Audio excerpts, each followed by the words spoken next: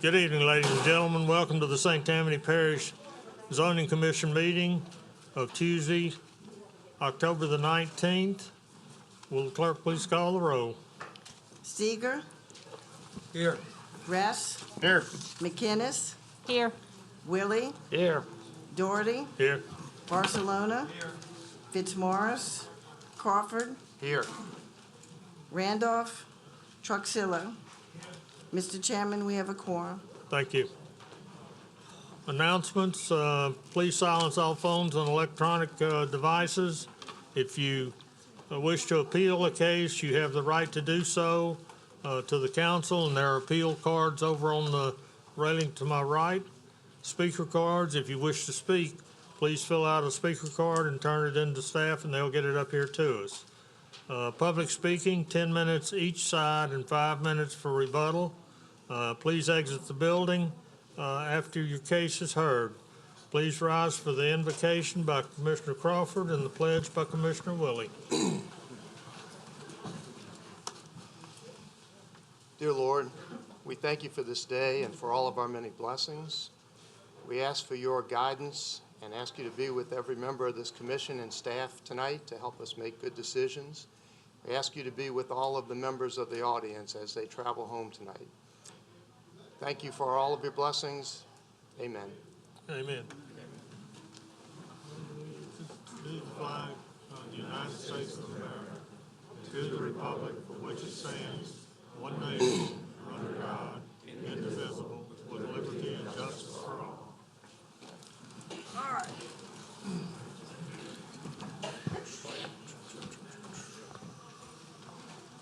Okay. Commissioners, in your packet, there was the October 5th meeting. I'll need a motion. Commissioner Willie? So moved. Motion by Commissioner Willie to approve, second by Second. Commissioner Crawford. Please vote.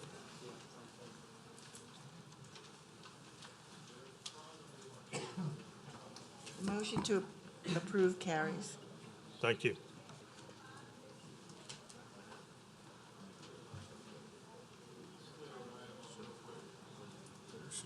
There's Ron.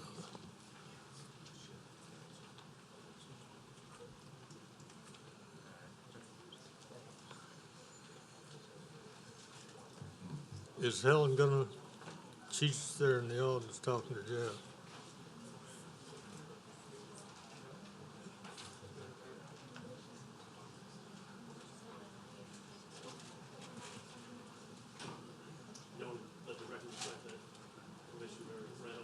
Yeah. Thank you, Commissioner Randolph. Where'd Helen go? There she is.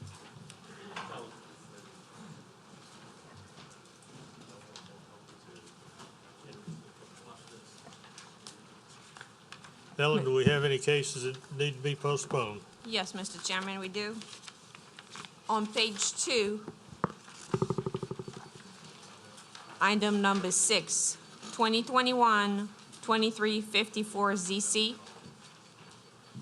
Item number 7, 2021-2355 ZC.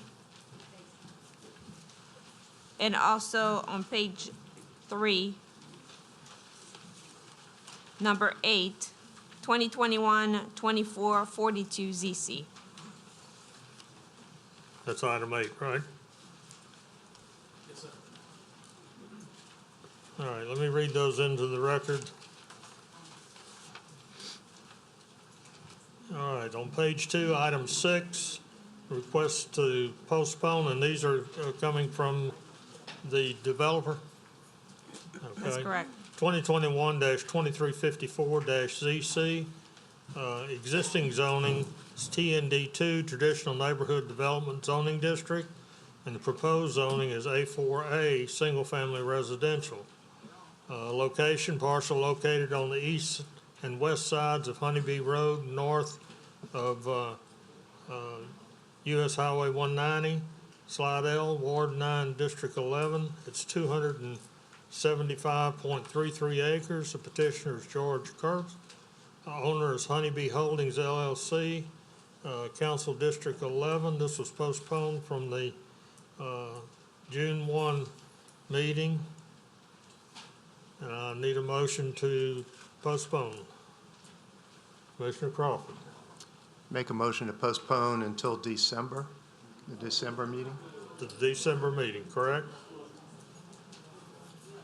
Why don't we ask Jeff? Mr. Jeff had a request, I think. Okay. Let's clarify what that date is. Mr. Shane. Thank you, Mr. Chair. Good evening. Jeff Shane of the Jones Fussell Law Firm, P.O. Box 1810 in Covington, representing the owner and developer, D.R. Horton. We have requested of you by email last week and again this evening your consideration of a postponement of these two cases, I think for some good reasons, which I'd like to not only present to you, but also for the benefit of the public that's here this evening. When we requested the prior postponement, the case was to be heard in September.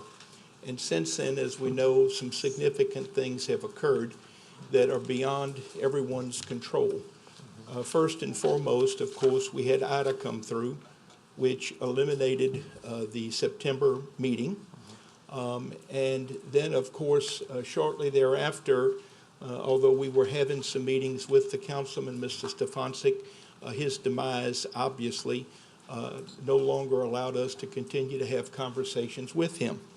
I would like, though, all of you, meaning both the commission and the public, to understand that we proactively have met twice with staff, Mr. Liner and his staff, in the past few months, and we have volunteered to submit traffic and drainage studies, not only for review by staff, but also so that the results of those reviews can be incorporated into the staff report, can become a part of your discussion, can be available to the public, because I believe that when this case is ultimately heard, the two largest issues, perhaps not in this order, but will be traffic and drainage.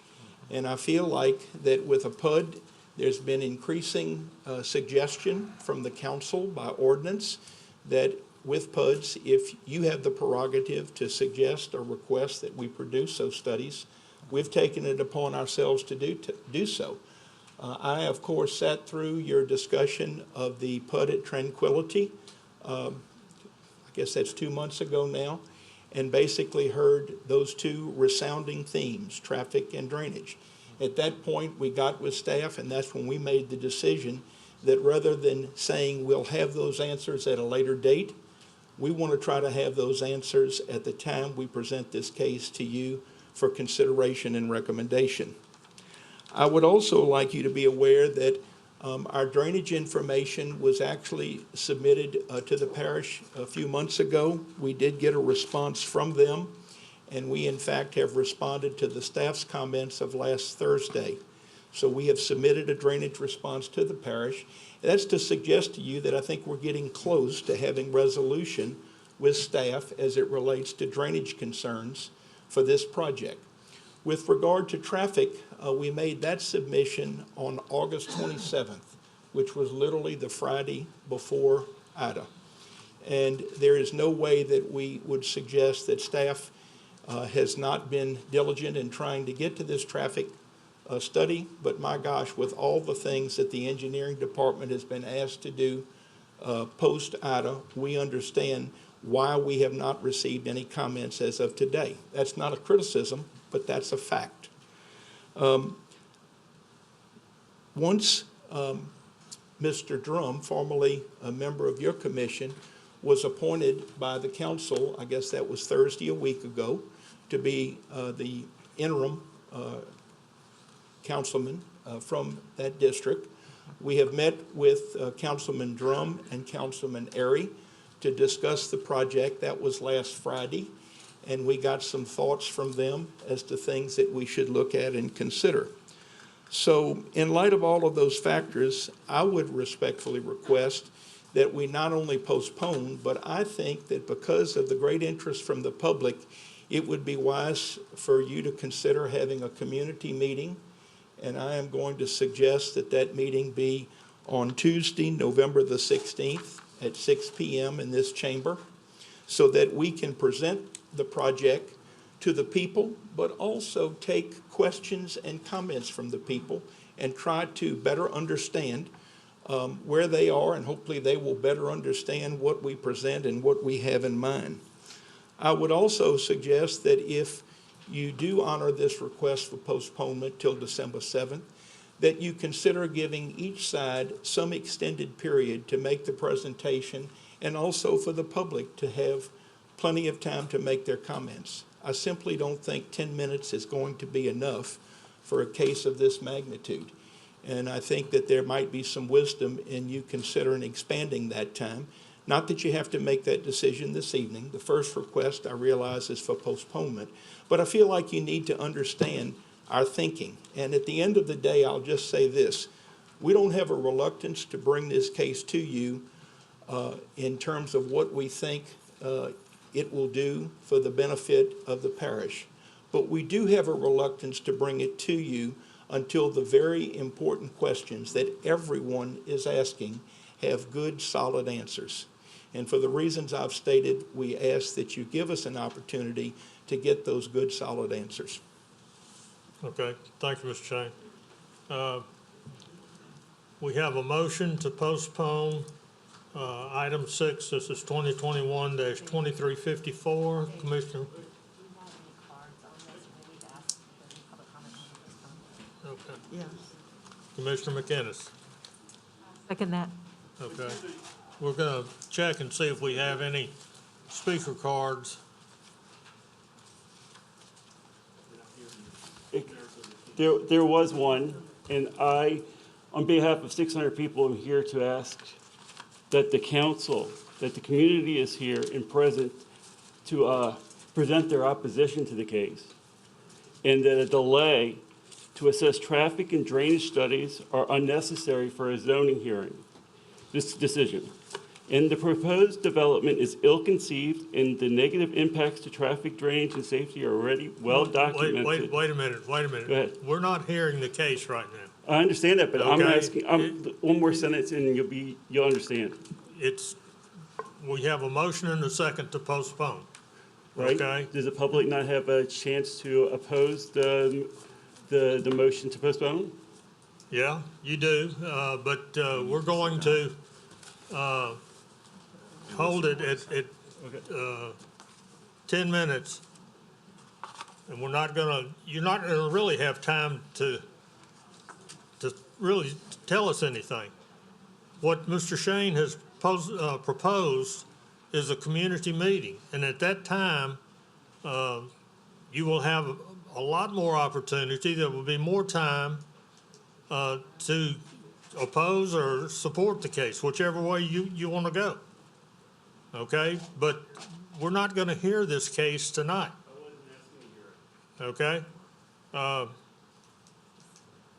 I've got a card from Jerry Carroll,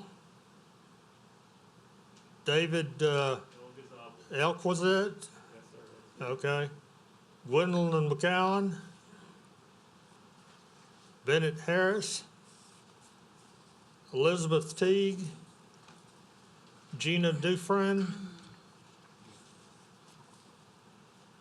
Sam's Terria, Donald Morgan, Linda Ernst, Carl Ernst, Mark Bryan, Wolford, Dina Wolford, Jerry Carroll, and Carol Fowler. Now, all you folks are not gonna have time to make a presentation. We're only gonna allow 10 minutes if I hear it. Save your presentation, get together as a group, and so that you have everything, your I's dotted and T's crossed to talk to the developer about on the 16th, it'd be much better for you. I apologize for not understanding the procedure, but when you went to the motion, I apologize for not understanding procedure, and I apologize because I thought you were going to a motion, and I wanted to have an opportunity to request why we don't want it to be postponed. And that is, it was a eight sentence thing I was going to present that I was saying. If you'd allow me to. You need to pull your mask down. You're having a little bit of trouble. I apologize for that. Can you hear me better now? Would you Yeah. like me to start over again? I apologize for not understanding procedure. But when you went to the motion, before having a chance to oppose it, you made me very nervous, and I wasn't understanding what was going on. And what I was asking is, I wasn't trying to argue the case. I was reading the exact reasons why we are opposing the postponement, Okay, if you will. It says that, if I could start Read over, it. it's 8 sentences, Read it. sir. Okay, the community is here and ready to present their opposition. A delay to assess traffic and drainage studies are unnecessary for a zoning decision. Says that the proposed development is ill-conceived and the negative impacts of traffic, drainage, and safety are already well documented in the staff reports and by the community. The developers in June asked for a 1-month postponement. They were given 3, and Hurricane Ida extended that another month. Says that we are here and we are ready. Thank you very much. okay. All right. Those of you that are here on this honeybee case, if you have the same feelings as the gentleman that just spoke, I don't need to hear you again. Okay? All right, we have a motion and a second to postpone 2021-2354 until December meeting. Please vote.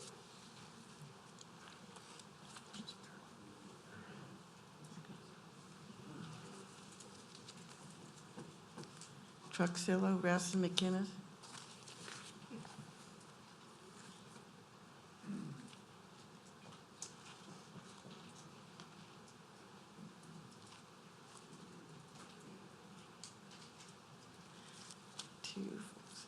The motion to postpone to December carries. Thank you. All right, the next case that was requested to postpone is item 7, 2021-2355-ZC. Existing zoning is A4A, single-family residential. Proposed zoning is A4A, single-family residential. And Pudd, Planned Unit Development District. Parcel located on the east and west sides of Honeybee Road, north of US Highway 190, Slidell, Ward 9, District 11. It's 275.33 acres. George Kurtz is the petitioner. Owner is Honeybee Holdings LLC. This was District 11, postponed from the June 1st meeting. Mr. Shane, you have any further comments on this? No, sir. Okay. Okay. Does anyone in the public wish to speak on this one? On postponement? Okay, I'm gonna close it to the public and bring it back to the commission. Commissioner Seeger. I move to postpone until the December meeting. Okay. Motion by Commissioner Seeger to postpone till December. Commissioner Crawford. I'll second the motion, but I have a question, Mr. Chairman. Okay. Have we set the meeting for Tuesday, the community meeting for Tuesday, November 16th, or is that the next order of business? That'll be the next order of business. Okay. Commissioner Randolph. 7th. But the 16th is gonna be the community. Yes, sir. On behalf of our entire commission, and to the public, and to our staff, most of us actually agreed with the postponement because we do actually believe in community-involved meetings. You all, I know, are passionate because you represent, you show up. And because of that, we believe I think I am voicing the sentiment of the other commissioners that this community meeting is going to be a wealth of resource, of information, of questions and answers that you all will be able to better decipher and make a choice at that point in time, or even subsequent to that.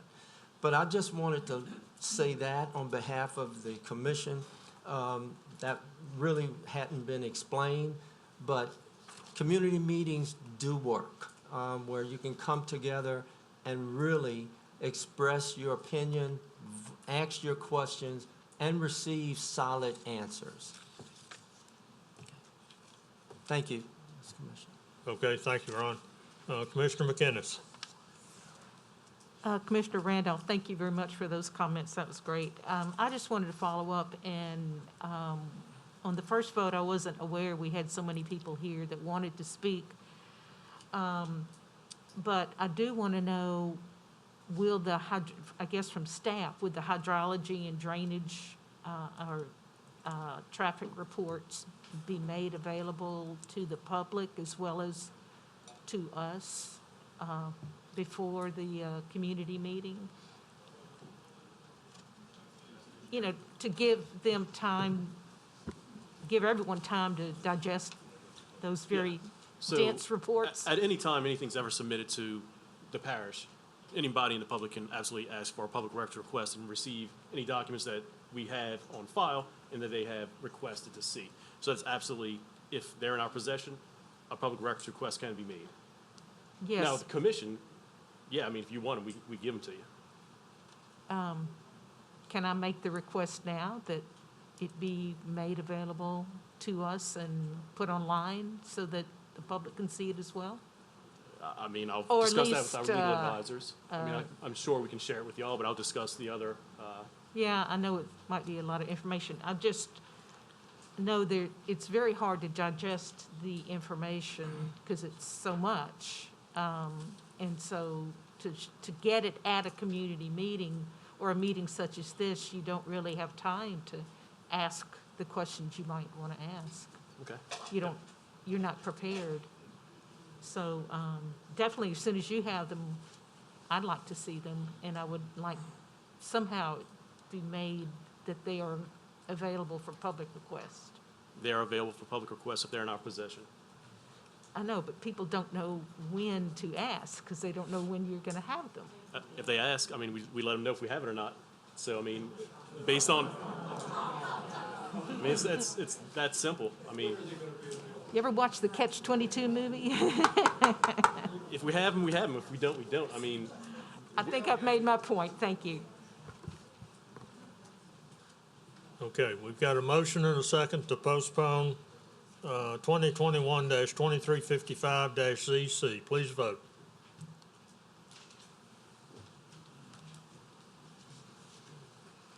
The motion to postpone till December carries. Thank you. All right, and item 8, Mr. Chairman? cases, oh, yeah. Oh, community meeting will be here in the chambers on Tuesday, November the 16th at 6 p.m. So if you wish to attend, please be here. All right, there was some cards turned in, and Mr. Shane?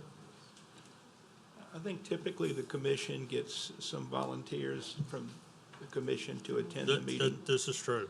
This is true. And so And we'll the get public might not understand that, but I realize that you can't have a quorum there. But I Right. want to make sure that no more than 5.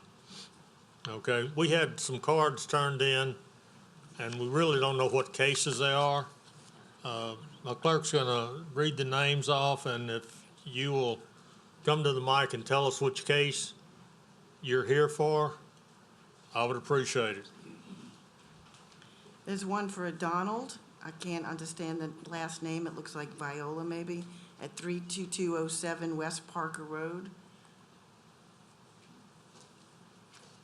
Sorry about that. That's okay. That's for the Honeybee Holdings, Okay. 2354, 54 and 55. 2355. And most of those cards, well, all of the cards that you have are for that. Velma one Morgan particular- is for the same thing? Yes, ma'am. Dolores Williams? Yes, and I didn't look and see if they put the case number on there. There's one that actually is at 1439 Meadow Lark, maybe, Drive in Slidell, has no case number or no name. Meadow Lark must be the zoning change. And there's one for Eric Sachs that has no number. That one I don't know. Okay. If I could see it. Pardon me? Item 16. Okay, thank you.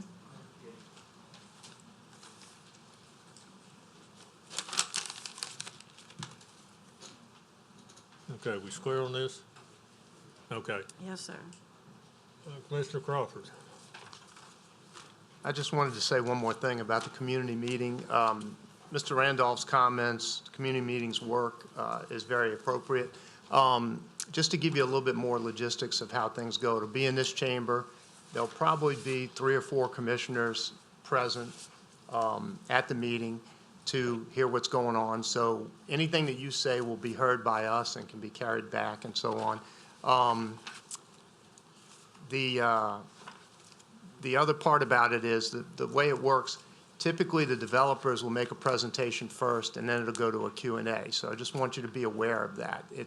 It's got a cadence to it, okay? So I don't know, Mr. Chairman, I see some hands out there. I don't know if we're taking questions or anything like that. No, not right now. We're gonna get the commissioners. Not a question, a suggestion. For that venue, given how crowded there are people outside, maybe we could go to, if we get a bigger venue, go to another location.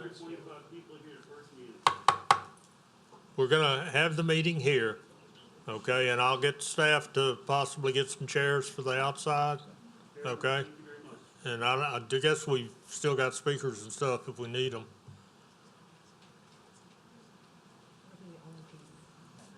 Okay, all right. All right, of the commissioners, we can have up to 5 commissioners attend this community meeting. If you wish to attend, Commissioner Truxillo? Anyone else down there? McGinnis? Crawford? Randolph? Mr. Seeger? Anyone else? That's, well, I only got 4 now. Somebody else from Slidell represented? I think Commissioner Randolph had his hand up. Oh, Seeger? Okay. That's who I missed you, Tom. All right, that's 5 commissioners that will be at the November 16th community meeting. Okay? All right, item 8 was request to postpone, and this is a petitioner with St. Tammany Parish Government. It's 2021-2442-ZC.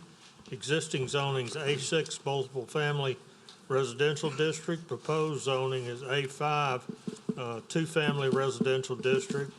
Location parcel located on the north side of Lakeview Drive, east of US Highway 11, Slidell, Ward 9, District 13. It's 27.85 acres. Petitioner with St. Tammany Parish Government, and there's multiple owners. It's Council District 13. This was postponed from the August 13th meeting. All right, I have a card here from Kathy Maynard. Yes, ma'am. You wish to speak? Okay, all right. We'll put the card in the file then. All right. I need a motion. Does anyone else in the public wish to speak on that case? Seeing no one, I'm gonna close it to the public and bring it back to the commission. Commissioner Randolph. Motion to postpone until Next month. November's meeting. Right. Commissioner Crawford. Second the motion. Second by Commissioner Crawford. Any further discussion from the commission? Please vote.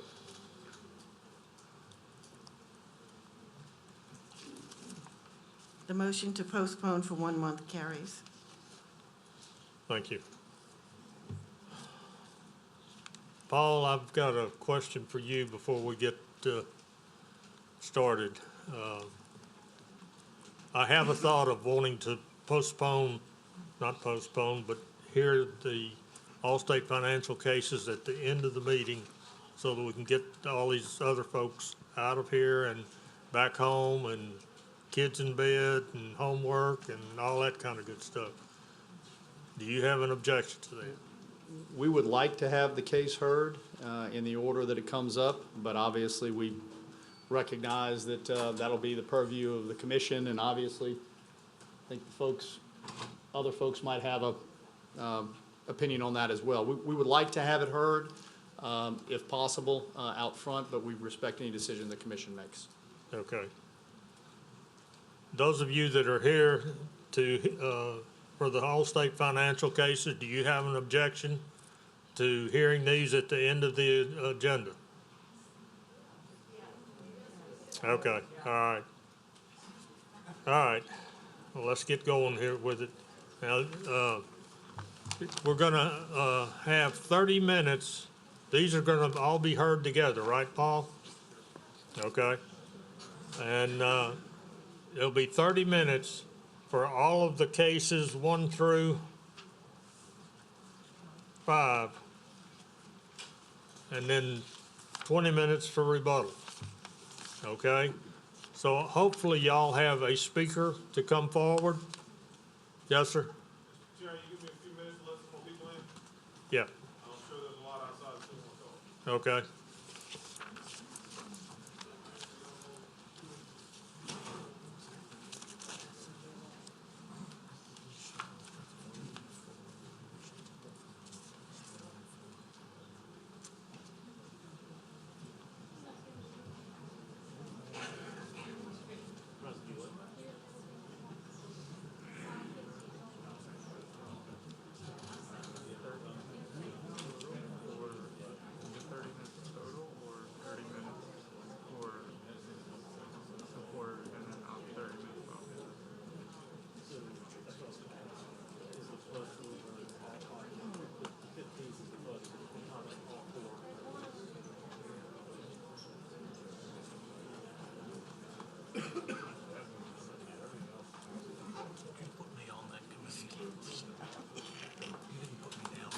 Yeah, you don't want to? Did Randolph on it? 'Cause that's, Yes. okay, yeah, okay, I just wanted It's to make sure. McKennis, Truxillo, you, Randolph, and Crawford. 1, 2, 3. Okay, I just wanted to make sure somebody.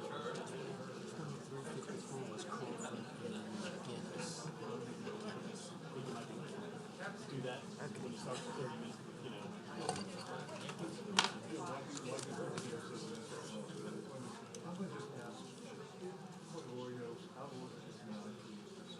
It's up to the chairman. You can ask me all you want, but it's up to the chairman. All right, I'm going to read all of the cases into the record, and then we will have. Mr. Chairman, may I make a suggestion first, if I may? And that's just that we have not had, though we have been trying to get community meetings on the Allstate cases. And one of our requests is going to be that there be a community meeting. You can have that in your discussion.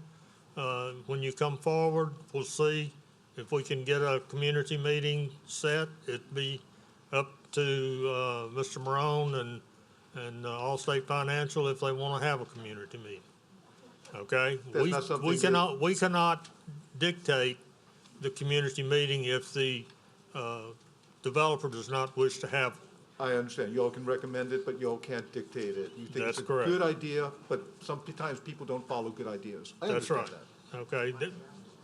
All right. First item is 2021-2268 ZC. Sorry to interrupt, but there is one case in the midst of these 5 that is not within the Pudd, and I think it would make sense to hear that case outside of these requests. Which one is Case number for that? that one is 2271. 2271. Okay. Let me, Number 3 on the agenda. right. All right. let me read that one into the record. We'll hear that one since it's not inside the PUD. And then we'll go back to the ones that are in, within the PUD.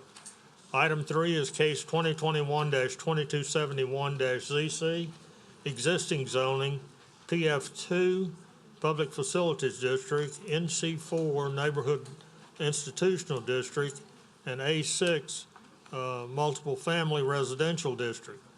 Proposed zoning is PBC One Planned Business Campus, parcel located on the east side of Highway 1085 and south and west of Bricker Road, Covington, Ward 1, District 1. It's 20.44 acres. Petitioner's Allstate Financial Company, and the owner is Allstate Financial Company. Council District 1, staff. The requested PBC One Planned Business Campus will allow for the location of office space and supporting high-density residential uses in a campus-like setting. This zoning classification allows uses that are primarily contained within a campus-like setting and therefore allows a much higher density for residential uses and building size than is typically found within the existing zoning classifications for the property. A change in use will change the allowable uses. Or, I'm sorry, a change in zoning will change the allowable uses. Thank you. Mr. Maroon. Thank you, Mr. Chairman. It may have been easier to hear the PUD, the other cases first, since that's sort of the bigger of the cases, but we can certainly start with this one. So this is a part and parcel of the entire project that we are proposing to bring before you this evening. This property consists of primarily the frontage along Bootlegger Road, as well as a portion of the property where the A6 multifamily zoning is in place. Just to give you an idea of what is out there right now, you've got 25 acres of PF2, you've got 17 acres of A6, you've got 10 acres of A4, 31 acres of A2, and 99 acres of A4. And I'll touch on most of those because the vast majority of this is going to be in the PUD when we get to the PUD hearing. But with regards to the Pbc One sites, these are sites that front Bootlegger Road. The majority of these sites are either NC4 now or A6 now, which is multifamily.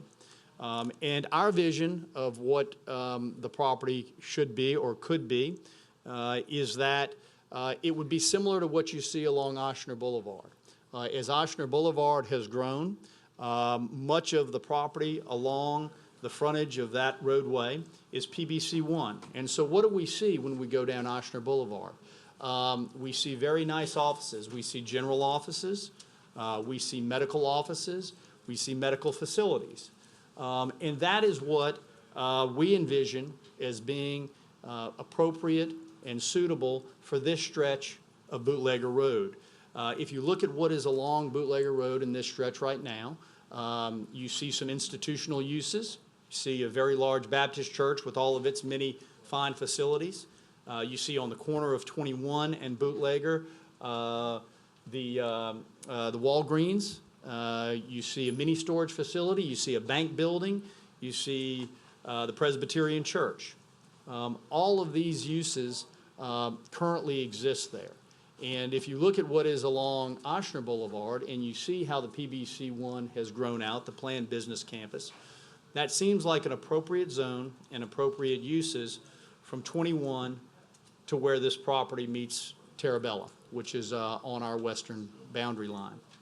I respectfully disagree with the staff suggesting that the PBC One zoning brings more density to the area. If you look at the zones that are there now, first the A6 zone or even the NC4 zone, if you look at what can be built in those zones, you'll see that by and large the square footage that can be achieved on the same amount of property is exactly or very close to what would be or could be achieved in PBC One. You might say, well, NC4 only allows 12,500 square foot buildings. Well, that's right. but we have multiple acres of NC4. So if you divide that NC4 up into individual lots in accordance with what is allowed under the Unified Development Code, and you add the buildings up that can be built on those multiple lots, you get to the same place. And I would submit to you that that type of development is not going to be as conducive and appropriate and compatible as a planned business campus development. And it is for that reason that I believe that a planned business campus in this stretch is the most appropriate as we transition from Highway 21 to the roundabout at Francis and Oshner Road to the west. In addition, we've had the opportunity to have several meetings with some of the residents in the area. We were able to meet with Weston Glen. We were able to meet with Terabella twice. We were able to meet with residents along Bricker Road. In between all of those meetings, there were multiple conversations and back and forth of questions and answers and concerns as we kind of worked through where we are with this project. And as a result of those conversations and those meetings, we have agreed to several concessions, many of which were talked about in the global nature of the entire PUD, but some, and perhaps the most important ones, deal directly with the Pbc One property. And one of those is the height limitation that we are committing to and that we committed to the residents in Weston Glen and along Bricker Road. You may be asking yourself, well, Pbc One allows 75-foot buildings. Well, we don't believe 75-foot buildings would be appropriate in this stretch. And we have agreed to cap the height of any of the buildings in Pbc One to 45 feet. That's 10 feet above the 35-foot height limitation for residential. So we believe that is compatible, that was acceptable to the residents that we met with, and we are committed to doing that. In addition, I thought we were speaking about Project 5, which was the medical complex. We're on the other end of the property now. This item 5 is not in the planned unit development overlay. Okay, it's a single item. that's correct, that's correct, that's correct. So, so that is one commitment that we have made. In addition, Pbc One also allows mid-rise or high-rise residential buildings, apartments. We have committed to not have any multifamily on this site. Now, as we sit here today. Hang on just a minute. I need for y'all to quit trying to talk among yourselves so that the speaker can be heard. And if you really want to talk, you can go outside. Okay? Thank you. Thank you, Mr. Chairman. So where was I? We were I was explaining some of the concessions that we have committed to with regards to the Pbc One zoning. And perhaps the most important one, even more important than the height, is that we have agreed that there will be no multifamily zoning or multifamily use allowed in the Pbc One. That is a permitted use. Today, as I stand here, there is 17 acres of multifamily zoned property on that site, A6. That A6 zoning has been there for 20 years, maybe longer than that, but I can remember the 20 years that it's been there. We have committed to the residents that we met with that we would prohibit any multifamily on any of the Pbc One, so that we are removing multifamily as a use from this site. What is the effect of that? Well, I will tell you on that 17 acres, that's probably around 300 apartment units. And we have agreed to remove that. In addition, we have agreed to prohibit hotels, motels, convention centers, as well as freestanding parking lots and decks. Those are permitted under Pbc One. When I told you our vision of what you see on Oshner Boulevard, you don't see hotels, motels, convention centers, or freestanding parking lots or decks. And so we have committed to prohibit those uses in that area. How are we going to do this? We're going to do this through a private contract between ourselves, the Weston Glen Homeowners Association, and the residents who live along Brewster Road. Excuse me, Bricker Road. Thank you. We're going to deed restrict it. There will be a right of enforcement in favor of both of those groups. Any amendment or modification will require the consent of those groups. These obligations will run with the land. They will bind not only my client, but all future owners of the property. We believe that those concessions are quite significant. They are significant with regards to the Pbc One zoning. And I would suggest to you, and I'll bring them up again because I think they're significant with regards to the Pudd zoning. We recognize and we understand that it is not the purview of the parish of St. Tammany, this commission, or the council to get involved with deed restrictions, to enforce deed restrictions, or to make decisions based on deed restrictions. However, we committed to those people that we met with that we would put that on the record tonight. I think it's important that you all at least know that we had those discussions and that we have made those commitments and that we intend to fulfill those commitments. So with that said, we would urge you to vote in favor of rezoning this property, the properties that we've talked about this evening, from the various zones that exist, the A6, the NC4, and the PF2, to Pbc One, Planned Business Campus, to allow for general business offices, medical uses, and medical offices in this stretch of Bootlegger Road, which I would submit to you is appropriate in this stretch. We thank you for your consideration, and I'll be happy to answer any questions at the appropriate time that any of the commissioners may have. Thank you, Mr. Marone. I have a card. The gentleman is a Ross Levy, wants to speak for.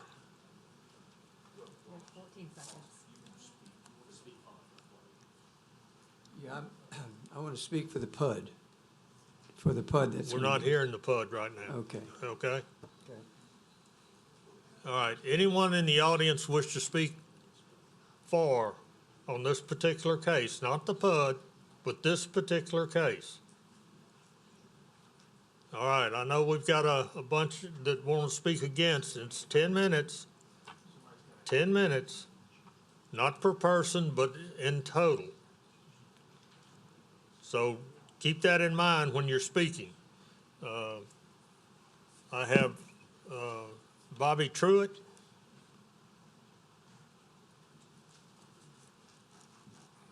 Thank you, ladies and gentlemen. My name is Bobby Truitt. I've lived in St. Tammany Parish for almost 30 years. I have my law office in downtown Covington. I'm a resident of Terabella. I find it interesting that Mr. Marone's partner, Jeff Shane, got up here moments ago and told you that where there were traffic and drainage issues, that a community meeting was appropriate. We have tried to have a community meeting with the Wainers in this case. Now, they have had individual meetings. I attended 2 of those, but they have refused to have a community meeting. And it's ironic to me that Mr. Shane would get up here and say, we have issues with traffic, we have issues with flooding, let's have a community meeting. That's what should be happening here, not cherry picking. I've only got 10 minutes, if that. We shouldn't be cherry picking groups of neighbors to pit each other against each other and to have representations made that certain residents are in favor of these proposals. Now, I'm offended that I attended 2 meetings with the Wainers. You need to speak to the commission. I attended 2 meetings, and what I was told last Friday was that if there were going to be deed restrictions, they would be in favor of Terabella. Now they've changed their tune. Now they're saying they're only going to do it in favor of Weston Glen and in favor of the residents of Bricker, which is about 5 houses on Bricker. What about the people in Terabella? We're the ones who are going to be most impacted by this zoning to Pbc One. because it's on that corner at Bricker and Bootlegger. We're the ones who are going to be impacted by a zoning proposal to PBC One. So I think it's inappropriate to get up, to tell someone to their face that we're going to implement deed restrictions so that you guys can have PBC One till the cows come home, and then stand up here and not include Terabella. That's not fair. They had meetings with us. PBC One is meant to be put where there are main thoroughfares. There are no main thoroughfares there. It's only Bootlegger. And I'm going to tell you all right now, trying to get out on the Bootlegger in the morning is next to impossible. Wait a minute.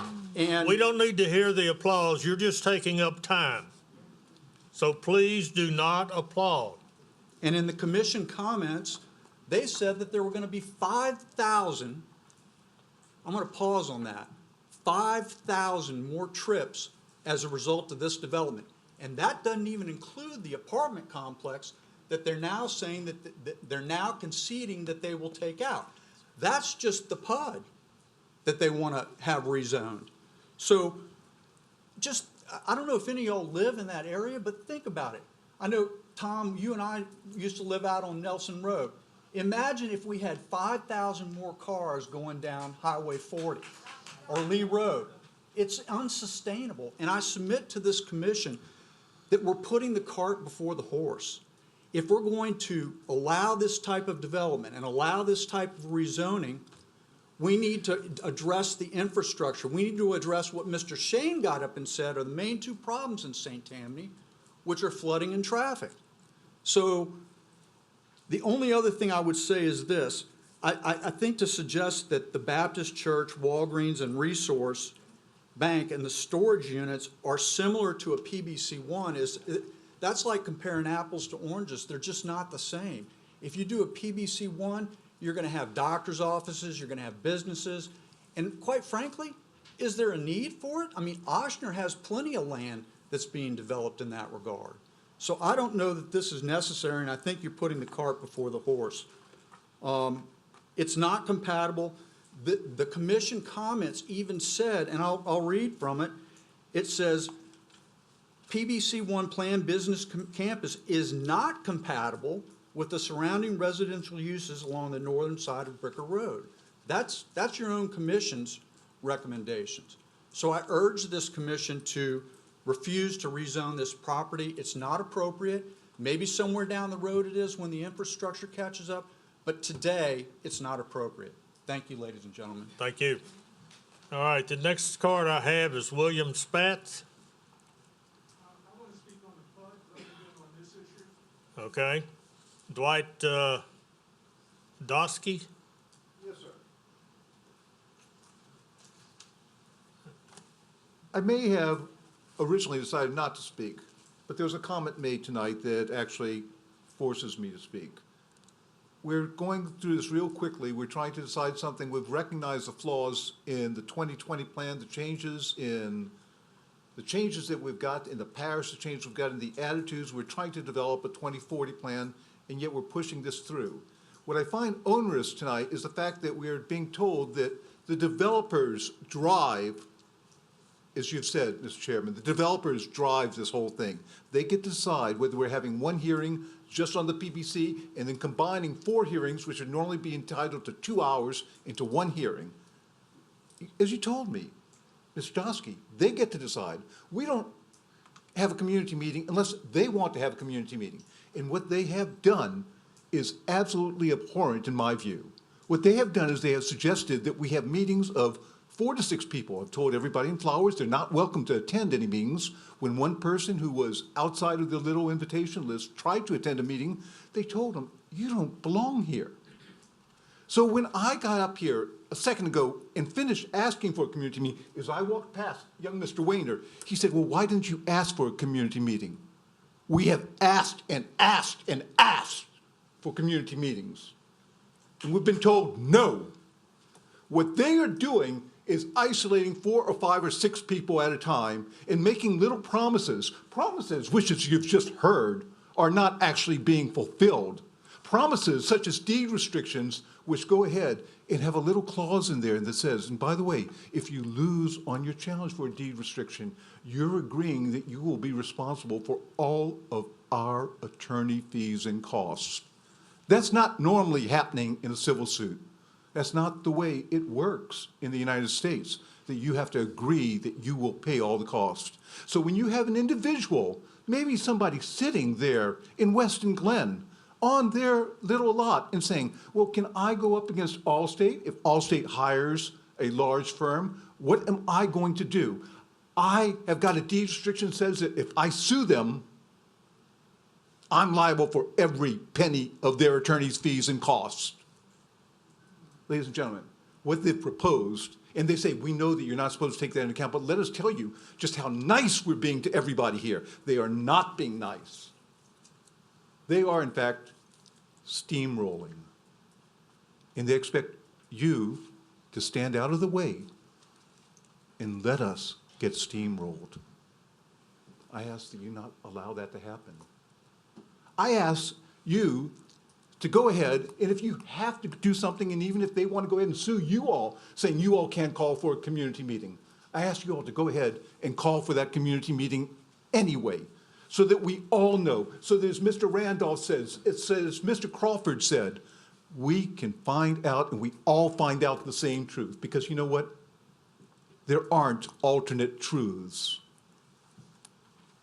I don't know how many times we've had to say that in the last year or two. There are not alternate truths. Thank you. Okay, the next card I have is Andrew Whitehurst, and you've got just a little bit more than a minute to speak. I'll defer, sir. Okay. Looks like Kirschman. I'll defer. You defer too. Don Alette. Defer. All right. David Marin. I'll defer. Cynthia Tastet. All right. Manel Tastet. All right. That's all the cards I have. So we will go to rebuttal. Mr. Marone. Thank you, Mr. Chairman. Seemed to be a lot more discussion about our meetings and community meetings than maybe the PBC one that we're requesting. We did not ask that you take the PBC one up first. That was a decision of the chair with staff. We would have rather that you heard it all together. I think it's been confusing a little bit, but so certainly it wasn't our decision to do that. But with regards to the community meeting, I'm just gonna say this. I mean, to the best of my knowledge, there is no obligation to have a community meeting. If you want to force a community meeting on people, then you should write it into your ordinance. I try to be as agreeable on the meetings as we can, but quite frankly, there are some legitimate reasons that we don't feel a community meeting is appropriate in this instance. It didn't mean that we don't want to meet. We did meet. We reached out to any number of subdivisions. We didn't reach out to Flowers Estates. They're right about that. But we did reach out to all the other subdivisions around us, and those that would meet with us, we met with. And we met twice with Tarabella. So we've met on this. This case has been pending for a very long time. We ask that you make a decision tonight so that we can move it through the process. I would submit to you that PBC 1 in this location is appropriate. Is this an area that is not appropriate for doctors' offices, for general offices, like Mr. Truitt said? I mean, so do we need more strip malls? Because that's what you get with NC4. I would submit to you that what we don't need on this stretch is more retail strip malls. I believe, respectfully, that a better use of this area is, in fact, office use, whether it be medical or general business. Also, with regards to the deed restrictions, respectfully to Mr. Truitt, I think he misunderstood. We did say that we were willing to put the deed restrictions in place, but if Tarabella was willing to compromise and remove objection from the project. They chose not to do that, which we respect. We respect that. We have letters of support from the residents along Bricker Road and the residents in Weston Glen. And that was the agreement that we, Ma'am, if you I keep will- interrupting, I'm gonna have you removed. I will be happy to submit the letter from the gentleman in Weston Glen. Does that mean that everybody in Weston Glen is supportive? No, that's not what I said, not the entire subdivision. I don't know whether the entire subdivision. I do know that the people that attended our meeting and that we corresponded with afterwards, this is what they asked for. They did what we asked of them. We have done what we committed to them that we will do, and I will submit that letter along with the Bricker Road letters and one other letter from an adjacent landowner that supports the project. So I apologize if there was confusion, but I think we were clear on that point. I would also point out that with regards to traffic and drainage, and we'll get into more of this when we discuss the PUD, but we have a traffic study and we have a hydro study, both of which have been submitted to your staff. Your staff has reviewed and is reflected in the staff comments, have been preliminarily approved. So those issues have been dealt with. We have complied with the requirements of St. Tammany Parish with regards to traffic and drainage. We greatly, vastly exceed the drainage requirements of the parish. And our traffic study indicates that none of the 11 intersections that we were asked to study fall below a level of service that is acceptable under your ordinances as a result of this project. All of that is in the study. Your staff has reviewed it, and your staff has confirmed that. I would submit to you that it is a significant concession that removing the A6 from the zoning map. There's 17 acres of multifamily right now. That's what is approved along Bricker across from Terabella. We are asking you to change that. We're asking you to change that zoning to Pbc One. I would submit to you that to a lot of people, maybe not everybody, but to a lot of people, that's a down zone. Having a planned business campus along Bootlegger Road, which is a major thoroughfare, and in place of what is existing A6 is an appropriate and wanted change. It was a wanted change by some of the residents along Bricker Road. It was a wanted change by some of the residents in Weston Glen. And I believe that a planned business campus is appropriate, compatible, and should be approved. And I appreciate your consideration. Thank you, Mr. Roan. All right, we go to rebuttal. For those of you that want to speak in rebuttal to Mr. Barone's comments, I just want to say one thing. state your name. Bobby Truitt, I live in Terabella. I specifically sent an email to Paul, I believe it was yesterday, it was yesterday, saying, I don't speak for Terabella. I would represent that the people that are here from Terabella are not in favor of this, but I don't know that that means that we shouldn't, that like we're going to be throw the baby out with the bathwater. We don't get to be included in the deed restrictions when it's going to impact us the most. That's not right. And I'll also speak on behalf of Mr. Kirschman, because I know for a fact that no one on Bricker agrees with this. I don't know what Paul's speaking about. If he has emails where people from Bricker are in agreement to that, I'd like to see it, because I haven't heard that. All the meetings I've been in attendance at, the people on Bricker, it's only about 5 or 6 home sites, they object to all of this. So that's the only thing I would say. Thank you.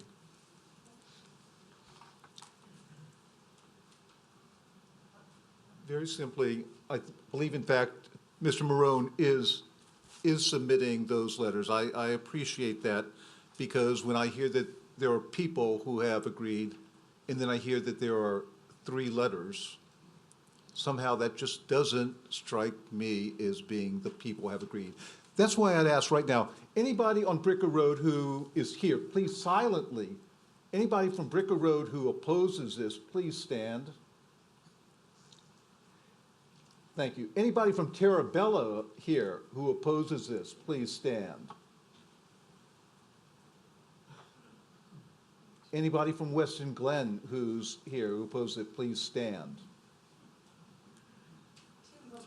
That's what I call people. Anybody else? Timber Branch then. All right. Tallow Creek. Tallow Okay, Creek. all right.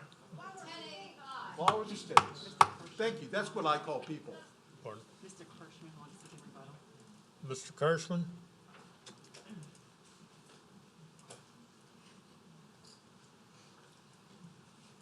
Again, my name is Arnold Kirschman, 16473 Bricker Road. I think you've heard the word game that's been played, and I think we're all aware of what's going on.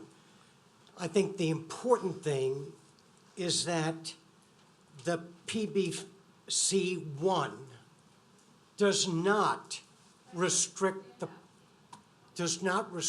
property from the amount of density and the amount of building that can be put on that acreage. It truthfully, from what we were told in our meeting with the developers on that Friday, that 1 million square feet of property, of building could be built. In addition, those businesses will technically and realistically create more traffic than the same square footage of the multifamily, because you're going to have staff, you're going to have the owners, you're going to have the employees, as well as their guests coming through constantly, not just in the morning and evening. So again, we feel that the zoning, if any change of zoning, should be more restrictive than what they presently have. Thank you. Okay, yours looks like 1 minute and 6 seconds if someone else wishes to speak.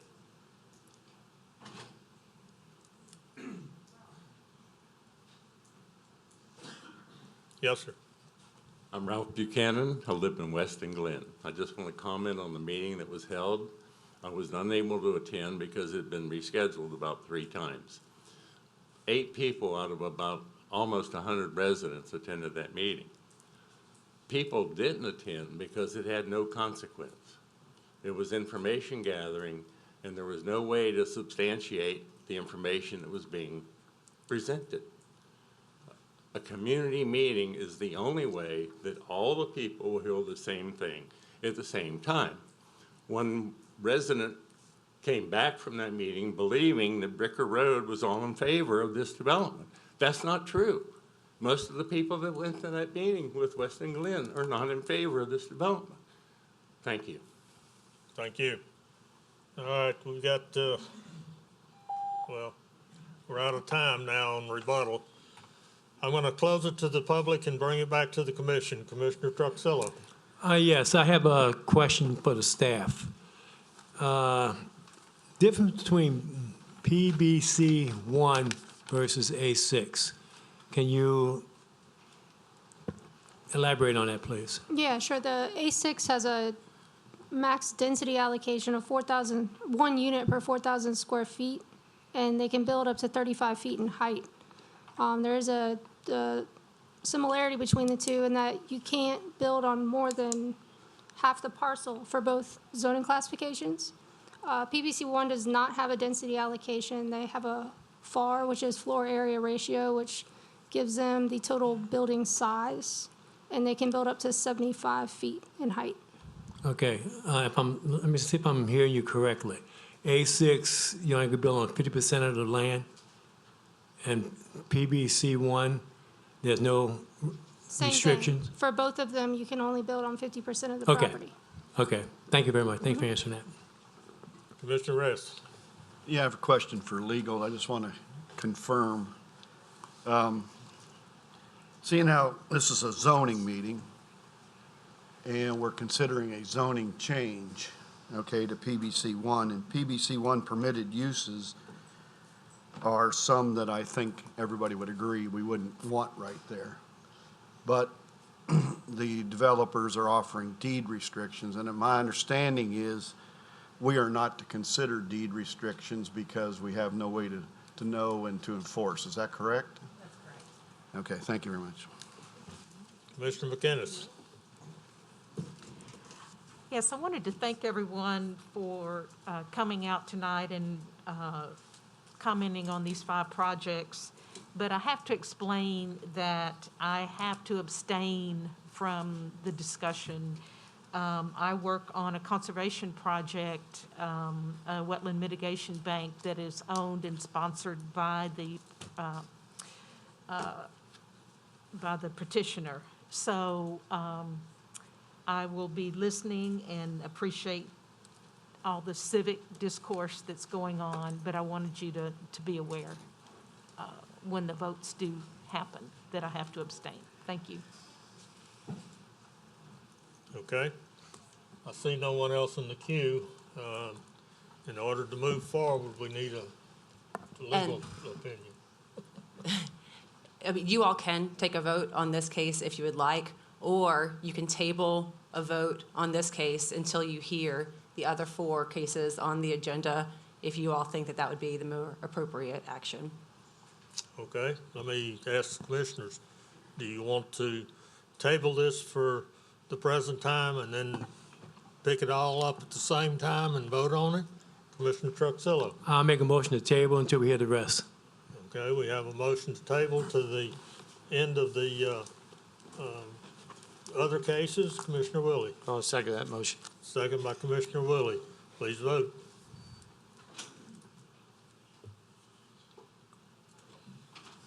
The motion, the motion to table with the other cases carries. Okay, thank you. All right.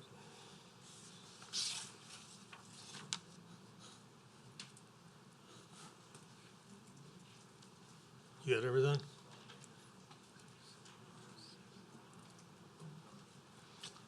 Okay, we're going to go back to first item on the agenda.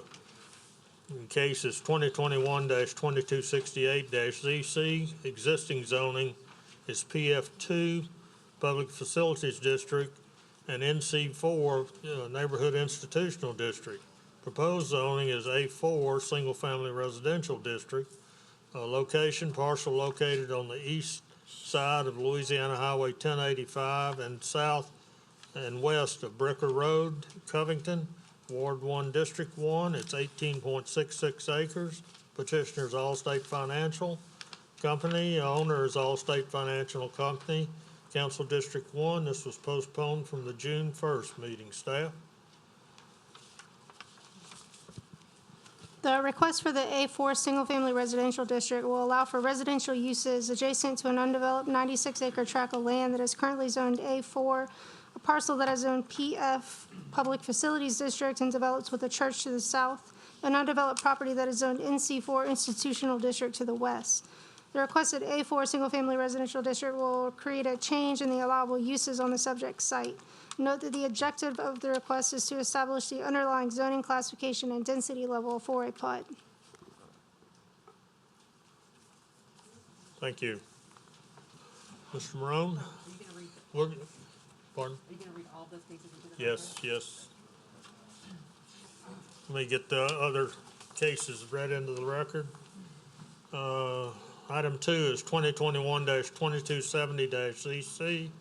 Existing zoning is A6 Multiple Family Residential District. Proposed zoning is Pbc One, Planned Business Campus. Location, parcel located on the east side of Highway 1085 and south and west of Bricker Road, Covington, Ward 1, District 1. It's 14.87 acres. Petitioner is Allstate Financial, and the owner is Allstate Financial. In Council District 1, this was postponed from the June 1 meeting. Item 4, case is 2021-2273-ZC. Existing zoning A2 Suburban District. Proposed zoning A4 Single Family Residential. a location parcel located on the east side of Highway 1085 and south and west of Bricker Road, Covington, Ward 1, District 1. It's 30.78 acres. The petitioner is Allstate Financial Company. Owner is Allstate Financial Company. This is Council District 1 and postponed from the June 1st, 2021 meeting. Item 5 is 2021-2274. ZC, existing zoning is Pbc One Planned Business Campus and A4 Single Family Residential District. Proposed zoning is Pbc One Planned Business Campus, A4 Single Family Residential District, and Pudd Planned Unit Development District. Location, parcel located on the east side of Highway 1085 and south and west of Bricker Road, Covington, Ward 1, District 1. It's 160.44 acres. The petitioner is Allstate Financial Company. Owner is Allstate Financial Company. Council District 1, proposed postponed from the June 1st, 2021 meeting. Staff, you have any comments on these? I do. The petitioner is requesting to add the planned unit development overlay to 160-acre property. They've submitted concurrent applications to rezone 64 acres of the 160 acres to establish the underlying density of the proposed subdivision. Currently, there are 96 acres of the subject property that is zoned A4, which the applicant proposes to remain. There are 3 successive cases that will establish the underlying zoning classification for the PUD. The first one being 18 acres from PF2 and NC4 to A4. The second being 14 acres from A6 to Pbc One. And then the fourth being 30.78 acres from A2 to A4. If approved, the total 160-acre site will be comprised of 145 acres of property zoned A4 single family and 14 acres of property zoned PF1 Planned Business Campus. This will allow for a total allowable net density of 436 single-family dwellings where the property is zoned A4 and a total gross maximum building size of 971,605 square feet with a maximum height of 75 feet where the property is zoned Pbc 1. Thank you. 1 second. The applicant has provided wetland limits that include an approximation of 65 acres, which accounts for a total of 41% of the PUD. If the wetlands are to be developed, they should be done so in a way that is in accordance with the environmentally friendly design, including limiting land disturbance, protection of natural areas and habitats, and innovative and effective stormwater management. The natural green space areas located along the southern perimeter of the proposed PUD should be placed into a conservation easement. This easement would permanently limit the use of the land and ensure the public benefit of open space is maintained. A hydraulic analysis and a TIA have been submitted and reviewed by staff and appear to meet ordinances. The PUD plan is proposing to allocate 14 acres towards commercial and office uses. This request will allow for a diversification of uses within the development site. Staff has determined, however, that the allowable site and structure provisions, including the floor area ratio and the height regulations within the Pbc One Planned Business Campus, is not compatible with the surrounding residential uses along the north side of Bricker Road. Staff is concerned with the increase in density and the requested zoning classifications would allow. The property is developable with the existing zoning classifications and a lesser allowable density. Thank you. All right, Mr. Marone?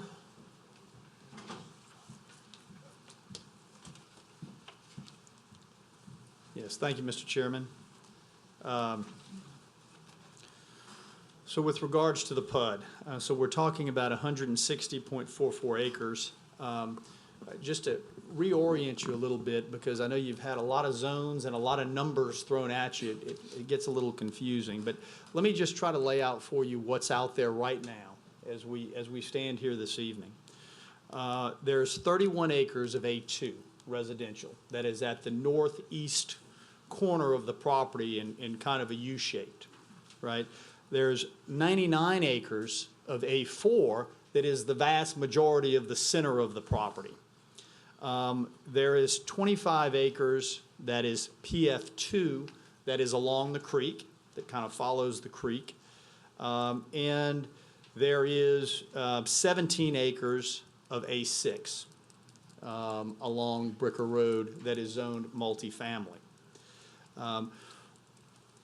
The changes that we're requesting is to accommodate the PUD plan that you see before you. Now, you've heard already tonight, and you're going to hear some more tonight, I believe, that we're bringing this project to the area, and we're bringing more density to the area. But I think it's important to step back and understand a little bit of history about this property, where it's been, and what's been approved on the property for many, many years.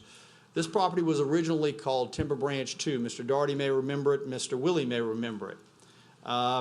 This property was originally zoned back in 1998. The zoning became final in 1999. There was A2 established, A3, A4, A5, and A6. There was also commercial, which I believe was C1 at the time. It was before the Unified Development Code, along the highway. So it had duplexes along Bricker Road. It had apartments along Bricker Road. And then it had a mix of residential in the middle, and it had commercial out along the highway. Not only was it zoned back in 1999, but tentative approval was granted for it through the subdivision process. That was originally done in 1999, and it was again approved in 2004. All of that zoning was in place before Terabella existed, before Maison du Lac existed, and before Weston Glen existed. The only thing that was out there at that time was Timber Branch, and before Tallow Creek existed. So this project is not new in that respect. It has been on the board for over 20 years. It just has not been built. And we're proposing to bring it forward. So of the 160 acres, that includes all of our track except for the Pbc One along Bootlegger Road that we dealt with already.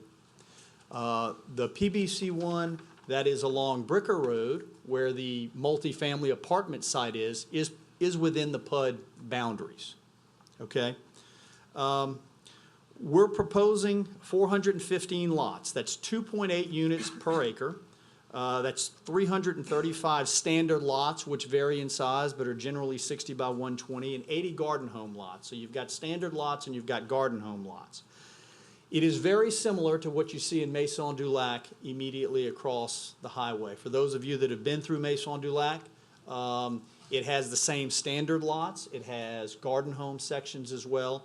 Very consistent with the type of housing and the general density. With regards to the density, I mentioned that we have 31 acres of A2 and we have 99 acres of A4. We know that A4 allows 4 units per acre. We know that A2 allows 1 unit per acre.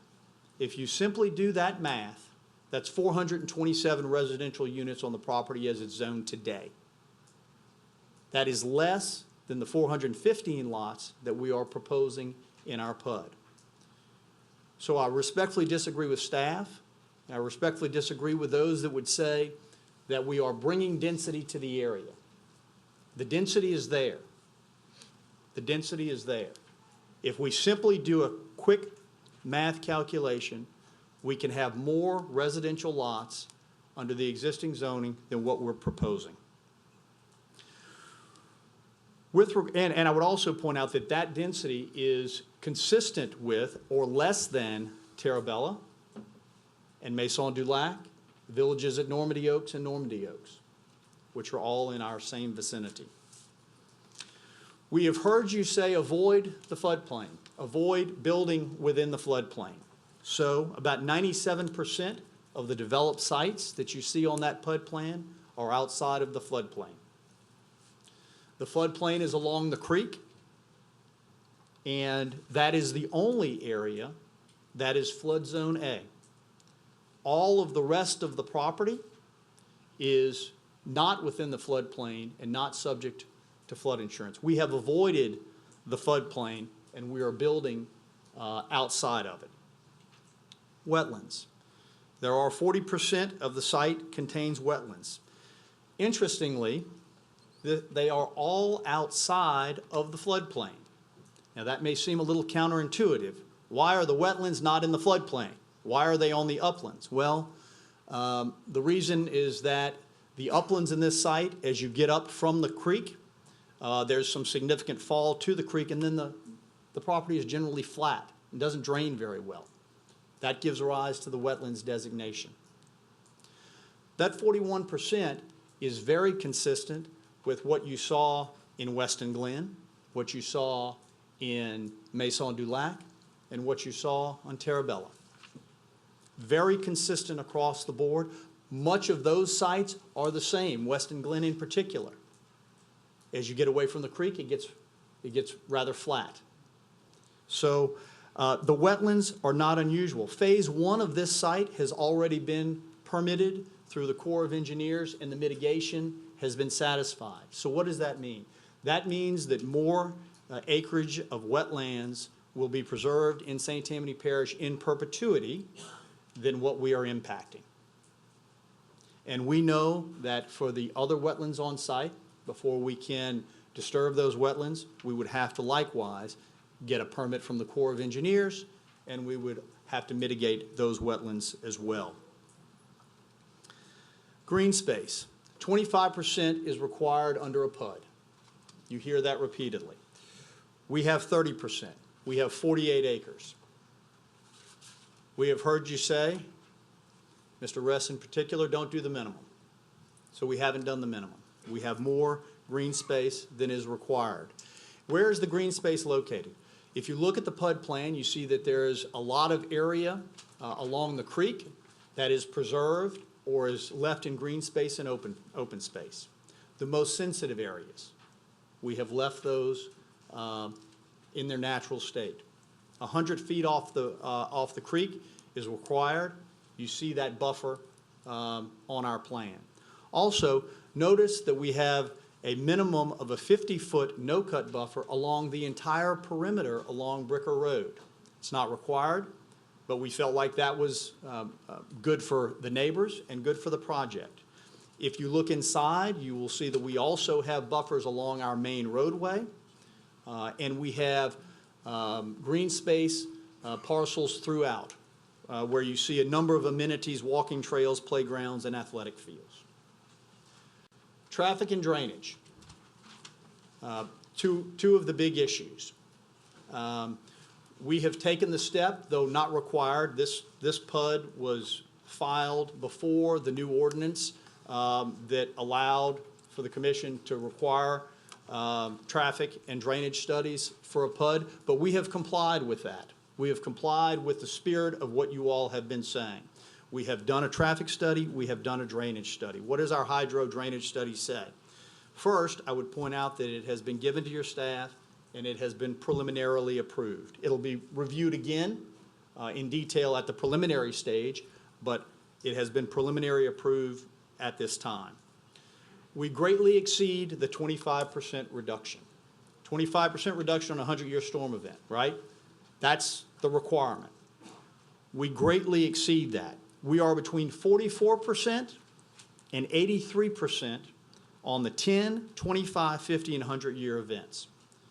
So we vastly exceed the minimum requirements of St. Tammany Parish with regards to the hydro.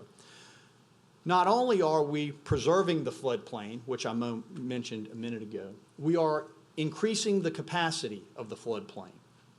So we exceed the runoff reduction, but we are also increasing the capacity of the floodplain by 20 acre-feet. That's 20 acres, 1 foot deep.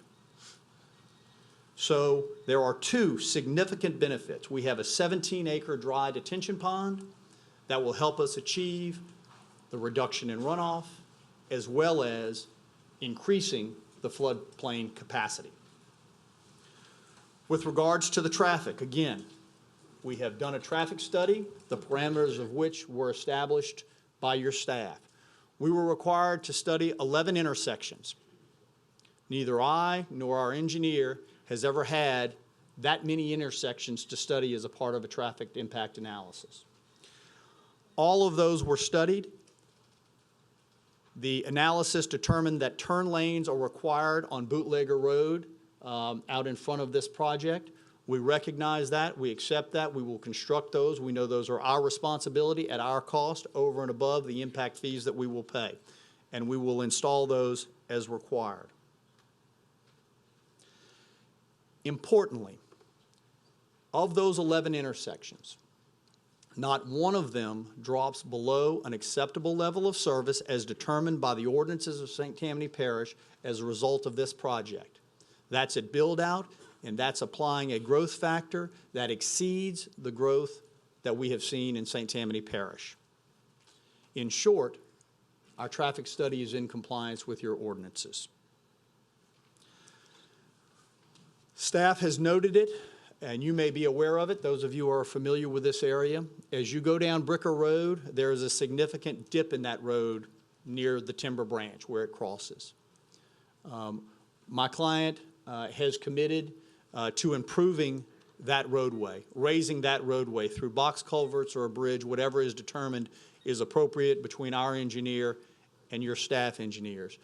But we will take that project on as part of our project, and we will raise that road so that it does not go underwater in significant rain events or backflow issues from the Little Chafuncta River. So you might be asking yourself, well, Paul, if you can do 427 lots, why are you here tonight? Why are you asking us for this PUD? Why are you asking us for this rezoning? And the answer is simple. Because since I made that statement to you about what we could do, I've told you what I think are redeeming characteristics of this project. We cannot do the things that I have laid out for you without the PUD. If we simply develop this as A4 and A2, we do not have 17 acres of retention. We do not have increased floodplain capacity. We do not have the buffers along the roadways. All of those things we are able to do because of what we are asking with regards to the PUD this evening. We believe that those characteristics that the PUD allows us to present is better for us, it's better for the parish, and we believe it's better in the end for the residents around it. If we simply did an A2 and A4 development with 427 lots, it would not have the redeeming characteristics that this plan has. I would also point out that as part of the PUD, the A6 multifamily site is included within that, as I mentioned. We have talked with Councilman Dean. He had great concern about the multifamily there. He asked us to consider removing that. The residents that we met with from Weston Glen asked us to consider removing that. The residents from Bricker Road that we met with asked us to consider removing that. At Councilman Dean's urging and at hearing the concerns by them, we have agreed to do that, as I laid out for you earlier. So not only does the PUD allow for the qualities that I laid out before, it also removes multifamily from the project. And I think that is a significant, I know that that is a significant issue, and it was in many of the conversations that we had. So it's an unusual position that we find ourselves in with regards to that issue. We are essentially asking you to get rid of the multifamily as part of this project.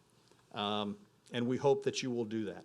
I mentioned the concessions, but one again is removing the multifamily, the other deed restrictions that I mentioned. We have also committed through our discussions with some of the people on Bricker Road to bring fire hydrants along Bricker Road. There is no fire suppression mechanism there at this time. We will bring hydrants to that area so they do have fire protection, which doesn't exist now.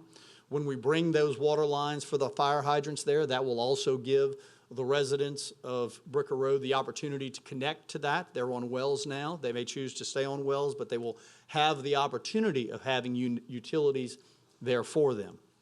We have also agreed to bring internet service to Bricker Road, where it is, from what we are being told, not very good at this time. Those are all concessions that we have agreed to do in an effort to try to make the project as palatable as possible. There's a lot that's been thrown at you. I understand that it can be confusing with all of the different zones that exist now and what we're asking and the concerns and so forth. But I ask you just again to look at the Pudd plan. That's really encompasses everything. This property was approved under Timber Branch 2 20 years ago. And if we had developed it at that time, it would not have the redeeming characteristics, in my opinion, that you see here. It would have the same number of lots, roughly, or perhaps more. It would have apartments. It would have duplexes. I think this is a better plan, respectfully. We're proposing 415 lots, yes, but that's less than the 427. We are not developing in the floodplain. We are increasing floodplain capacity. We have hydro and traffic studies that have been approved out front before the zoning. And we ask you to take that into consideration. And we haven't done the minimum, right? 25% reduction is what's required. 44 to over 80% reduction in runoff. Significantly more, knowing that this is a concern and this is an issue for us and for the residents. We have vastly exceeded what is required there. We have tried to listen to what this commission and the council has been saying. Those are the things that we have been told. Traffic and drainage studies should be done first. They are. Stay out of the floodplain. We have. All of these things we have responded to and is in this Pudd plan. Not to mention getting rid of 17 acres of multifamily zoning along Bricker Road in this area. With that being said, we respectfully request your consideration and your approval of the Pudd plan that is before you with the characteristics that I've laid out. And I'll be happy to answer any questions at the appropriate time that any of the commissioners may have, and I thank you. All right, we have one gentleman who was for, Ross Levy.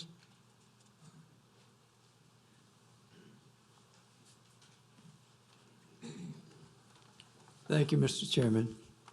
My name's Ross LeVay, 321 Jordan Loop, Covington. I'm the president of the North Shore Home Builders Association, and we're for this Pudd project. And I'd like to read a letter representing our organization. On behalf of our 750 members and over 4,500 jobs supported by the residential construction in St. Tammany, we support the proposed zoning changes requested by Allstate Financial Company. The proposed development, the Vieux-Carré, will provide 415 residential lots, and there is a demand for new homes in this area with few lots available. We understand other concessions have been made to alleviate concerns. In a 2018 study, 1,431 new homes in St. Tammany translated to $349 million in construction value. These homes provided 4,580 jobs and $231 million in compensation. This parish benefited from $17.1 million in sales tax and $3.5 million in annual property tax. Building permits have already reached 1,500 new homes this year. The home building industry is good for the citizens of St. Tammany because it improves quality of life. Our members build beautiful homes in many of Mr. Wayner's developments and look forward to doing so in the Vieux-Carré. And we thank you for your consideration. Thank you. All right, we'll go to those of you that are against. And Bobby Truitt.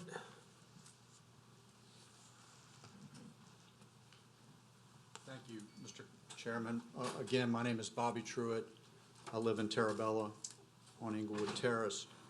I would disagree respectfully with Mr. LeVay that this development would improve the quality of life in St. Tammany.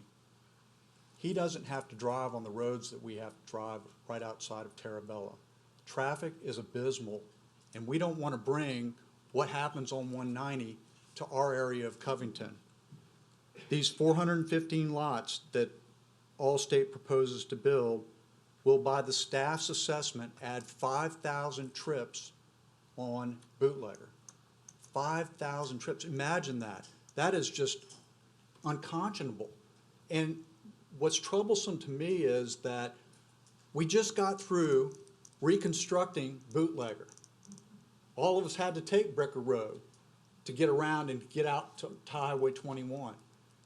And if what they propose to do is to build turnout lanes, what are we going to do with the $3 million that St. Tammany just spent building a bike lane there and widening that road and making it appropriate for what was there? I don't think that 5,000 cars are sustainable on Bootlegger. Mr. Mayron concedes that the staff has also said that this will bring inappropriate density to the area. I agree with that. The area is too dense, and we're really putting the cart before the horse. As I said, I've been a resident of St. Tammany for 30 years. I've seen some good development, and I've seen some bad development.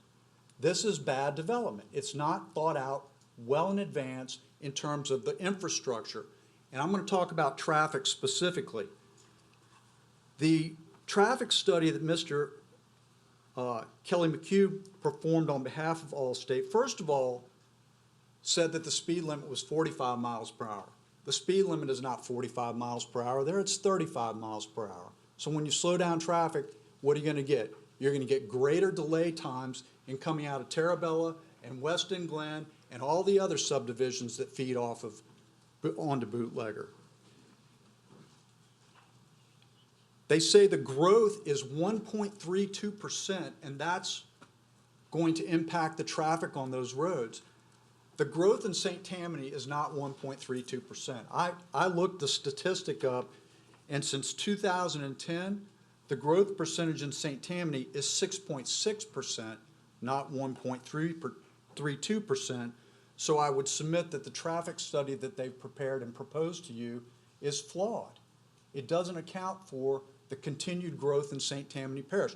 And the more we have storms that impact the South Shore, as we saw in 2006, the more we're going to have people move into the quality of life that we have in St. Tammany Parish, and they're going to move and flee from the South Shore. The crime is rampant in New Orleans. People are fleeing New Orleans to come to St. Tammany. We can't sustain it anymore. You all are the stewards of the land. I beg you not to approve this proposed subdivision without infrastructure improvements. They say that there were counters that were taken at 11 different locations. I can tell you, I drive all up in that area. I was on the board of the Y. I drive Oshner. I drive Bootlegger. I drive 21. I saw one counter at the bridge, the Timber Creek Bridge, for about a week. And that was it. And if anyone else saw a counter in any of those areas that they say in the traffic study existed, I'd like to hear from them, because there were no counters. Finally, well, two other points I'll make, and then I'll sit down and shut up. The traffic study says that the delay coming out of Terabella is only going to be impacted by 0.3 of a second. I mean, 0.3 of a second is hardly enough time for you to turn your head. And that's what they say that this development is going to impact. Look, it's on page 7 of their traffic impact analysis. They say that it's only going to be impacted by 0.3 of a second. It reminds me of the old adage, the old saying of Mark Twain, there's lies, damn lies, and statistics. And these statistics are, they say that the intersectional delay at Highway 21 and Bootlegger is only going to be 0.3 of a second. Now, I don't know what happened with that light there, but that light, that turn lane, if you're going northbound on 21, it is 5 seconds as we heard. So I would submit that these studies you've been provided are just simply not accurate. And the report concludes, and this is, you know, as a trial attorney, I know that I can find an expert to say just about anything I want him to say, and that's exactly what this is.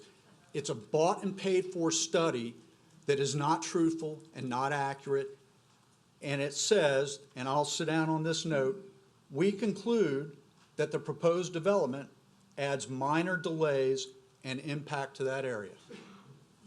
All these people that are here tonight can attest to the direct opposite of that. I applaud the Wayners for meeting with people, but I don't think that the way, and I'll finish with this, I don't think the way that you try and get a large piece of property like this rezoned is to only meet with 4 or 5 people at a time. You see the people that this impacts. These are indirectly your constituents because you've been appointed by the councilmen who represent these particular districts. And we want a voice. We want a voice in this. And we urge you to deny this proposed rezoning. Now, if the Wayners want to come back at some point down the road with a proposed project that's smaller in scope or better in scope or that accounts for better infrastructure, I will be the first person to stand up on their behalf and say you should approve that project. But this project is wrong for this time. Thank you. Thank you. Mr. Randy Aker. Randy Aker. All right, we'll go to Michelle Aker. Might be Aker. Okay. David Moran.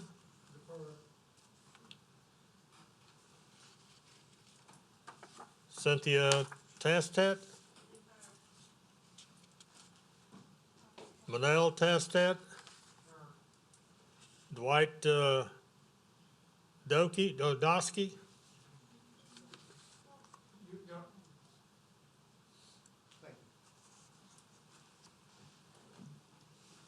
Again, Dwight Dosky, 33 Hyacinth.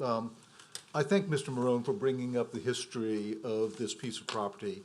It was indeed zoned back in 2004. When he says we didn't build on that, let's remember something. Allstate didn't own the property back then. I think they would have had a hell of a time trying to build on something they didn't own. They probably would have lost a lot of money if not gotten sued. But when it was zoned and when he starts talking about the density of other subdivisions around there, let's remember, maybe back then if they had built out, maybe Terabella wouldn't have been approved. Maybe Terabella wouldn't have come through. The fact that something was done 20 years ago and has impacted is something to be taken into consideration by the council today in deciding, or at least by your group in deciding what should be allowed. Conditions aren't the same as they were 20 years ago. We all know that. Timber Branch 2 was barred in 2004 by the ruling of federal judge Jay Zaney. Jay Zaney said that they had not complied with the environmental restrictions. That ruling has never been challenged, is still in place. In fact, it's the subject of a current lawsuit, which has once again been referred to Judge Zaney. I would imagine the current lawsuit asked for consideration by the Corps of Engineers of a much greater swath of land rather than taking this on parcel by parcel, as Mr. Marone has chosen to do. It's a good thing. We're all learning. We should all learn.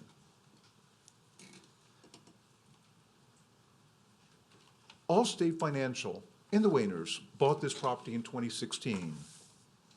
They knew the problems that had occurred with this property. They knew the problems that had gone on in federal court. They knew what the existing zoning was. Perhaps they're now telling you, well, we don't think we can make a profit if we develop it the way it's currently zoned. But it can be developed the way it's currently zoned. And when I lose money in my 401K, I don't come to the parish council, I don't come to you saying, you know, I'd really like you all to make up for that loss of money. Could you all please change some of the rules around here so I can get ahead?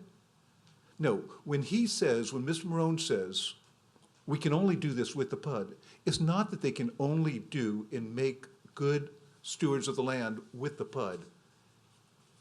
They're saying, we will choose not to unless you let us have the PUD.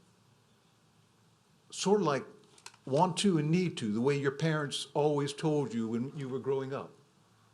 What you want is not necessarily what you need.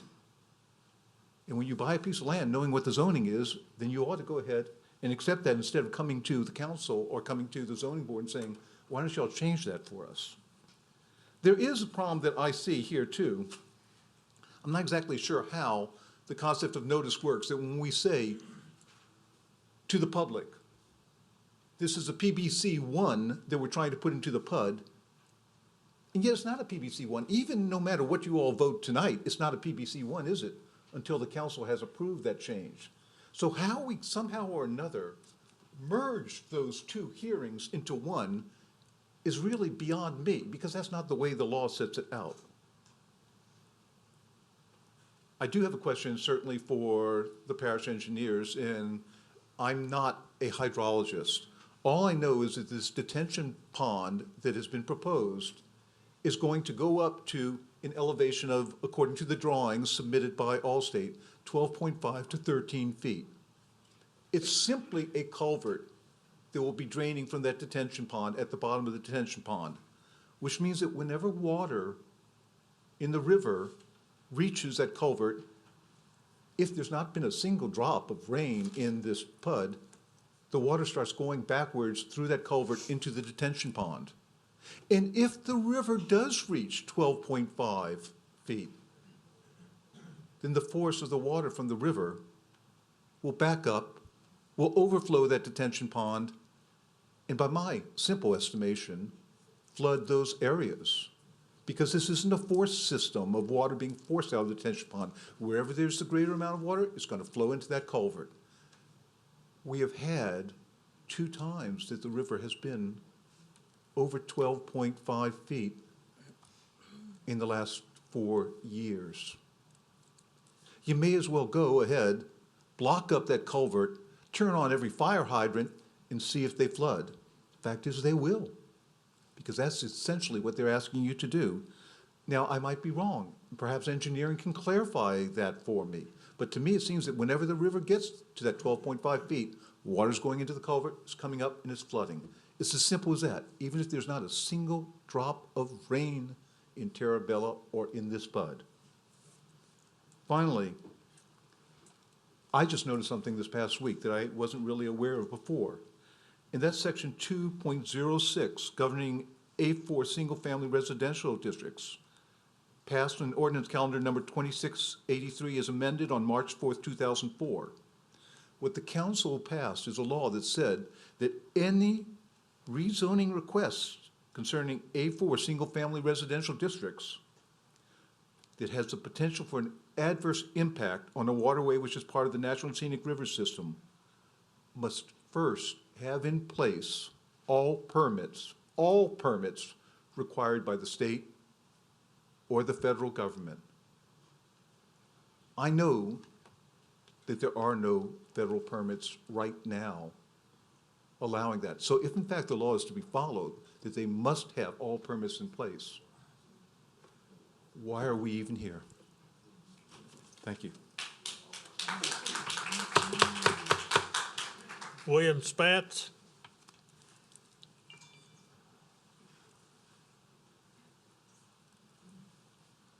My name is William Spatz, and I live at, on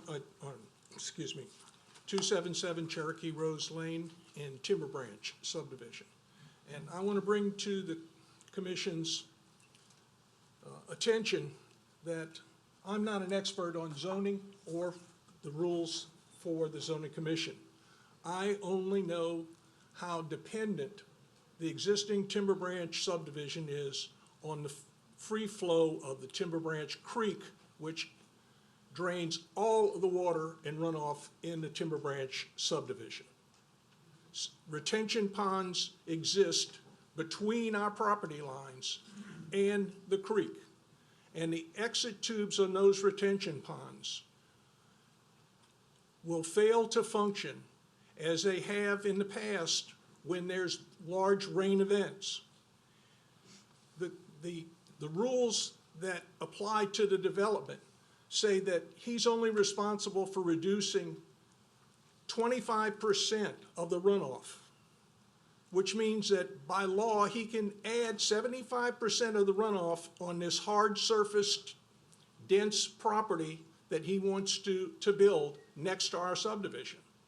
And our drainage system and drainage systems above and below us simply can't withstand the addition of more and more runoff. The property as it exists now is entirely either wetlands or wooded, heavily wooded. And that property helps to diffuse runoff and absorb the water that is landing on the property. The development is going to increase the flooding problems that persist in our subdivision and the adjacent subdivisions and in the whole floodplain. And on the topic of traffic, no one seems to be paying any attention to the only entrance to the 400-plus homes that go onto Bricker Road. Bricker Road is a one-lane road according to the report. And there's only one way for traffic exiting onto Bricker from that subdivision to reach 21, which is the logical starting point for commuting or daily traffic, and that is Murphy Road. You cannot turn left where Bricker intersects with Bootlegger or 1085, whatever you want to call it, because that was negated with the widening of Highway 21. There's now a concrete median, which means you can only turn towards 1077 if you're traveling on Bricker Road. It's basically a one-way street from the parking lot at Walgreens to the intersection with 1085. The primary access to and from our subdivision is Bricker Road and Murphy Road. And the traffic report says that they anticipate that only 10% of the traffic entering or exiting this development is going to use that road. And I find that hard to believe. I think that any traffic study that's based on so weak a position that it can't be accepted on its value, its face value, means that the whole study is in question. We really, as a subdivision, need the consideration of the commission to prevent flooding and damage to the property of existing homes in Timber Branch. Thank you. Thank you. Andrew Whitehurst.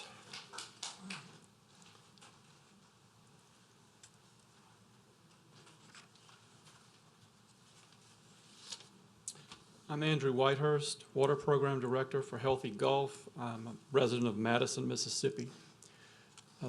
These developments require wetland permits.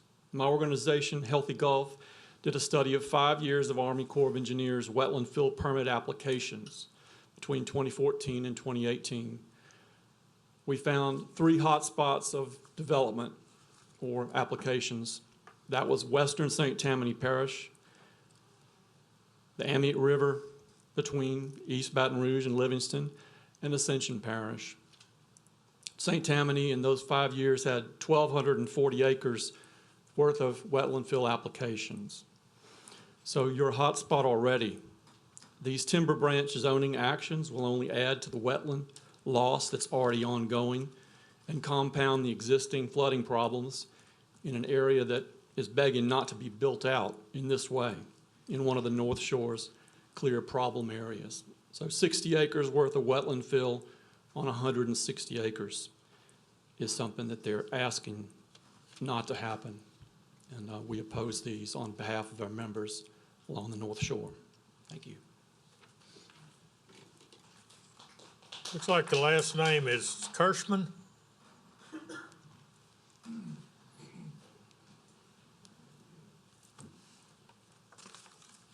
Again, Arnold Kirschman, and I have developed other properties, and always with community meetings, mostly with the council people being there as well, so that there is open dialogue.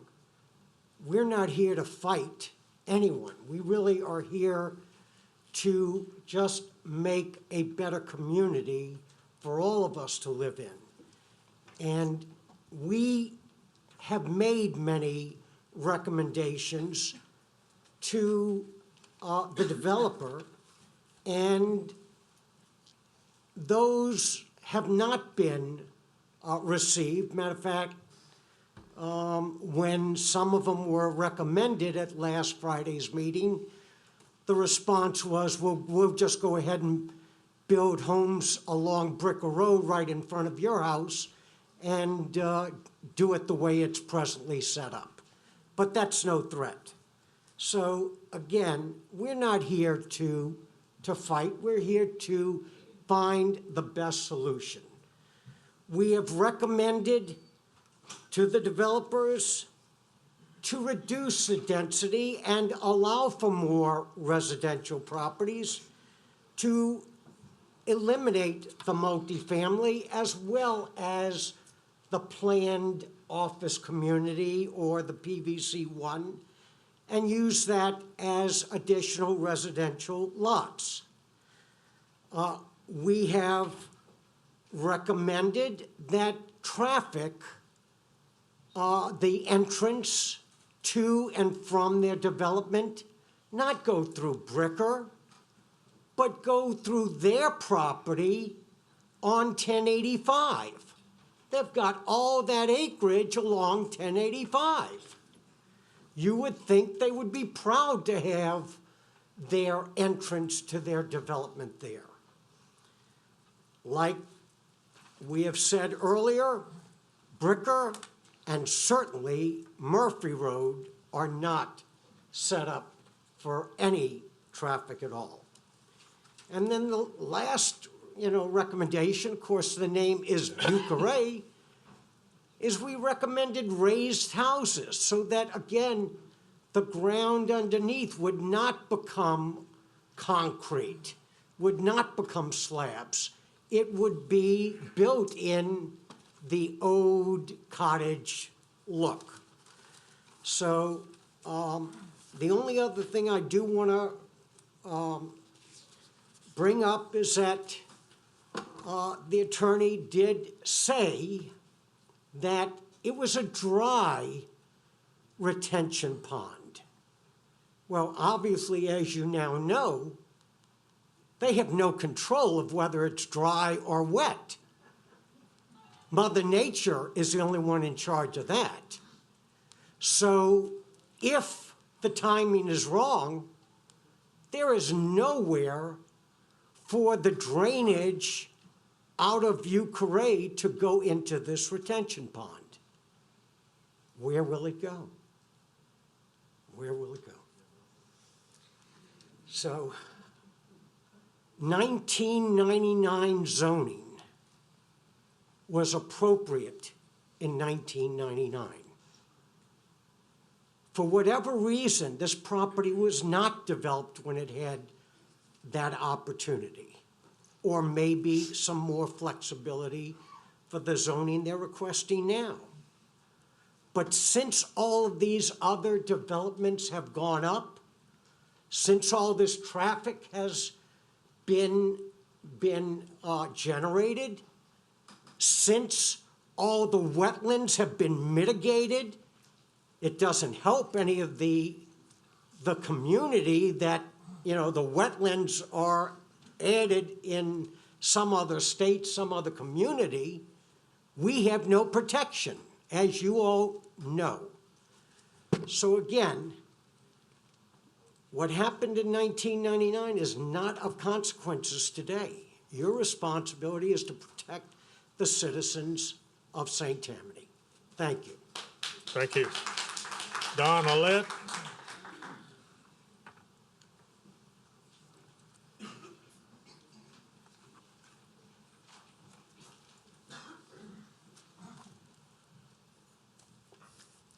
I'm Don Olet. I'm a registered professional engineer in Louisiana, specializing in drainage. I would like to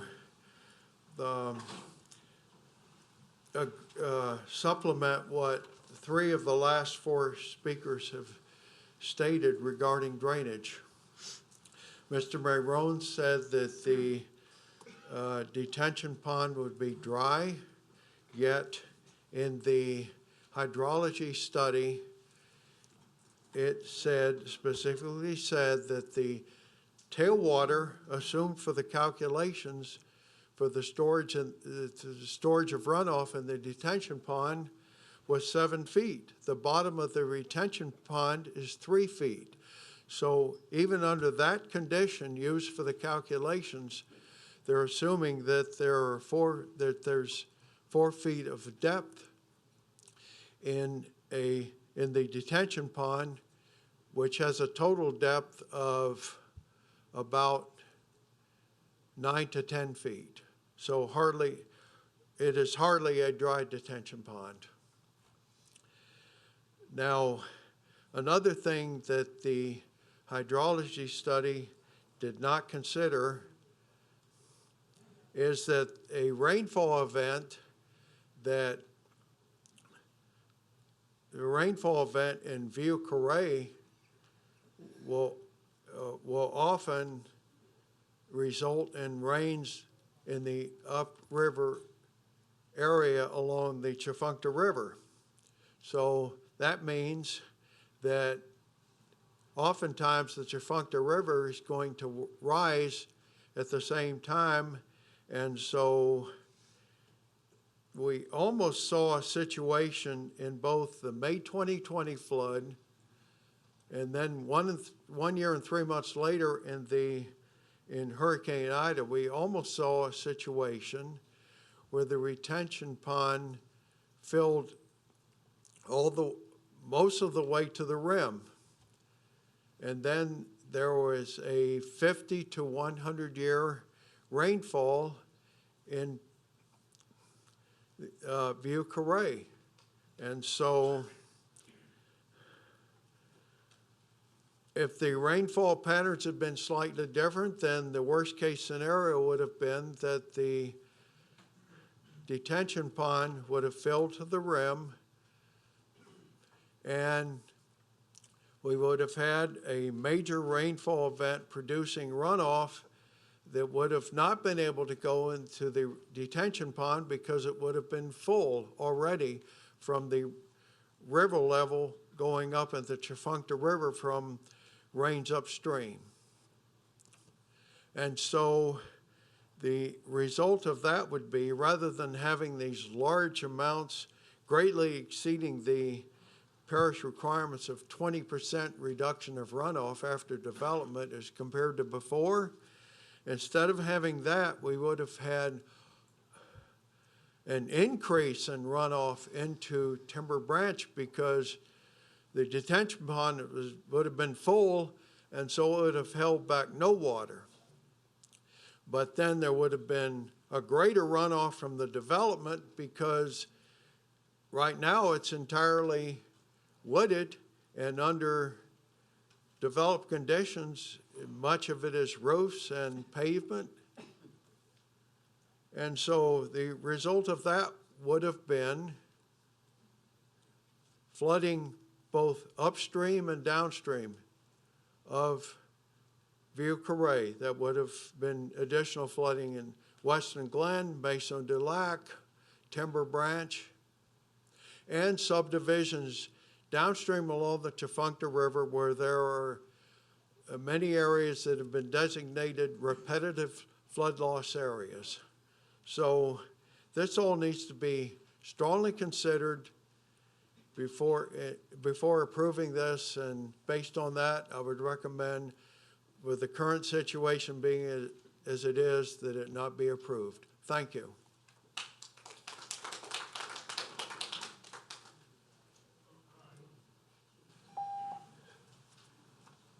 Mr. Marone, we'll go to rebuttal. Thank you, Mr. Chairman. I'll kind of start from Mr. Ouellette and try to move forward and address some of the comments. First, with regards to the contention that it is not a dry detention pond, and that we didn't take into account when the river backs up. Mr. Ouellette indicated that, and then also I think Mr. Dotsky mentioned that. Well, those two issues are related, and I respectfully disagree with both of them. And the reason is the tailwater condition. You heard Mr. Ouellette mention the tailwater condition. And this is something that your staff required that we address in our hydro study, and that we model as a result of that study. And the tailwater is when the water backs up, right? So Mr. Ouellette suggested that we'll have 3 to 4 feet of water in that tailwater condition in the pond. Well, that tailwater condition is when we have an event where the river is backed up and the creek is very high. That's when the creek is at 7 feet. Well, the creek typically is at 1.5 feet. So that means there has been a significant event that has created a lot more water. So yes, when the creek is at 7 feet, perhaps there would be some water in there. That's why we modeled the tailwater. But it is not at 7 feet today, and it is not at 7 feet on most days. And so most days it is dry. If we get a rain event, there's going to be water in there. If we get a backup of the Tchefuncto River, there's going to be water in there. That's correct. But what's important to know about the Tchefuncto River backing up, right? And we've all seen it. We've seen it a lot recently, right? So what happens in this instance? So when the Tchefuncto River backs up, backs everything else up, what's going to happen in Vucare? Well, first, one thing that will not happen is there will be absolutely no material effect on the Tchefuncto River as a result of Vucare. And will Vucare flood? I would respectfully tell you, I do not believe it will. And why will it not? Because of the elevation of our houses. Not because of the fill we're going to put them on, but because of the elevation where they're going to be built. I mentioned to you before there was a lot of fall along the creek. But as you get up on the upper end of the property where the houses are, it's very high. So the houses are being constructed on significantly higher ground than where the creek is. And for those reasons, I do not believe that we will have an issue here. I would also point out that with regards to the traffic study and the hydro study, these have been submitted and reviewed thoroughly by your staff. So you can take solace in that. It's just not my opinion. It's not just Mr. McHugh's opinion. Your staff has looked at this very closely. Any suggestion that the traffic study or the hydro study are bought and paid for or lies, which I heard people yelling in the background, obviously I take great exception to that. And I trust that you all who do this twice a month, every month, know that. We can disagree about the results of the study, but I can tell you that any suggestion that the studies are not above board in accordance with good engineering, I just disagree with. And your staff meticulously goes through them. It is not just submitted and that's it. There's a meticulous review of these studies, as you all well know. With regards to Mr. Kirschman, he and I agree on one thing, that developing this property in accordance with the zoning in 1999 does not make good sense. He's right about that. I added the history so that you would know that this was something that has been on the board for a long time. But I tell you, and I am very upfront with you, that is not the best way to develop this property. That's what I told you before. I did not say we couldn't develop it, as I believe Mr. Dotsky said. We can develop it under its existing zoning, but it's not as good a project. It's not as good a product. I'm not threatening anybody. I'm not saying anything other than The zoning that is in place today allows us to develop that site. That site, developed in accordance just with that, just with the zoning that's there, without the PUD that allows us the flexibilities that the PUD brings, is a worse product. It's a worse product for us, it's a worse product for the parish, it's a worse product for the people that live around the development, in my humble opinion. With regards to Mr. Spatz, we do not block the flow of the timber branch at all. There is a 100-foot preserved buffer along the branch. There is no impeding of the flow whatsoever. I believe he misunderstands about the 25% reduction. Respectfully, it doesn't mean that we can have bring 75% more. That 25% reduction is off of the existing conditions out there, with the trees, with no concrete, all of that. We've got to reduce it by 25% off of what it is today. So we're not increasing at all the runoff. In fact, we're reducing it by 25% from what it is today, not once it's built out. So I wanted to make that point. Also, I agree with Mr. Spatz, and our traffic study agrees with Mr. Spatz, that Bricker Road to Murphy Road is not going to be the preferable route from the people that are living in this development. We agree with that. That's why we weighted the trips heavily toward Bootlegger Road. Your staff reviewed that allocation, believed it to be reasonable and appropriate, and that's why we went with it. And that puts the vast majority, we believe that the vast majority of the people will use the main entrance off of Bootlegger Road, which will have turning lanes, and will be the best way of ingress and egress. Some will use Bootlegger to Murphy, or excuse me, Bricker to Murphy, but we think it's a very small number. When I said that we didn't develop the property back in 2004, Mr. Dosky took exception with that because the Wainers didn't own it. I forgot to mention that I was talking about the Planche family, who were my clients in 2004 and owned the property. That's the we that we were talking about, not the Wainers at that point in time. With regards to the traffic study, Mr. Truitt's comments, he took exception with the growth rate. The growth rate that we used is published by the Sheriff's Department here in St. Tammany Parish. It's the standard used. That growth rate was reviewed by your staff and was approved. With regards to the counts, I think perhaps maybe Mr. Truitt and others are thinking about the counting mechanisms where there's a tube across the road that you roll over. That's how we have historically done it. That's not the way we do it anymore. We don't count with tubes anymore. There is electronic monitors that you don't see that are across the road anymore. So the counts were in fact taken. They were done electronically, and they are included in the report. You know, the other thing about the traffic that I want to point out is that part of what we're asking you to do is to, in approving this, is to remove 17 acres of A6 multifamily. That would be the byproduct if this were approved. I would submit to you that removing 17 acres of apartments will help reduce the traffic impact from this overall site.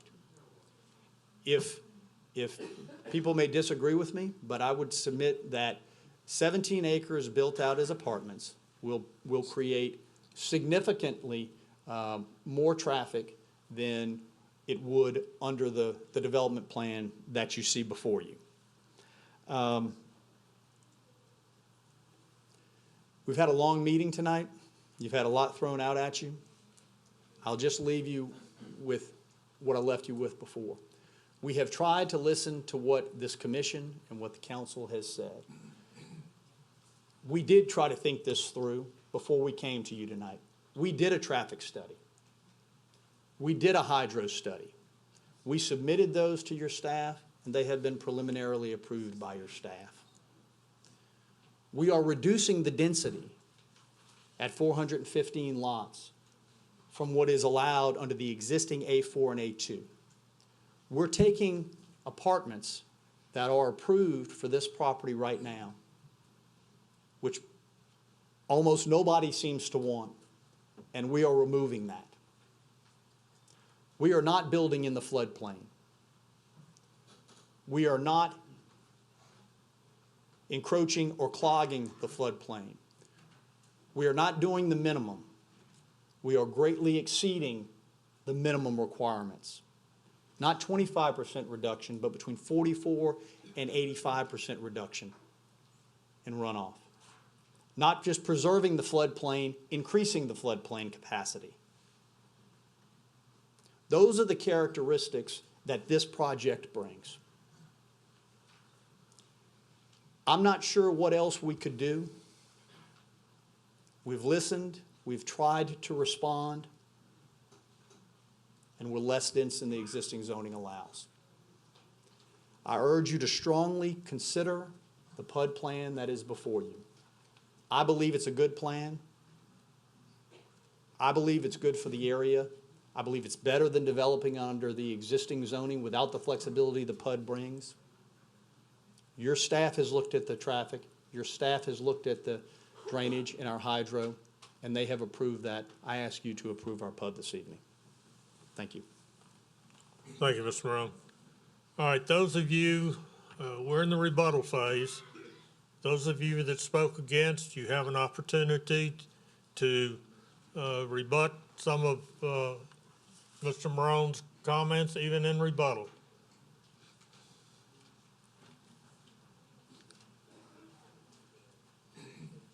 Is anyone coming forward? Again, I would, despite understanding the limitations upon you, I would still, again, make a request that you set it for a community meeting. And I would also, of course, as Mr. Rohn mentioned, too, I'd also request that you all each speak to your councilman and go ahead and amend the ordinance so that you all can force a community meeting on that.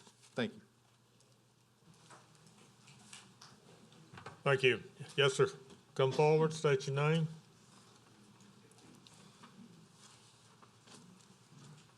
William Spatz of 277 Cherokee Rose Lane. I think Mr. Marone may have misunderstood what I said, or maybe I misspoke, but I did not claim that he was blocking the Timber Branch Creek. I said that water in excess of what we are currently experiencing is going to block the ability of our retention ponds to flow and mitigate flooding in our subdivision.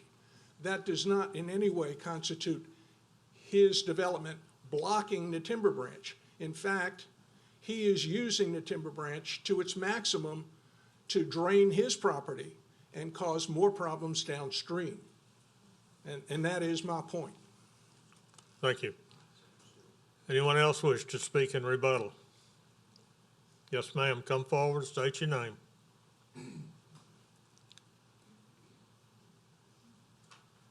Hi, good evening. My name is Cecilia Glaviano. I just moved to Weston Glen after living in Slidell for 40 years. So yes, the parish is growing and people are coming over here from the other side of the parish. The one concern that I have living in Weston Glen is there's only one way in and one way out.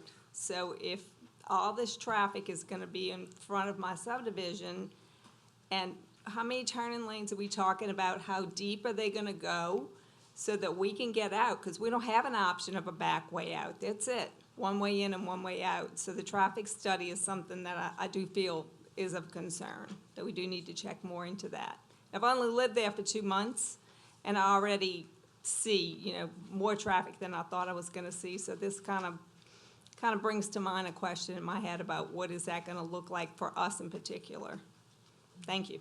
Okay, did you fill out a speaker card? I did not. Please do so and turn it in. Thank you.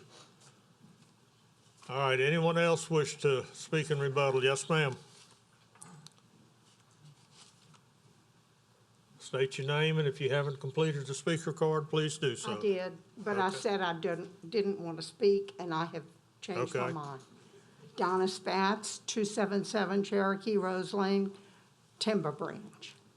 I heard Mr. Morone say that 1085 or Bootlegger Road can be compared to Oshner Boulevard. Oshner Boulevard, from what I remember, is a 4-lane divided road, at least a 4-lane road. Bootlegger is a 2-lane road with no turning lanes yet.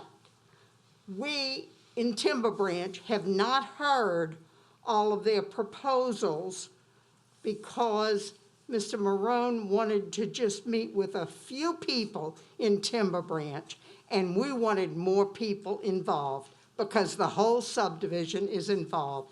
We use Bricker Road to get out anytime we go to the interstate or to Winn-Dixie or to Walgreen. We use Bricker Road. We don't go to the main entrance. So I really think that y'all are being misled. And by the way, I want to know why he's wanting to bring the View Carré to the North Shore. We don't need the View Carré. We moved out of New Orleans for Thank you. that. Thank you.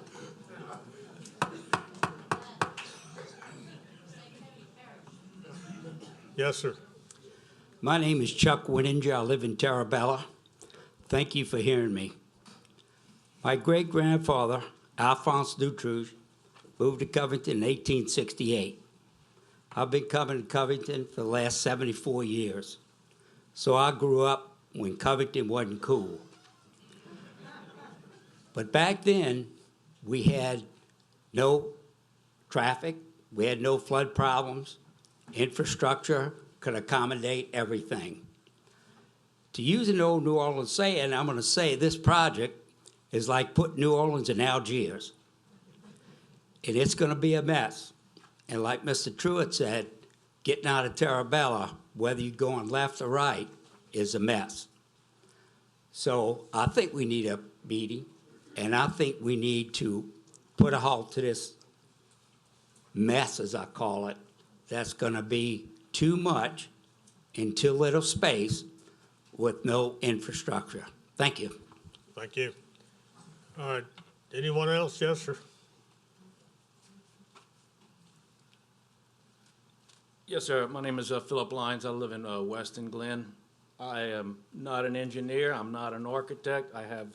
I can't talk about flood zones. I don't know what all they stand for. Okay, I'm sorry I'm ignorant to that, but I can tell you I'm a realist and I deal in reality. And I moved into Weston, living in Weston Glen about 6 years ago, and when we had the 500-year flood, I didn't know it happened because of the drainage was so wonderful then. I live right next to the ponds, and then there's the woods, and then there's what we call the creek. It is a creek right now because we hadn't had rain in, 3 weeks.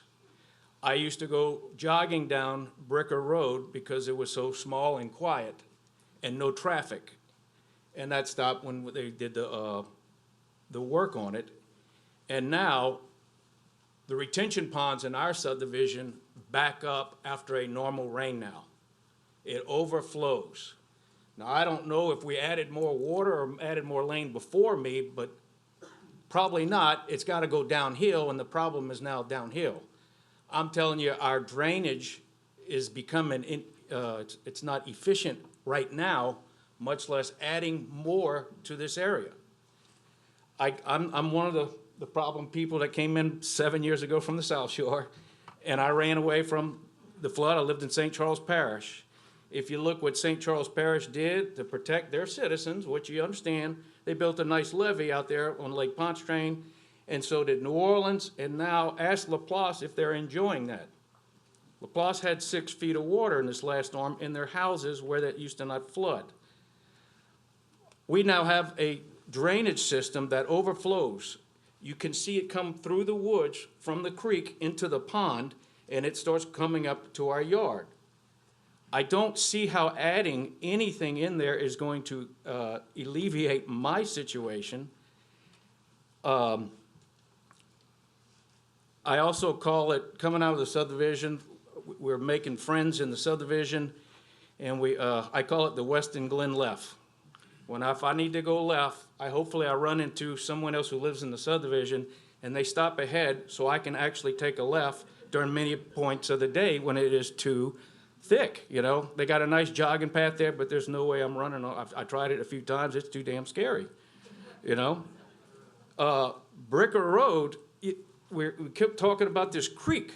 It is a creek right now. I went and looked at it one day, and to say that you couldn't see the bridge, it was more than 7 feet of water. I did not get in it because of the flow was just so massive that, I'd have been out in the Lake Pontchartrain 10 minutes later with the speed of this.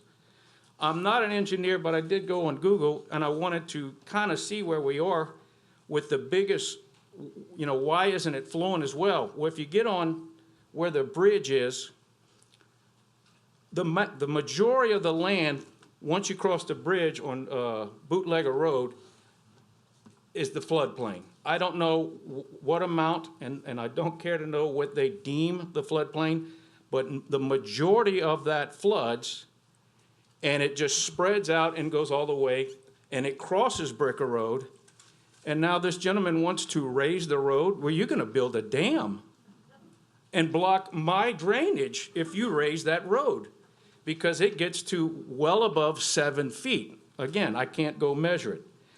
The last thing, and I don't know if it's brought up, and and I'm not what I deem a tree hugger, but behind my house is a couple of bald eagles, and I don't want that disturbed, and I got a couple of deer that we see regularly. I do not know what's in there. I have not walked through that area, and if you don't believe that there is more floodplain in that area than what they're showing, drive in it and look at the trash in the trees. Like I said, I'm not an engineer, but I'm a realist, and I know what I see, and all I see is bad, more water flooding, and yeah, that's why I left. Thank you. Did you fill out a speaker card? Yes, sir, I did. Okay, thank you. Anyone else wish to speak in rebuttal?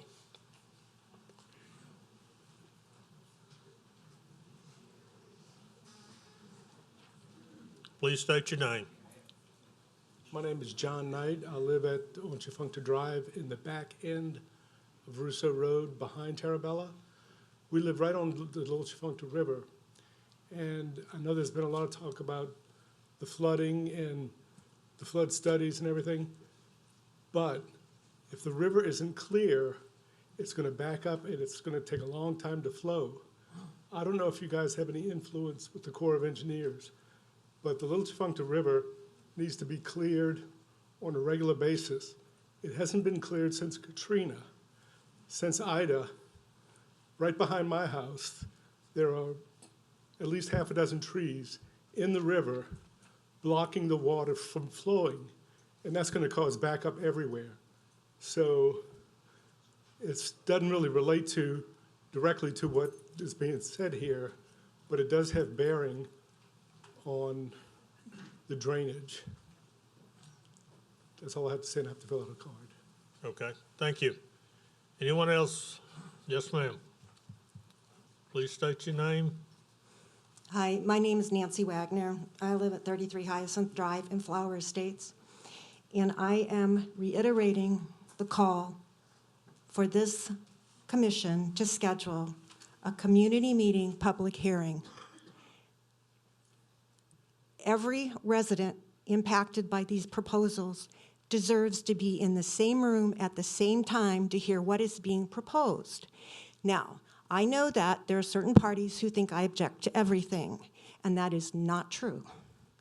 I have certainly supported the Ochsner Cancer Center and other projects. I'm supporting Costco to be built on Pinnacle Parkway right now. But what deserves to be for all these people who are still here tonight, and what the developer deserves, is a conversation where everybody at the same time can see what the plans are, and the objections and the questions can all be discussed. You have all spoken very much in favor of the value of a community meeting.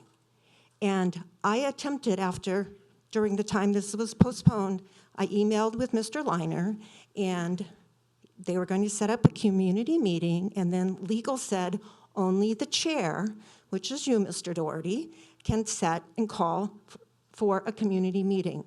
That's why I'm asking again for you to not decide these cases tonight, but to set them for a community meeting. It is the sincere, there are a lot of people in these areas who have made good suggestions. And we are the ones who know the area. The people who don't live here don't have to deal with it every single day. So I really urge you to, not just for the Pudd cases, but for the one that you heard separately, to take all these cases, these 5, and set them for a community meeting. And that's my sincere wish and hope, that you will listen to all these voices, everyone here, most of us wearing white tonight, who are asking for this. Thank you. Thank you. Anyone else wish to speak?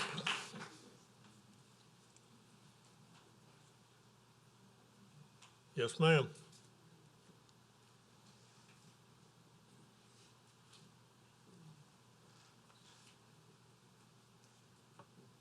Good evening. My name is Linda Bombardier. I live further down 1085, 8/10 of a mile off of 1077 on the opposite side of the highway. I've been a resident there on a large piece of property for over 30 years. Like everyone else that's been in this community for a while, I think we've all witnessed the demise of our quality of life and the reasons that we moved over here. Traffic is abysmal across the board, and flooding in the last 5 years. I'd never seen water on 1085. I've come home from work at night, 7, 8 o'clock at night, to see firemen rescuing 600 people from Tallow Creek due to flooding. This has happened more than once in the last 5 years, and that's a great concern. It takes me now at least 5 minutes to get out of my driveway, and God forbid I go to try to get the mail, because that's like a life or death effort. And I only ask that not only do you address the other side of 1085 or bootlegger, but we as residents, myself, my neighbors next to me who own a plot of land as well, everyone down through 21077, as well as Del Sol and Bill Arbery. All of us want to be included in this. Thank you so much, and I appreciate the fact that you recognize that we are the people. Thank you. Thank you. Did you fill out a speaker card?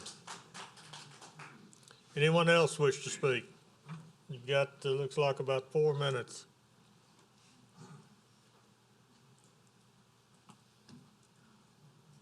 Seeing no one,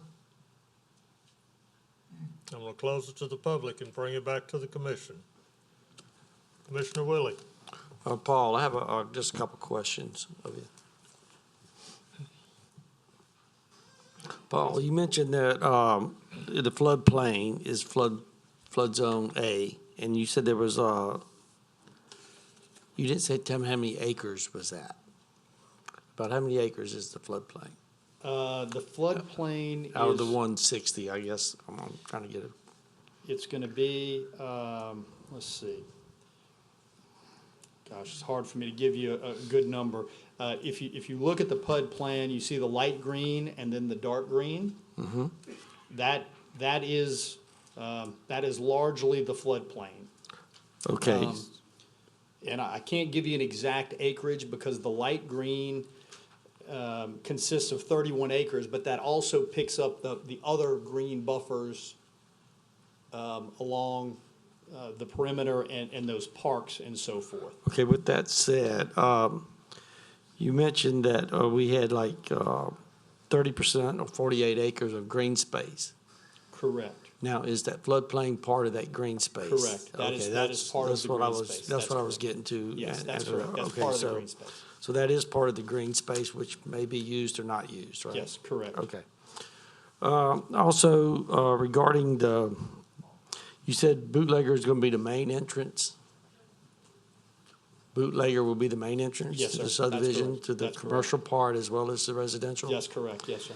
And you said you would expect not too many people to use Bricker, which I don't know, depends on what part of the subdivision you live in, how much you're going to use that. But somebody mentioned that when you come out of Bricker onto Murphy, you only can take a right turn.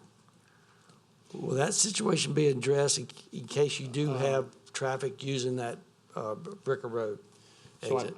I think, and I can stand corrected, but I think what they were talking about is when you on that part of Bricker, when you get to you get to Bootlegger, you can only take a right. Right. You can't take a left there. At Murphy, you can, I believe at Murphy, you can take a left, you can go north or south on Highway 21. So at Murphy and 21, you can go left or right. At Bricker and 1085, you can only go right. Will that be addressed to change that, to make it, in case people do use that as a, access point? Well, there's not anything that we can do about the intersection of Bricker and 1085. I mean, that was part of the design, I think that was when the state redid Highway 21. So if there are improvements that are needed to Murphy Road, then that might be something we would be a part of. Okay, and to the deed restrictions that y'all offered to different groups or whoever, to everybody, who they could be offered to, you may answer this, it may be legal. Do deed restrictions need to be updated or recognized every so often, or is that in perpetuity? They run in perpetuity, when recorded with the clerk, they stay in place, they do not have to be reinscribed or updated. That's what I was getting to. I've heard that it's certain conditions where they got to be reinscribed. These do not like a mortgage or something like that. Okay. These remain in place in perpetuity. Okay, thank you. Okay, I think Emily's got a comment. And I just wanted to clarify before, when I answered Mr. Russ's question about deed restrictions on the prior case, which was not part of a PUD, you should not use those deed restrictions in making that zoning decision. Right. However, because this PBC 2 part of the PUD, actually the PUD altogether, Section 130-1674 of our code allows the zoning commission to add stipulations and conditions to approval of a PUD. So while you couldn't take those deed restrictions into consideration on the other case, you could add stipulations to approval of a PUD. Okay, thank you, Emily. All right, Commissioner Barcelona. For homes of this size, what's the overall level of demand, consumer demand, like for the garden homes and? I would say that the demand is significant, and particularly in this area for both the garden home product and the standard lot product. As I said, it's very similar to what you see in Maison du Lac, and the sales in Maison du Lac have been brisk. I would tell you that we are approaching a situation in West St. Tammany, not today, but in the very near future, where you will have a real lot shortage. So I believe the demand will be very great for these lots. So people, they're currently looking for garden home size properties and lots of this size? Yes. That's what people are currently looking for. And I have a question for staff regarding the major infrastructure projects in the area. Is it safe to assume that the widening of I-12 was designed to handle increased traffic flow from future developments like this one?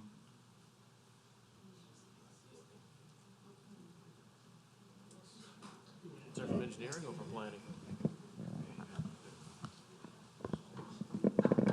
I'm not sure of the background on I-12 widening and the capacity improvements as it relates to development in St. Tammany Parish. Okay. So I can ask engineering. Okay. What about the widening of Highway 21 that was done in 2017? Do you think that project took future developments like this one into account?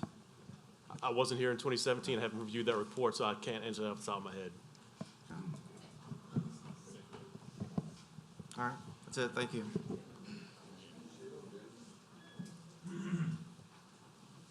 Paul, anything else? I'm good, thank you.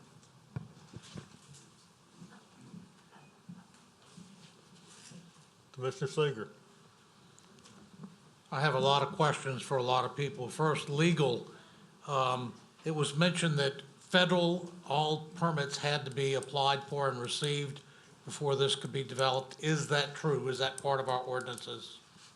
I'm not sure where that provision that was mentioned in A4 came from. Engineering may be able to better address that, but I'm not aware of that provision being in that section of A4. Okay. Staff, do you have any comment? Okay, go ahead, Tom. My next question is for Paul. Do you know the elevation of the fallout for the retention pond?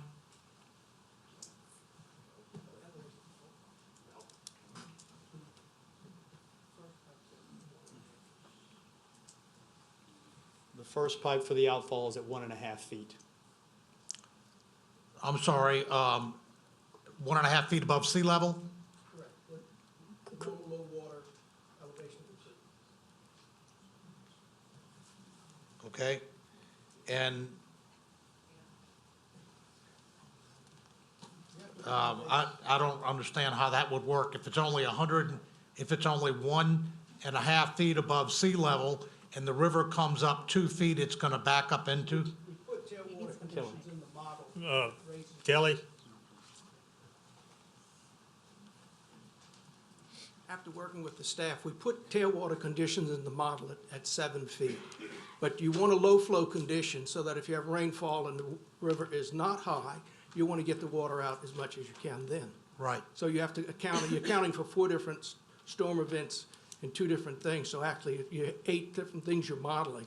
So you're trying to hit a sweet spot. So you can get that, and you can also handle the high water too. Okay, thank you. Yeah.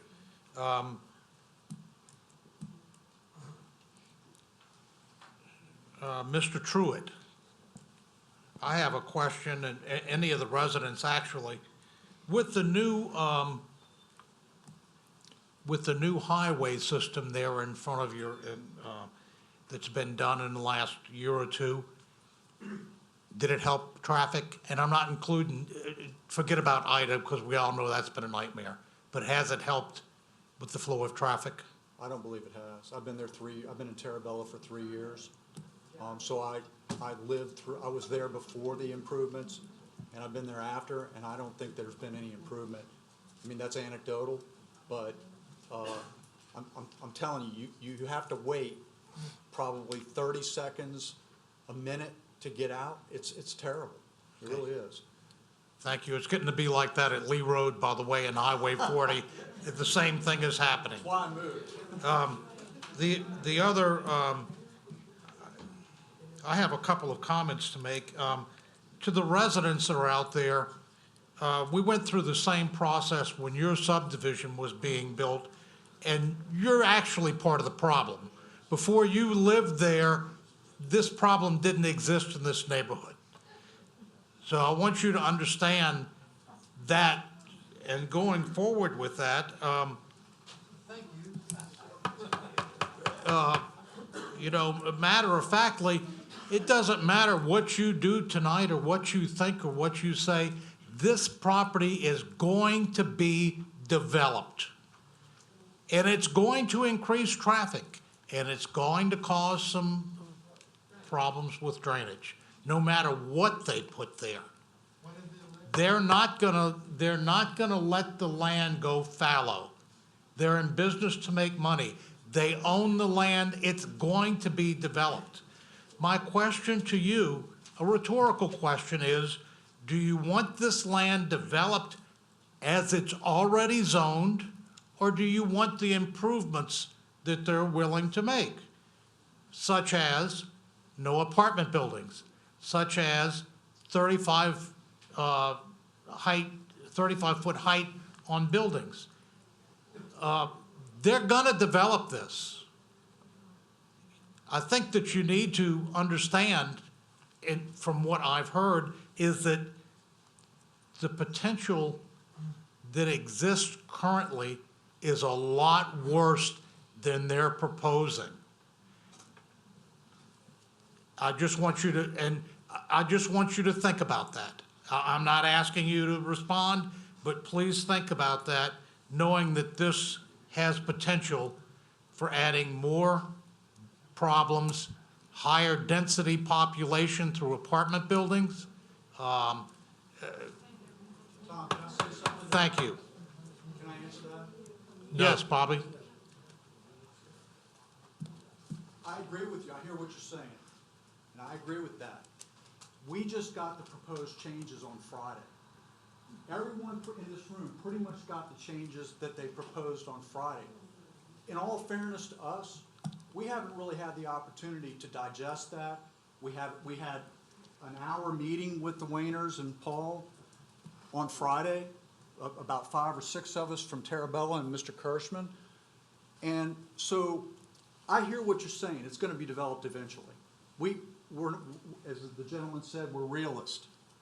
But let's get the best project possible that can meet the infrastructure that exists now. That's the answer to the rhetorical question. And so if we just got this new proposal on Friday, let's talk some more. I said earlier in my talk, I'll be the first one to stand up here and agree with their project if they can make some additional changes to it. I think they've made progress in suggesting what they did, but we just got this on Friday. So I think in all fairness, a community meeting might be appropriate. Paul, would you respond to that, please? Anything else, Tom? No, I was just asking Paul if he would respond. We have been here 3.5 hours. We have talked over every issue conceivable. Proper notice was given for this meeting. We have followed the ordinances of St. Tammany Parish. If the council wants, Mr. Chairman, am I going to be able to speak? Yes, you will. And if you don't quit interrupting, I will have the sheriff's deputy escort you out. Give Paul an opportunity to respond. There is no reason or requirement for a community meeting. We have had numerous meetings. We were willing to meet even more than we did. We have been given ample time by the chairman and this commission this evening. A delay will do this project or anybody in this room any good. This is a long process. This process needs to continue. No matter what happens here this evening, I would be willing to wager that this matter will go on appeal to the council. That will not take place until December. There will be ample time for Mr. Truitt and others to meet. But this case deserves an answer and a decision this evening, and we urge you to move forward with it. Thank you. Okay, anything else, Tom? Anything else? No, that's all. Okay, Commissioner Truxella. Well, I'm a realist also, and I realize that development is an issue, and I realize that all of us are blamed. But I'm a South Shore guy that moved here 7 years ago, and when I moved here, they didn't have much around either. But you know, the gentleman owns the property, and as the property stands now, he could build more houses now than he can if the Pudd is approved. By saying that, I make a motion to approve. We have a motion by Commissioner Truxilla to approve. Commissioner Ress. Wow. We will have to go back and redo the motion, so Commissioner Ress. Yeah, I mean, what you're feeling, the tension in the room is St. Tammany's problem. It's too nice of a place to be, and everybody wants it not to change. I've been here 30 years. I think there's been change in the last 10 to try 30. For some people live their whole lives here, it's even bigger. So change is inevitable. But what type of change you have can be controlled. I think Paul did a really good job of, and I think that their team of doing some things beyond what are required. I mean, there has been an effort more and more by the developers in St. Tammany to continue to try to do a development that fits. They realize there's problems in St. Tammany too. You know, they're thinking through things that I can tell you not too long ago they didn't think through it much at all, I don't believe, comparatively. And I think when we talk about this project,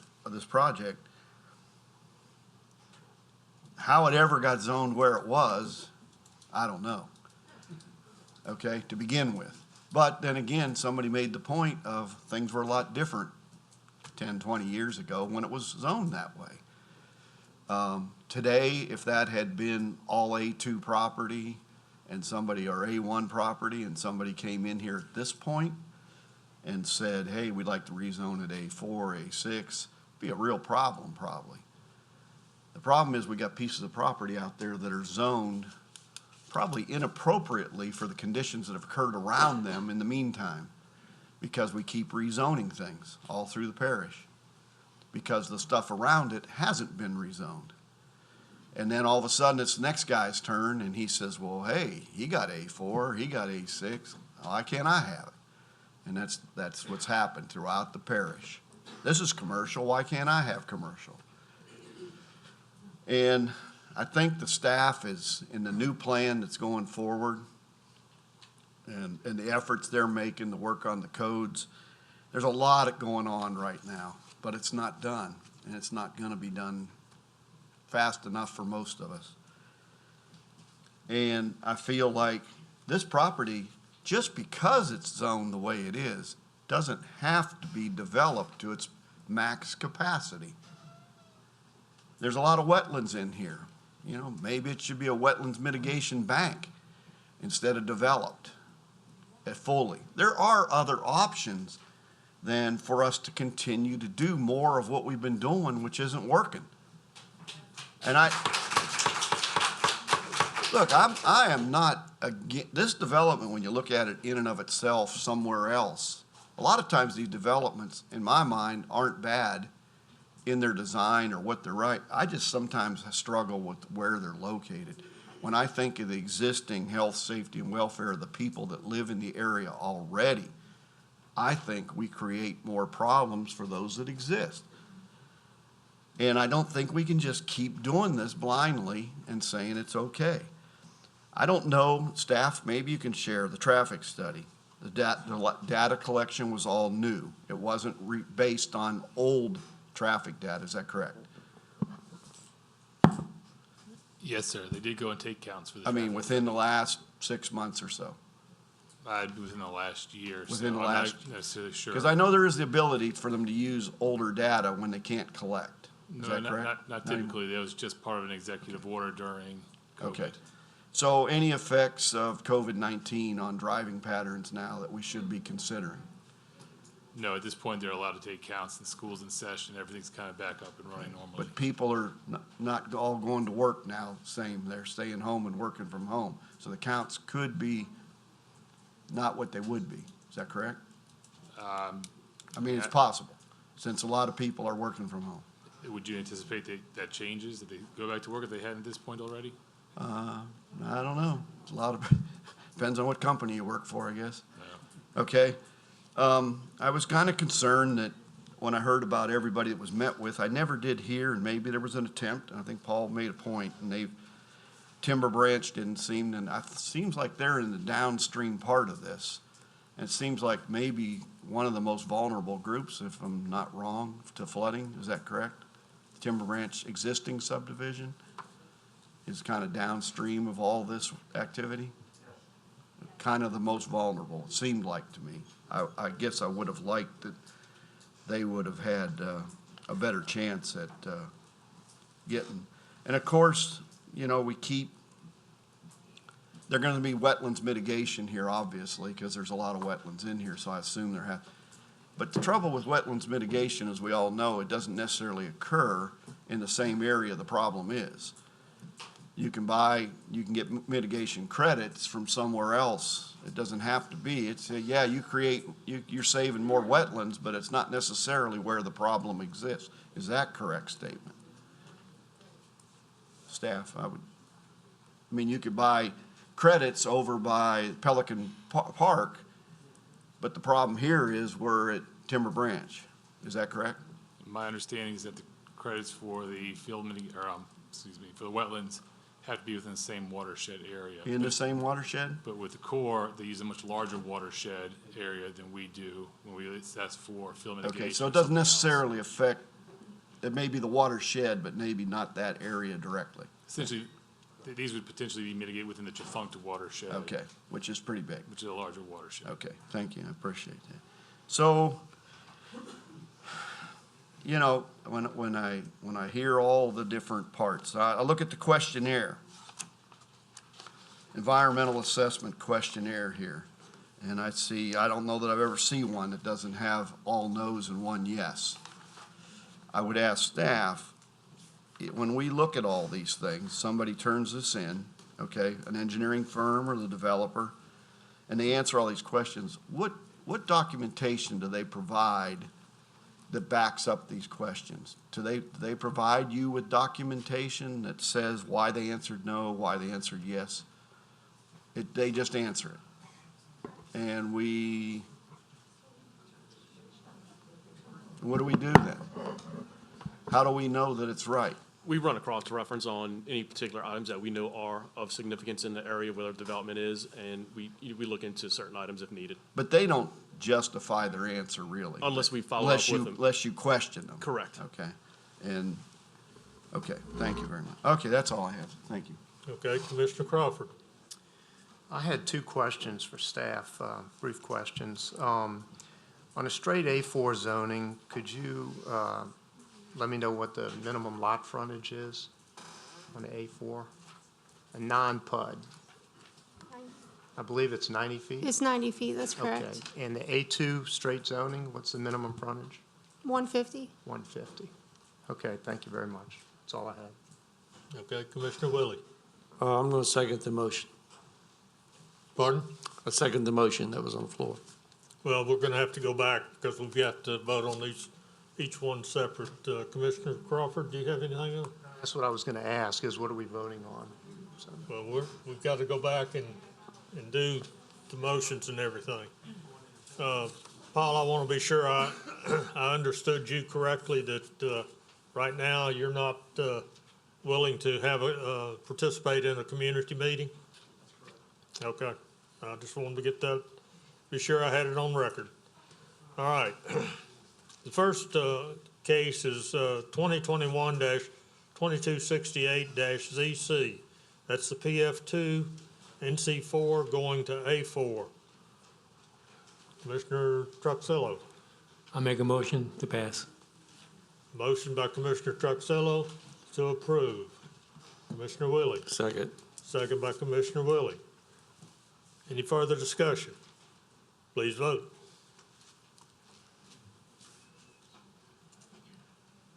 McKinnis?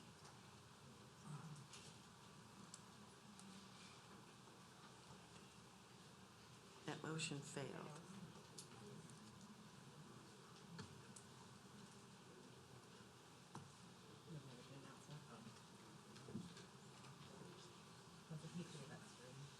Pardon?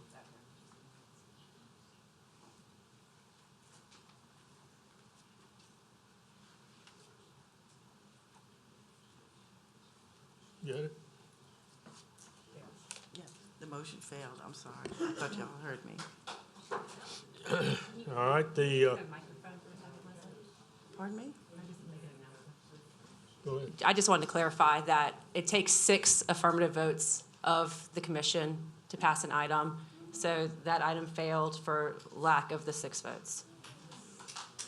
Okay. Next item is item 2, which is 2021-2270-ZC.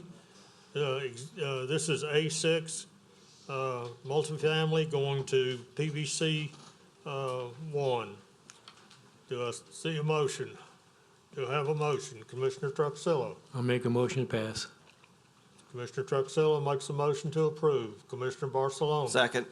Second by Commissioner Barcelona. Any further discussion? Please vote.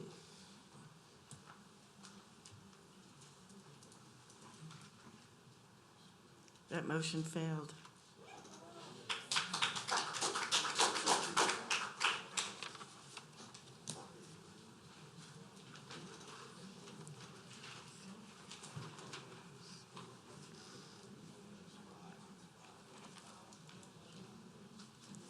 All right, item.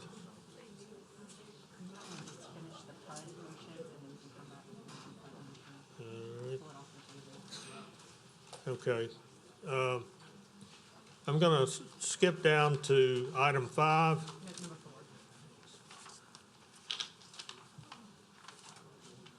4? Oh, okay, yeah. All right, item 4 is 2021-2273-CC. That's A2 going to A4. Do I have a motion? Commissioner Truxillo. Make a motion to approve. Motion by Commissioner Truxillo to approve. Do I have a second? Commissioner Willie. Second by Commissioner Willie. Any further discussion? Please vote.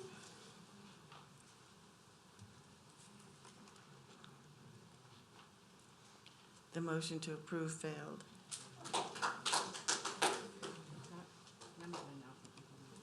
Pardon? Yeah, go ahead. Let her clear.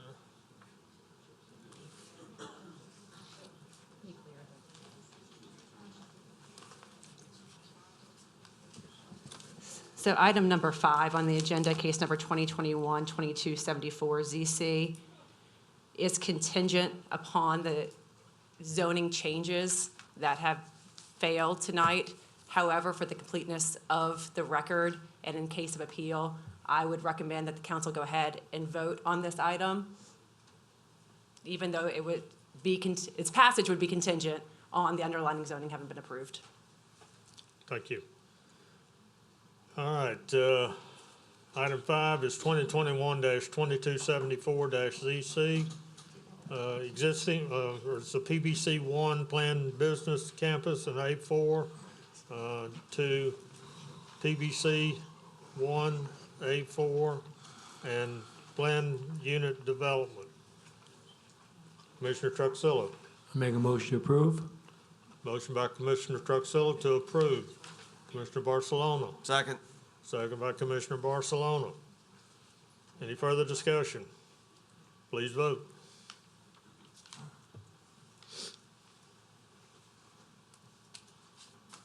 That motion failed. The motion to approve failed.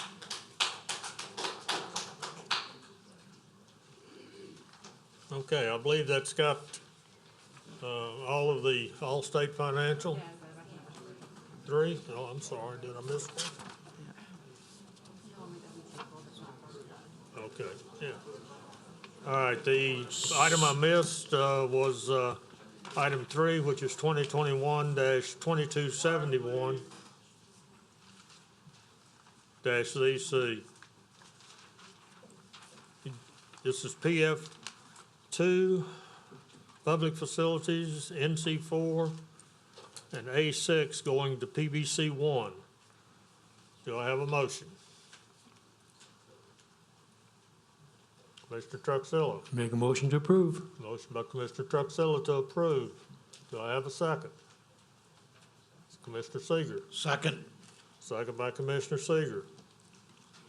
Any further discussion? Please vote.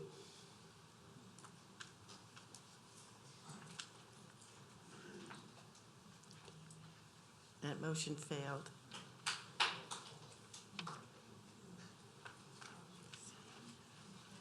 Okay. That's got them right. All right, that has all of the All-State Financial. And we're gonna take just a brief recess and then we'll get back into the rest of the agenda.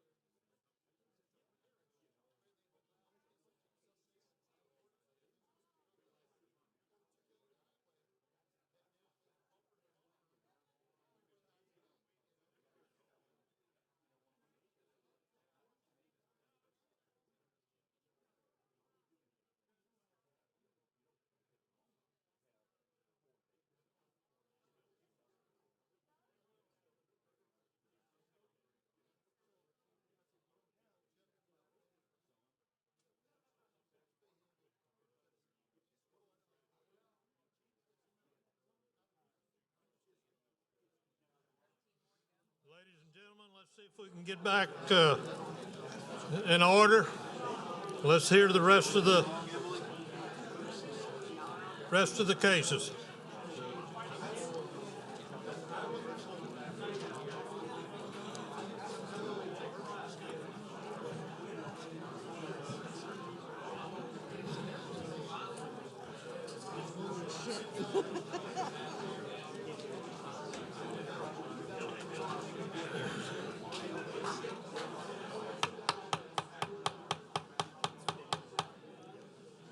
Ladies and gentlemen, let's come back to order.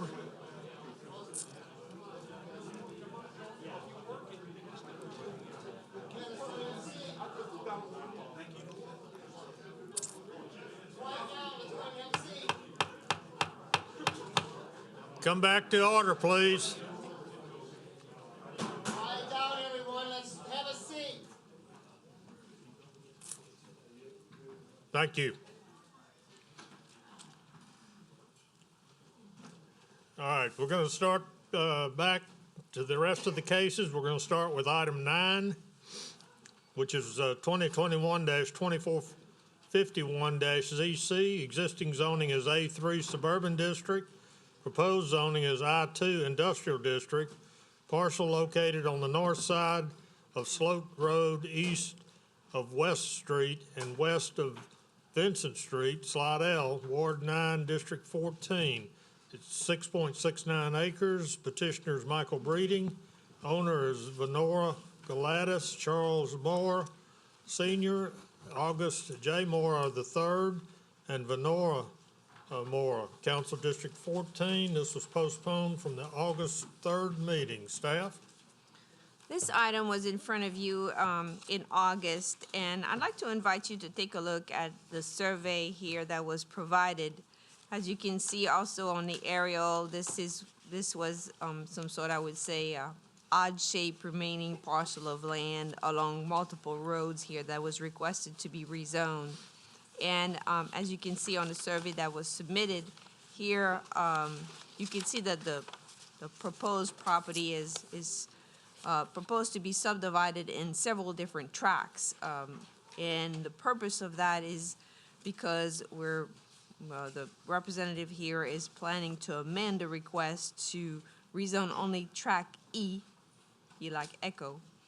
And at this time, I will let the representative give you more information in that regards. Okay. Good evening. Good evening. Michael Breeding, Breeding Realty Company, P.O. Box 396, Slide L, Louisiana. Thank you. We were here 2 months ago trying to do roughly 6 acres. There was some objection to it. We got with several of the owners in the area, and we have come up with track E, which is 3.977 acres, leaving tracks B, C, and D zoning alone. Okay? There is a gentleman who owns a part of the property that's between B and C who is here, who is not, is in favor of this as proposed now. Okay. All right. So let me go back over to Helen now. Do you have any other comments? I may.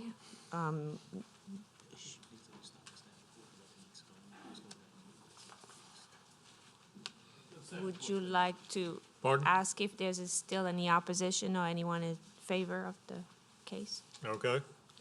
Anyone in the audience wish to speak on this in favor of it?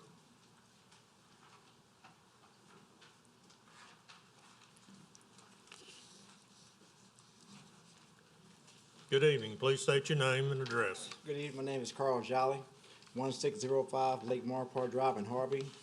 At the initial meeting, I did oppose this, but now I do support it. And me and Mr. Breeding met, and I submitted an offer on a portion of this land. I do support it. Okay. Thank you. You need to fill out a speaker card, please. Anyone else in the audience wish to speak in favor? Anyone wish to speak against? Ellen, do you have any other comments? Well, basically, with this amended request, the commission would have to vote on the proposed amended request, or if there's any other suggestion to reduce or to accept the request as is. Okay, all right. Seeing no one else wishing to speak, I'll bring it back to the commission. Commissioner Randolph. Yes, there was a couple other residents that had some issues with it because of the layout of the property. Have we heard from any of them concerning this new proposal? I did not. Okay. Well, I would say I spoke with quite a few people in the neighborhood who was here at the last meeting who opposed it, and due to a new proposal, they all support it as well. Okay, does that answer your question? Yeah. With that, I motion to approve. Staff recommended As amended. as amended. For the 3.977 acres, track E. Track, yes. Okay, Commissioner Barcelona. A second. Second by Commissioner Barcelona. Commissioner Crawford. No, Helen just answered. What I was trying to figure out is what was the revision? So it's tract E is all there, trying to rezone at this point. That's correct. That's what the request is. Okay, I don't have a problem with that. Thank you. Okay. We have a motion and a second. Any further discussion? Please vote.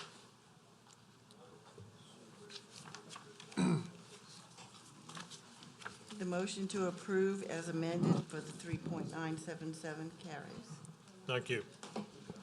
All right, next item, 2021-2466-ZC, existing zonings A1A Suburban District and RO Rural Overlay. Proposed zoning is A1A Suburban District, RO Rural Overlay, and MHO Manufactured Housing Overlay. Location, parcel located on the north side of Fitzgerald Lane, west of Louisiana Highway 437, being 19179 Fitzgerald Lane, Covington, Ward 2, District 2. It's 2 acres. Petitioner's Dale Jenkins. Owner is Brenda Core Jenkins. Council District 2. Staff?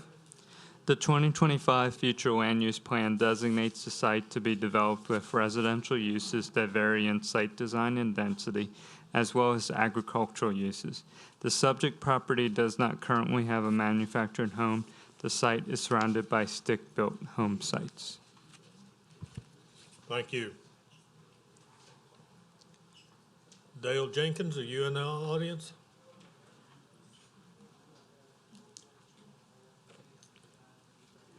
Is anyone in the audience in favor of this? Anyone against? I'll close it to the public and bring it back to the commission. Commissioner Seeger. Yes, I'm very familiar with the Jenkins family. Mr. Dale owns a large tract of land there. He's trying to put a trailer in for his granddaughter on a temporary basis. The trailer will not be seen from the road, and Mr. Jenkins has no desire to make this a permanent thing. Mr. Jenkins has a multi-million-dollar house on the property. This is a temporary measure until he can get his granddaughter settled in. I move to approve. Okay, motion by Commissioner Seeger to approve. Commissioner Truxillo. I second. Second by Commissioner Truxillo. Any further discussion? Please vote.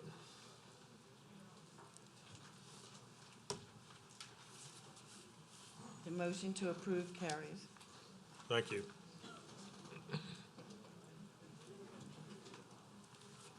Next item is 2021-2482-ZC. Existing zoning is A1 Suburban District, RO Rural Overlay, and MHO Manufactured Housing Overlay.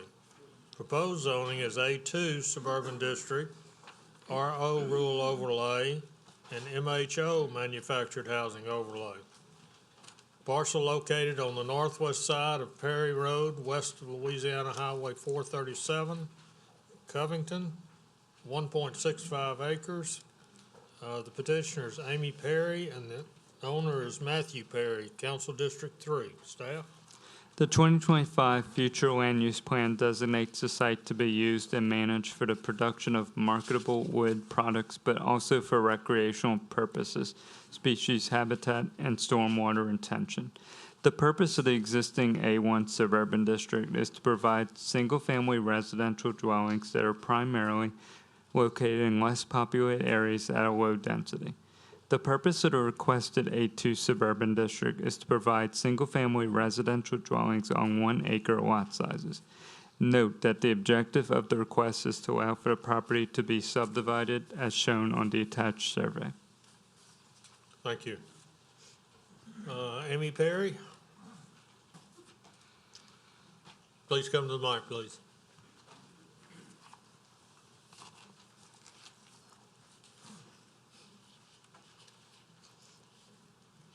Good evening. Good evening. You want to tell us, let's see, you're just wanting to rezone and maintain the manufactured housing overlay? That's correct. We just want to bring it into compliance.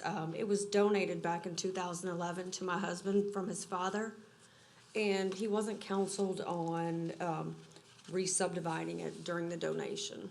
So we recently learned, and we're just asking for the parish to consider bringing it into compliance. Okay. All right, thank you. Anyone in the audience wish to speak in favor on this item? Anyone wish to speak against? Seeing no one, I'll bring it back to the commission. Commissioner Seeger. Move to approve. Motion by Commissioner Seeger to approve. Commissioner Randolph. Second. Second by Commissioner Randolph. Commissioner Willie. Wait here, 1 minute. She said she was looking to put it back into compliance. In A1, A2. Okay, never mind. I got it. Thank you. You all right? Yep, we're good. Okay. All right, any further discussion? Please vote.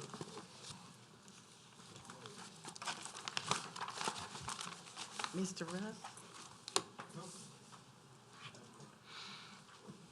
The motion to approve carries.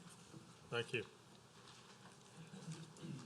Next item is 2021-2483-ZC. Existing zoning is A2 Suburban District, proposed zoning is A2 Suburban District, and MHO Manufactured Housing Overlay. Parcel located on the east side of Chris Kennedy Road, south of Dummy Line Road, being 67182 Chris Kennedy Road, Pearl River. Ward 6, District 11, it's .787 acres. Petitioners William McConnell, owners William McConnell, Council District 11. Staff? The 2025 future land use plan designates the site to be developed with residential uses that vary in site design and density. The subject property is currently developed with an existing manufactured home. The site is adjacent to both stick-built and manufactured homes. Thank you. William McConnell?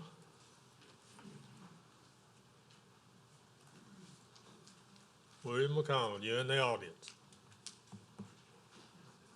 Anyone else want to speak in favor on this? Anyone want to speak against? I'll close it to the public and bring it back to the commission. Commissioner Truxillo. I make a motion to approve. Motion by Commissioner Truxillo to approve. Commissioner Rest. Second. Second by Commissioner Rest. Any further discussion? Please vote.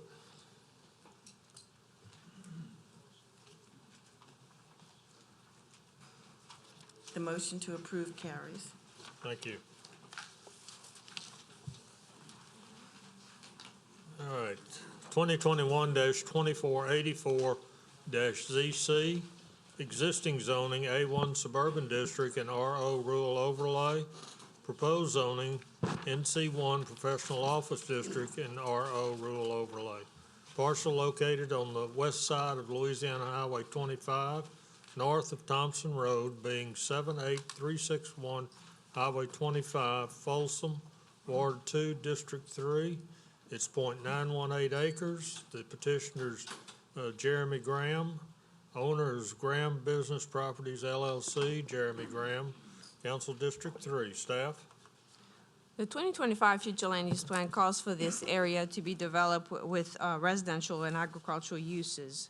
The property is currently surrounded by properties zoned A1 suburban zoning district. The petition to rezone the property will allow for the existing dentist office to come into compliance with the existing correct zoning designation. Okay, thank you. Mr. Maroon? Mr. Chairman, members of the commission, Paul Marone on behalf of Mr. Graham and Graham Business Partners LLC. This .09 acre tract along the west side of Highway 25 between Covington and Folsom has housed a dentist office for at least 20 years, to my knowledge. Dr. Fernandez had his office in this building, in this location, for many, many years. He passed away. My client is now the owner. He's a dentist. He's been operating in the site for a number of years. He needed to do some upgrades to the property. When he came in to get a permit, he realized he couldn't because he's not zoned correctly. So the request this evening is simply to bring the zoning of the property into compliance with its historic and present use, which is a dentist's office, which is in C1. So we would respectfully request your approval of that change this evening. Thank you, Mr. Maroon. Anyone in the audience wish to speak in favor on this item? Anyone wish to speak against? I'll close it to the public, bring it back to the commission. Commissioner Willie. Yes, Mr. Morone was correct in saying that it's been a dentist's office for many years. I move for approval. Motion by Commissioner Willie to approve. Commissioner Crawford. Second the motion. Second by Commissioner Crawford. Any further discussion? Please vote.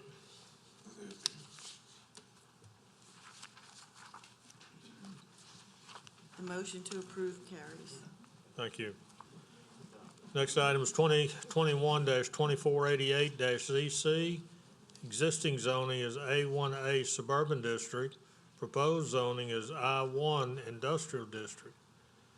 Location, parcel located on the south side of Louisiana Highway 435, west of Woodland Road, east of Mirrmead Lane, Abita Springs, Ward 6, District 6. It's 397.37 acres. Petitioner's Garrett Aquinstapes. Owner is the Wildwood Trust, David Aquinstapes, Council District 6. Staff? The applicant is petitioning to rezone the subject property to I-1 in order to excavate materials for the development of Louisiana Highway 3241, which is to be constructed by LADOTD.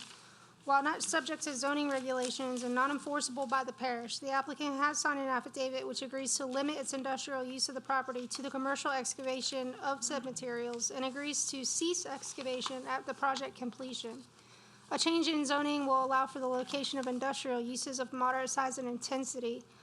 Commercial excavation is a permitted use under the I-1 Industrial District, but it is also subject to an administrative review permit and several minimum standards. Thank you. Someone here representing Garrett Aquinstapes? Garrett Aquinstapes, I'm here. Yeah, she pretty much laid it out, what we're saying. We would, although it says 397 acres, we do not intend to use that. We had to turn in a survey in a time frame, and we had that survey already. It will not be that many acres. We do plan on, when we're done, when the project is done, as she said, we are willing to bring the zoning back to the current zoning. Also make sure the land is clean, developable afterward.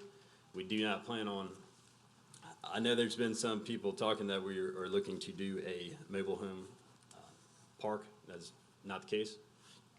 I know you're gonna possibly hear that on the next one too, on the coming up here. Trying to think anything else here that may come up, because I know there may be some opposition.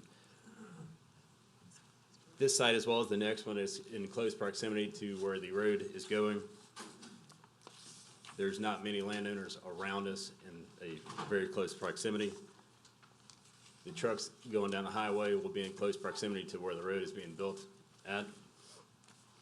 And as we said, we're willing to turn the zoning back over to what it was prior when this project is completed. Okay, Thank you. thank you. Anyone else in the audience wish to speak in favor? All right, I got a number of cards here. David Foles, speak against. Good afternoon, Council, and thank you, Mr. Chairman. My name's David Foltz. I've been a resident of St. Tammany Parish for over 60 years, and I live right off of 435. I'm a retired wildlife agent, and I just do not believe we need to rezone this area to take dirt and remove woodlands. And I just hope y'all vote to oppose the reposition. Thank you. Thank you. David Lemieux, Thank you, Mr. Chairman. My name's David Lemuel. I live at 75100 West Marymead Lane. I own the 120 acres that pretty much borders the entire Marymead Lane side of this project. I've lived in St. Tammany Parish for 64 years. My grandfather moved here in 33. My dad has been here, and I own a heavy construction company, so I can appreciate wanting to get dirt out here to build a road. Yeah, you know, I fully understand that, and honestly, I'm not against that. But when I bought this piece of property, I had to leave Slidell because the land around me was promised not to be developed as anything else, and I was lied to. So, you know, I went out here, I actually flew over this property to see everything around it. I talked to the parish. I did everything I possibly could 21 years ago to buy a piece of property to build something for myself and my family. So I have 120 acres. I have my son and his wife and family live 700 feet to the left of me, and my daughter and their family live 700 feet to the right of me. I built an estate. I've spent $3 million out here building it, fencing it, and taking care of it for 21 years. And their property line is 60 feet behind my house. Digging the dirt out is fine, but now it's zoned industrial. And they can put lay-down yards here. They could turn it into a site for the next 10, 20 years hauling dirt out. And I don't believe if Toby Lowe would have come in here to make this a dirt pit, you would have even considered it in an area that's zoned for people with, you know, 5 to 10 acre, minimum, houses and families. That's what's surrounding this whole area is that, that designation. One of my neighbors, he's got a winery here. He just spent millions of dollars building a winery. We don't want industrial stuff, right down the street. That's not what we moved here for. Now, I understand he has an affidavit, but that affidavit isn't binding for anything. That's his promise. What happened to me before was the father agreed to it, but he passed away, and the son didn't, and he didn't live up to it. And they developed it. Next thing you know, Southern Homes was in there building houses on 60-foot lots, and everything I had was ruined. I just don't want that to happen again. I moved out here for peace and quiet. I can sit on my back porch every morning and hear birds and see deer and be peaceful. And I love looking at that piece of property.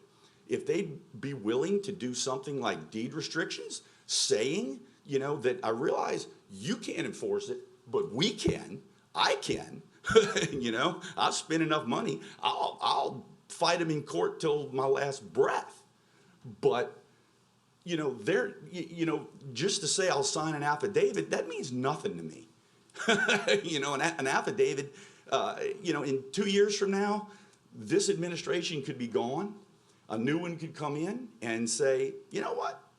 It's okay, we don't mind you putting a cement plant there or rezoning this. And that's what I'm truly afraid of. And I think that's what all the people that stayed here and a whole lot of others that already left, that they're afraid of. That once this is zoned industrial, it's zoned industrial. There's, you know, there's nothing you can do to turn it back, and our hands are tied. So I just ask you, please, please, you know, after hearing all of the talk before, just, you know, think about this, because there's a lot of places you can get dirt. You know, there is. At least put some restrictions on it to where if they get the dirt out, you know, excuse me, if they get the dirt out and they're finished and they sincerely want to put it back, well, then they'll put anything in writing, they'll put any restrictions on it to make us feel comfortable, you know, with our way of life. But if they say, oh, no, we don't want to put deed restrictions on it, then, you know, something's amiss at the Circle K. You know, something's wrong. That's how I feel. And look, after listening to this, I've never spoken in front of this body before. I don't envy y'all. You know, y'all go through a lot. So thank you very much, and thank you for giving me an opportunity to talk. Thank you. Brian Richardson? Apologize for my appearance. I've never been to one of these. I had no idea what I was up against. I've got 60 acres in the area. The dirt pit is one issue. My particular concern is what happens after the dirt pit. As Mr. Lemuel said, if we could have some guarantees with teeth that after the dirt is removed, it will be rezoned back to what it is today, I wouldn't be opposed to it. I simply don't want it to be changed in perpetuity. If he wants to sell the dirt, congratulations, sell the dirt, but let's not change the entire area just for one project. Thank you. Keith Brown, you didn't mark if you wanted to speak or not, so. Of course I want to speak. Hi, I'm Keith Brown. I live at 74171 Peg Keller Road. I am the president of the Property Owners Association, and speaking with a lot of my neighbors, you know, we understand that, yeah, that they want to pull dirt out of there. They're building a road. We'll probably lose that battle if we try to fight that. The state's going to come in and say, hey, they're taking the dirt. But as speaking with Mr. Lemieux, I agree with him and the others. I don't want to see this be reverted or be changed to high-density neighborhoods. You know, 435's not the highway to support another 300 homes, 400 homes, whatever could go in on 300, 400 acres. So we're just looking for some type of enforcement, the deed restriction being a good idea that would make sure that this got reverted back to A1 and that, you know, it can't go to a DSLD neighborhood or something along those lines that would bring a lot more traffic on 435, which is already, it's a good highway, but it's not all it could be. So again, we're just looking for help on some assurances down the road that it's going to be converted back to A1, something with teeth. You know, like I said, I know they signed an affidavit. I sat outside and talked with the guy doing the dirt work, got confidence in him, just spoke with Garrett, seems to be a good dude. But, you know, what happens after he's done, what happens after they're done with the dirt and the land, I want to make sure that we're not dealing with high-density neighborhoods. So I appreciate your time. Thank you very much, and any consideration you can give us on that would be much appreciated. So thank you. Richard Bumgardner, looks like you got just a little over a minute and a half. Rick Baumgartner, 75014 Woodland Road. Owned the land out there for about 40 years, lived there for 38 years. I have several brothers on each side and talked to quite a few of my neighbors. We're all against this. We think this represents spot zoning in its worst form. It's going to destroy over 40 years of quality of life for rural residential St. Tammany citizens. And it seems to be somewhat of a mockery of even doing these new directions 2025 and 2040. Why have it if suddenly you can jump from one family per 5 acres to an industrial complex? I mean, you leaped over commercial. It's just, it's hard to believe. Of course, it's going to be an ecological disaster. There's going to be noise pollution. The roads can't handle it. Oh, and we also have great concern about the groundwater, which nobody seemed to have brought up. Thank you. Okay, thank you. All right, I have no other cards that are against. Is there anyone who hasn't spoken that wishes to speak? Yes, ma'am. Come to the microphone. You'll need to fill out a speaker card also. John Buffett, 75130 West Mary Mead. I've been out here longer than David, probably longer than most of those people, not 40 years. St. Tammany, 60 years.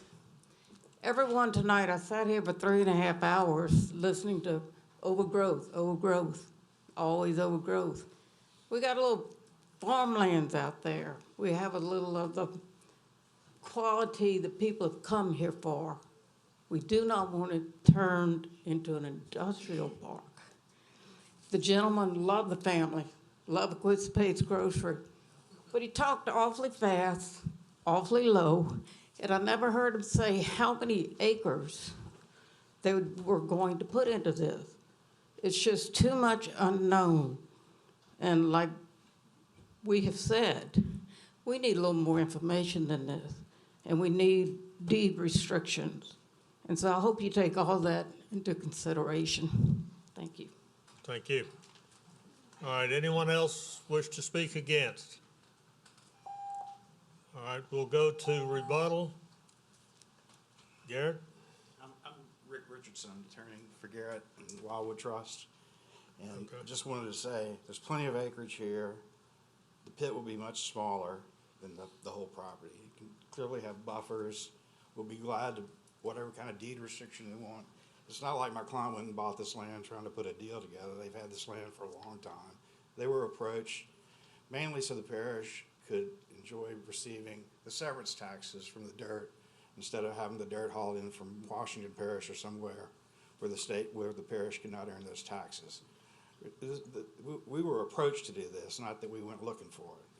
And we will be glad to set it up any way they would like to make it its light on everybody, and that once the project's over, that it'll go back to what it was. Okay. Thank you. Those of you that are against, we're in rebuttal phase, so if you want to speak on anything else, now's the time. I believe, speaking for all my friends, we welcome that. The only question I would have is you offered it. If you vote and you pass it, we don't have anything in writing. We don't have, we could walk outside after this and they go, so I would say, good, once we get everything in place, give us some time to talk, let our neighborhoods get together, get it all in writing, and then we'll vote on it. I think that's very fair proposal. Keep in mind that this body makes a recommendation to the council. The council will have the final vote on it. So between now and the council meeting, which is December, I think is the next one. So that's, 2 months? Y'all have plenty of time to get with Garrett and them and work out the deed restrictions that you want and everything, and you can take that to the council. Thank you. Okay, and it'll be the same on the other one if it passes too. All right, do we have any further discussion on this? Yes, ma'am. My name is Faye Hamby, and I live at 20107 Azalea Drive, and I have lived out there for 25 years. This is where I have brought up my child, and this is where we have chosen to live. And again, like my neighbors, I have listened to hours of people talking about growth and talking about their way of life being ruined. So it's very passionate for all of us to take this moment to say that we want our quality of life. That that's what's important to us, and that's what we want to preserve. So we really want to make sure that going forward, that our area doesn't end up like these other areas. And if we do have to have it, then we want to make sure that it's done correctly and it's done right, so that we don't have the mistakes that those people who just left us will have. And that won't be our future. Okay, thank you. All right, we've had discussion and rebuttal, so I'm gonna close it to the public and bring it back to the commission. Commissioner Randolph. Thank you, Mr. Chair. The gentleman that spoke the first time, yes, come on.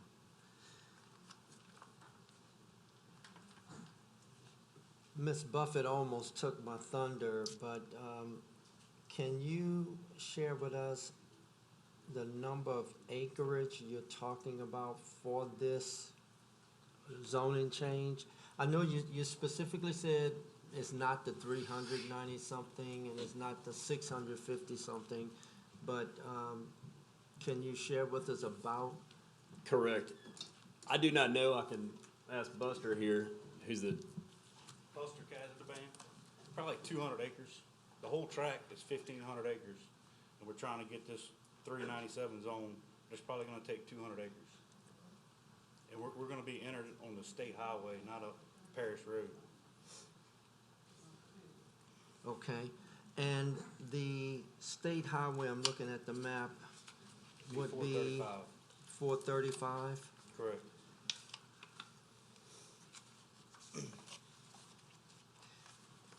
And I know, aside from the weather conditions that we cannot forecast, obviously, how long do you think you're going to be in the position to be able to change this back to the suburban district? They're saying the state jobs in the last 8 years. 8 years? Okay.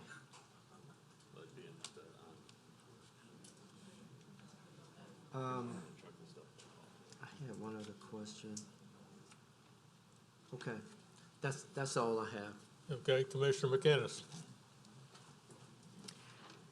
Yes, I'm very familiar with this area. It's part of what we used to, the Nature Conservancy is calling the Money Hill Conservation Area. And it's several square miles of area that a lot of conservation work has been going on.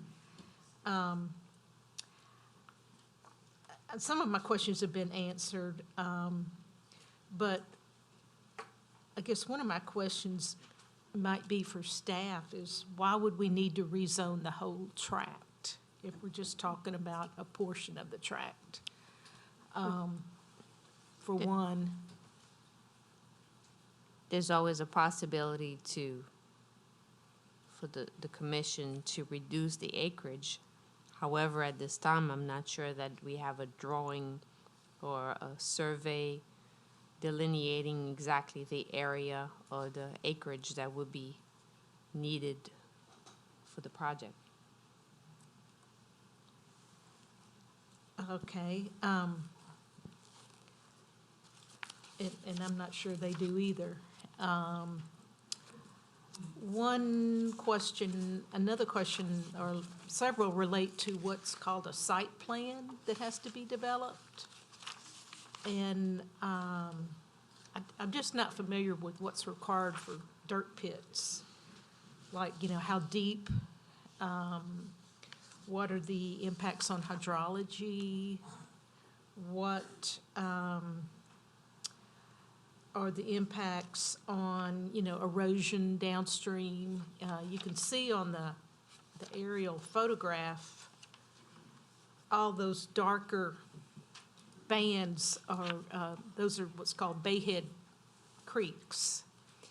They may be intermittent, not always wet, but that's where rainwater flows. That's where that's the drainage pattern of that tract.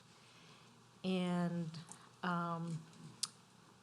so erosion, can impact areas downstream.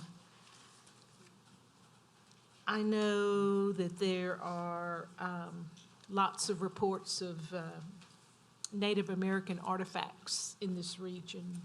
So do we look at that in the site plan? There are gopher tortoises known in this region. Or is that taken into account in the site plan? Downstream, about a half mile, I had a map produced for my fellow commissioners, and it shows all the wetland mitigation banks in the area. And this property is downstream from the Bayou Lacombe wetland mitigation bank. And it is, wetland mitigation banks are this is for pine flatwood wetlands. This is where we are doing restoration and conserving habitat. And there's over 12,000 acres of wetland mitigation banks in the Money Hill Conservation Area. So I just don't have a good feel of what might be potential impacts of this project downstream, barely dissected land. There's probably a 50-foot difference in elevation from the highest part of the property to the Bayhead Creeks or more. So I guess one last question is, I see that a 500-foot setback is required for water bodies, rivers, streams, bayous, canals. But does that, if you have a ephemeral or intermittent stream, does that 500-foot count? And can you have a dirt pit on a slope? Because there's a lot of sloping land on this property. Can someone help me with all these questions? Well, if I may answer, definitely if the zoning is approved, some scaled site plan will have to be submitted. And, the engineering department will definitely take a very close look at, the topography of the land and, at all this, the list of requirements. It's not gonna be looked at the same way as you look at, a pond in someone's backyard. So they'll have to provide all the requirement documents according to the property itself. But what are the required documents? Well, I mean, it's as you said, they'll have to provide some sort of topography of the land to be able to make sure that it meets the excavation requirements, and it doesn't end up, flooding the area, and they'll have to indicate the general drainage pattern and how it's gonna impact the area.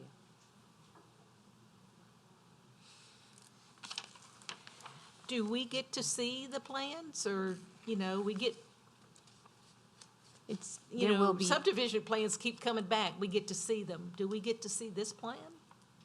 No, unless if you request it, through a public records request, but this is submitted under administrative permit.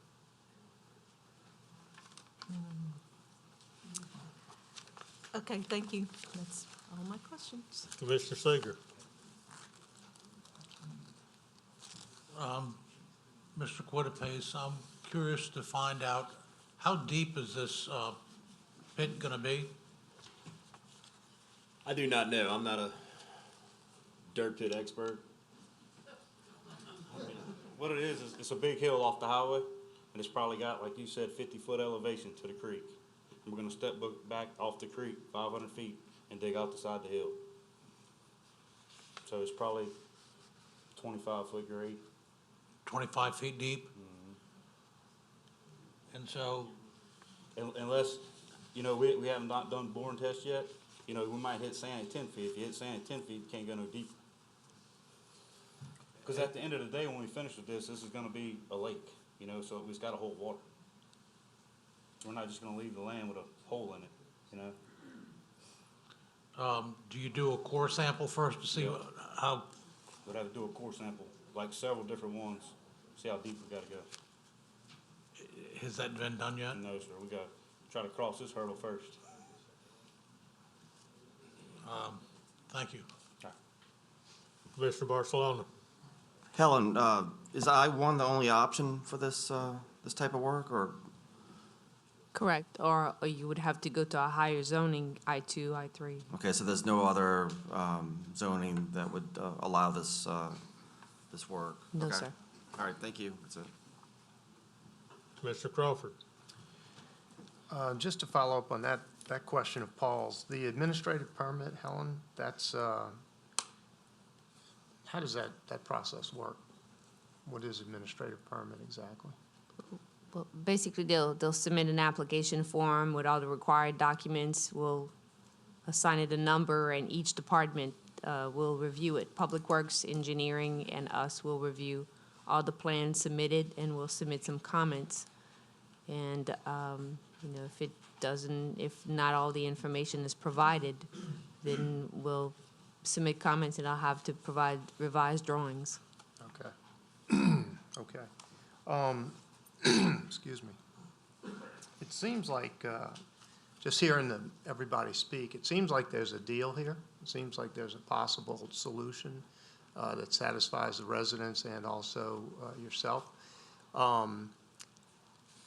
It seems if everybody would go away and work on that deal and get some concrete answers to everybody, it'd be a lot easier to get an affirmative vote, probably unanimous or so, on this. My recommendation would be maybe to postpone this, and if you could delineate exactly what the acreage would be, even if it's a guess, but from a zoning standpoint. For instance, if you came back and said, I'm going to zone this piece I-1, but the surrounding area would remain A1A, and then you plan to revert that back at the end of the project. I don't know how that could be done.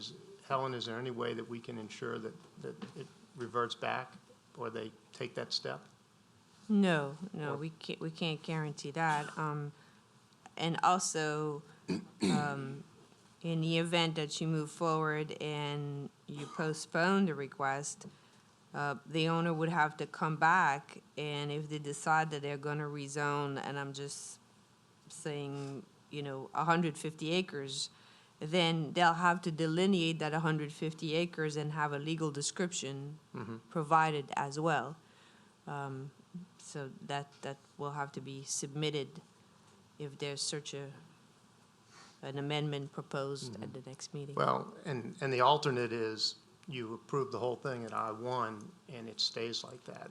Or, as everybody said, it's subject to whether they return it or not. So the whole piece of ground is like 1,600 acres. And the reason we did the 400 acre 397, by the time you take all the setbacks away from all the properties, I mean, that's a lot of land. 500 feet off the creeks, and you're 100 acres wide. Okay, so you're saying you need that whole area, but only 200 acres might get actually taken away. Because you got all your setbacks, okay? And then, you can't dig in the bottom. So we're actually just gonna shape the side of the hill. It's a big hill on that highway. Right, I understand. And look, I mean, you might zone 200 acres, but by the time you do all the setbacks, you're only digging 100. The same way with this piece, because you have to stay away from the waterways and all that. Sure. And the rest of the property is not diggable because it's lowland. But the whole track, 1,600. Yeah, I think it's almost a 900 acre piece, and we have another piece next to it that's 540 acres. Next to that. Okay, that's all the questions I had at this point.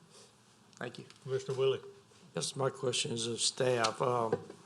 If zoned I-1, what's the hours of operation as far as, is that a set standard in the rule book, or they make their own hours? Yes, if you look on your staff report, it's indicated into the conditions. 7 to 5. Hours of operation, Monday to Saturday, 7 a.m. to 5 p.m. Okay, so we would have 6 days of operation of of I-1, industrial activity out there for at least 8 years, and if I know the state, that probably means 15 years. So that's a concern I have, is the activity for that long period, and then after at least 8 years, you're looking to change the zoning back, by a deed restriction possibly. That's another concern I have, is all that I-1 activity in the area. So, thank you. Commissioner McInnes. I never did get the answer on would an ephemeral stream have a 500-foot setback?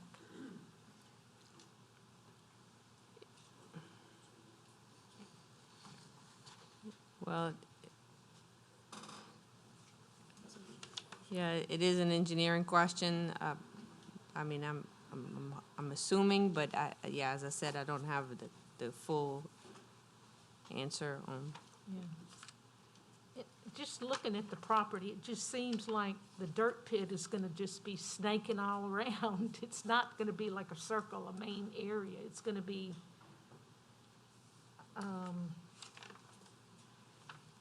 it just doesn't seem like a good site for a dirt pit. Ms. McGinnis, if you look at number 2 on the criteria, it states the setbacks.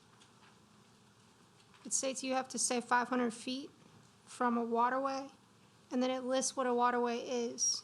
And a stream is included in that. So, I mean, I'm not an engineer, but I believe that that's pretty clear that you would have to stay 500 feet from a stream. That's correct.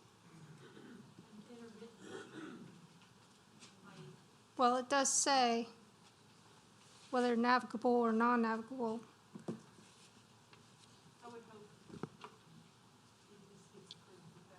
Case that it would be 500 feet from those wooded areas you see on the aerial, because that's your wetland soils.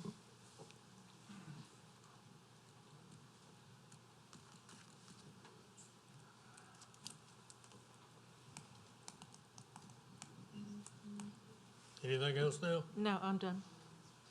Commissioner Truxillo. This is to the staff. Basically, what they're doing is doing a borrow pit, correct?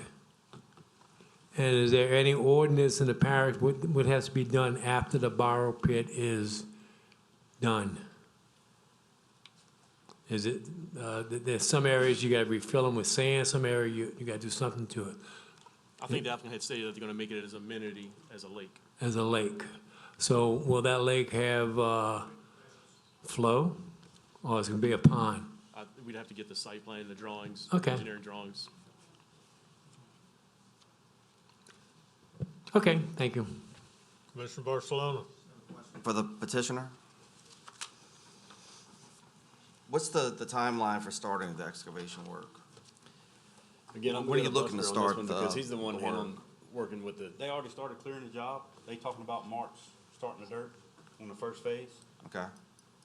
Okay, all right. And look, whether the dirt comes from our side or not, I mean, the road's gonna happen, you know what I mean? And I know some of the residents are worried about the traffic, like this location's a quarter mile from the project. So they could do it with 10 trucks versus 100 trucks coming out of Washington Parish. All right. All right, with that, I'll make a motion to approve it. Okay, we have a motion by Commissioner Barcelona to approve. Do I have a second? Commissioner Truxillo. Second by Commissioner Truxillo. Any further discussion? Pardon? No, we've already closed it to the public. Please vote. Commissioner Seeger. Vote. Is this contingent? There's nothing, there was no wording in that motion to make reverting back to A1 after the pit closes? The commission cannot make that a condition on the approval. The only thing the commission can do at this stage is postpone it, or if the commission were to deny the case, to allow the parties to discuss it before an appeal to the council, there could possibly be negotiations between the neighbors and these landowners regarding reversion, but that's not something that the zoning commission can condition your approval on. I thought with the previous case this evening, that we did something like that, or that you said that we could do something like that. That was for a PUD. Only for a PUD? Yes. This is a straight zoning change. Now, you've got 60 days between today and the council hearing this one way or the other, okay? It goes to them and it'll be December before they hear it.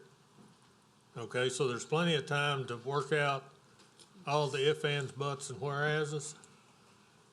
Okay, and I think everybody's aware of what we're looking for from a commission standpoint. And I would strongly suggest if you contact your council person and go over this with them as well. Does the petitioner and the people concerned, do you understand that? Do y'all understand what the president just recommended to do?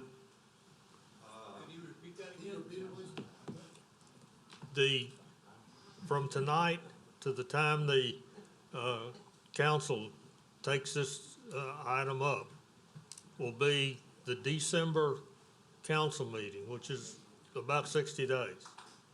That will give everybody enough time to get with the property owner, let them know what your concerns are, let your council person know what your concerns are, and then go forward with it. I mean, it's not something that we approve tonight and they start work tomorrow. Doesn't happen that way. Okay? Could we table it until the next time y'all meet? Honest and truly, yeah, we could, but I don't see an advantage to the postponement. You also Look, can appeal it, okay? And that's just basically says that the council will hear it. Mr. Chairman, Yes, sir. how about we take the vote and then see where the cards lie? And then I will walk out with Mr. Lemuel and their attorney and kind of guide them through what the next steps are. Okay. And then we'll discuss what the reality is based on the vote. Yeah, there's a whole list of, I don't know if y'all have seen the staff report that we've seen, and I would hope Mr. Quince has seen it as well, but there's a list. About this, Pardon? I heard about this entire project Okay. yesterday. Well, there were signs posted, and people that were in a certain radius were sent registered letters and everything. No, sir. No, sir. But there were signs posted. There were signs posted, okay? And it was advertised. I mean, you know, Well, I'm sorry, but so many people are here. I understand. I'm lying to you. I understand, but Nothing, none of us got, I live adjacent to the property. I We- never got anything. well, you should have gotten something being adjacent to it. That's the key word. Okay. I should have. All right. We didn't. All right, well, I will have a discussion with staff because there's an ordinance in place that if you're within a certain radius, you get either a hanger card, or a letter, okay? Okay, all right, but there's a whole list of items that they have to comply with if we pass this, so. And I understand, that's my whole point. I didn't have any time besides getting off work today and coming here to prepare anything. I understand. I mean, this was just it scared me to death when I got this, yesterday. Yeah, okay. So, All right, we have a motion and a second to approve. Any further discussion from the commission? Please vote. Ms. McKinnon? Motion failed.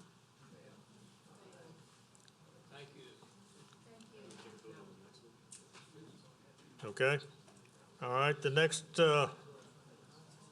item is a similar item. It's 2021-2489-ZC. Existing zoning is A2 Suburban District, RO Rural Overlay, and MHO Manufactured Housing Overlay. Proposed zoning is I1 Industrial District. Parcel located on the east side of Louisiana Highway 21, north of Louisiana Highway 41, and south of the Bogachita River and Bush. Ward 5, District 6 is 631.86 acres. Petitioner is Garrett Aquinstapace. Owner is Bogachita Timber LLC and Lacombe Properties LLC, David Aquinstapace. Council District 6, staff.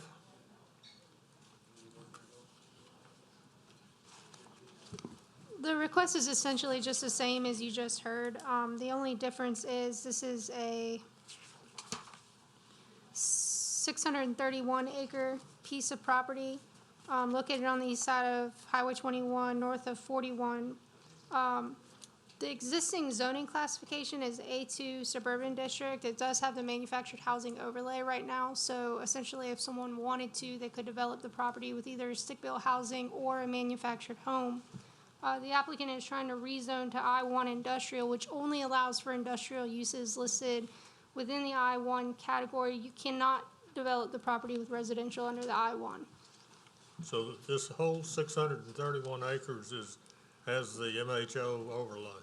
Right now, it does currently. The applicant is trying to rezone to I1 without the MHO. Okay, all right. I'm just really surprised that we would go forward with somebody requesting 631 acres as an MHO. It just doesn't make a lot of sense, but there's a lot of things that don't make a lot of sense.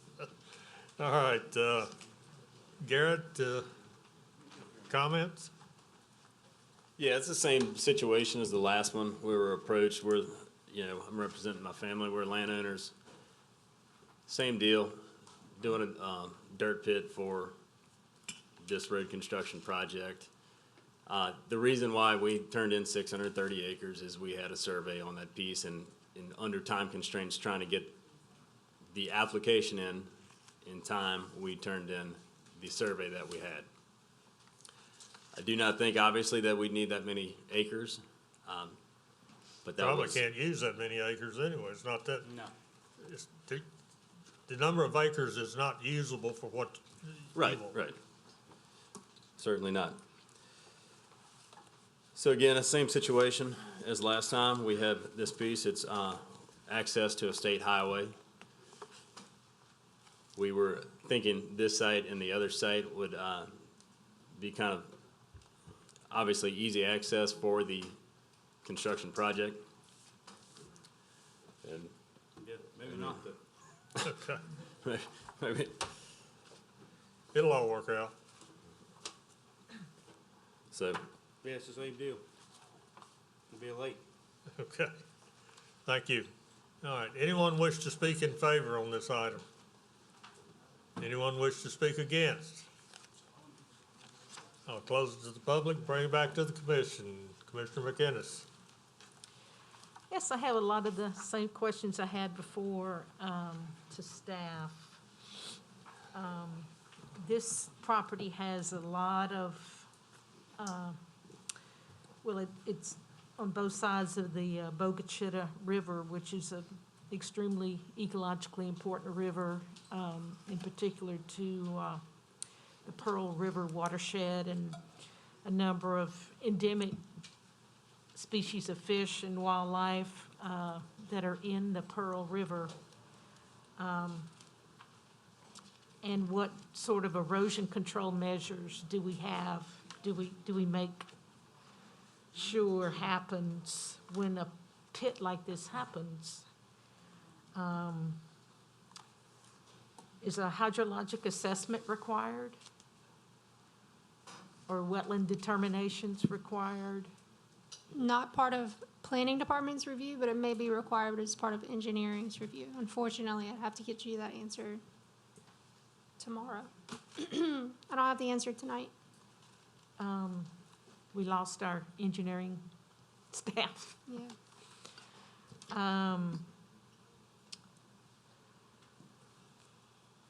Is part of this, we printed out a hydric soils map, and it looks like a lot of this site is very wet. Is any of it in the floodplain? Do you know, Garrett? I'm sure part of it is. There's also quite a bit of high ground too, as you go up the, power line area. South of the power line? So right, yeah, more or less south of the power line, yeah, I would say that. But as you go east from Highway 21. Okay. Would you be excavating in the flood zone? For dirt, no, we would not be planning on doing in any lowlands because we need clay. And more than likely, that's not gonna be too much clay there. Uh-huh. Okay. Again, this site, more than the other one, is really known for a lot of artifacts on the bluff over the river. It's a prime site. Will you be avoiding those types of sites? Look, we're gonna do whatever we do. We're gonna do whatever's right. I'm not trying to get over on anybody.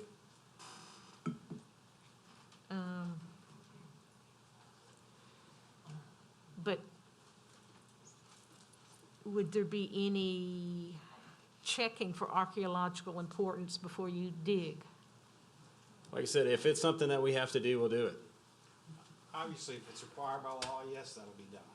I don't think the parish has restrictions on where arrowheads are, that you can't build something, do they, that I'm not aware of? It's not something 'Cause that I'm we pretty sure there's enforce. arrowheads just about everywhere in St. Tammany. Oh, no. Oh, yeah. Oh, yeah, No. I've lived here a long time, too. No. Oh, yeah. This is a prime area. And I know a lot about this area because of people who do collect those sorts of things. So the Talashik area was bad as well, right? Prime area for arrowheads. Well, it First. bluffs along streams in particular. Will an EA report be required, Helen? Environmental assessment? As previously stated, the engineering department may require additional information. They can require whatever they want, or is it in code? What is listed on the list that is on your staff report is the basic information that is required. However, in order to answer all the questions, they may have to require additional documents or information. Well, it sure would be nice if I could get these questions answered before I have to vote.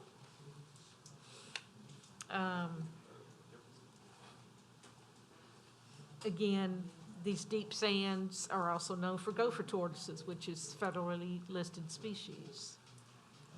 Are we gonna be on the lookout for them? It would be my preference that we postpone this till we can get these questions answered. I'm done. Commissioner Barcelona. I'll make a motion to approve the zoning change. Motion by Commissioner Barcelona to approve. Commissioner Seeger. Second. Second by Commissioner Seeger. Any further discussion? Please vote.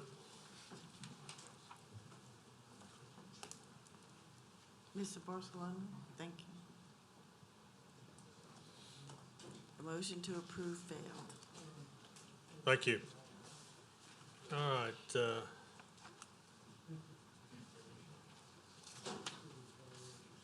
next one is, case 2021-2498-ZC. Existing zoning is A4 Single Family Residential District and MD1 Medical Residential District. Proposed zoning is A4A Single Family Residential District. Location, parcel located on the west side of Airport Road across from Chateau Drive, Slidell, Ward 9, District 11. It's 22.5 acres. Petitioners Core Development and Construction LLC, Ryan Power. Owner is Kim S. LeBourgeois, Council District 11. Staff? The 2025 future land use plan designates the site to be developed with as a planned district with single-family residential uses and conservation areas. The site consists of 20.25 acres of undeveloped land, which is zone A4 single-family residential, and 0.34 acres of land zone MD1. The applicant is proposing to rezone the entire site to A4A. And as you can see in the table here, the A4 currently would allow a maximum gross density of 81 units compared to the A4A, which would allow 135 units. Okay. Mr. Shane? Thank you, Mr. Chair. Good evening again. Jeff Shane of the Jones Fussell Law Firm at P.O. Box 1810 in Covington. I represent Core Development and Construction LLC, which is the petitioner and would be the prospective developer of this project. In listening to the many cases that you have heard this evening and the many issues brought before you, I'm going to go out on a limb and tell you that I'm going to be discussing something with you this evening that hopefully does not challenge many of the issues that you've had to fight this evening. We'll see how I feel about that in 20 minutes or so, I'm sure, when I'm sitting down in the audience. But I say that because in many respects, this is a very simple request. I have provided a fact sheet handout to you. And before we go through the items on page 1, if you don't mind, if you'll flip it open and you can take a look at the preliminary site plan for Crosswind Cove. I'd like you to take a look at that. It's a colored site plan. It's the 3rd page. And so what that depicts for you is a proposed 69-lot subdivision on 22.5 acres. These are 60-foot lots. This is not a PUD, but hopefully you will recognize that we have attempted to use some creativity as it relates to the street configuration, the design of the subdivision, the location of an active recreation area, the placement of the detention pond, etc. You look in the lower left corner, you will see the general site notes, which I'm going to go over with you again, but again indicating that the density is 3 units per acre, and that, again, it would be limited to 69 lots of 60 by 120. What I'd also like you to do, please, is to take a look at the 2nd page of your staff report.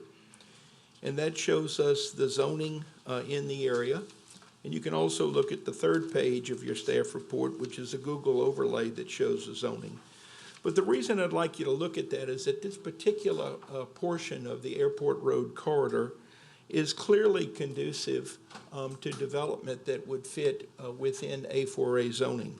In fact, in many cases, you'll see that there is obviously more dense A6 zoning in the immediate area. In fact, abutting us to the north and also in part across the street near our northeast corner.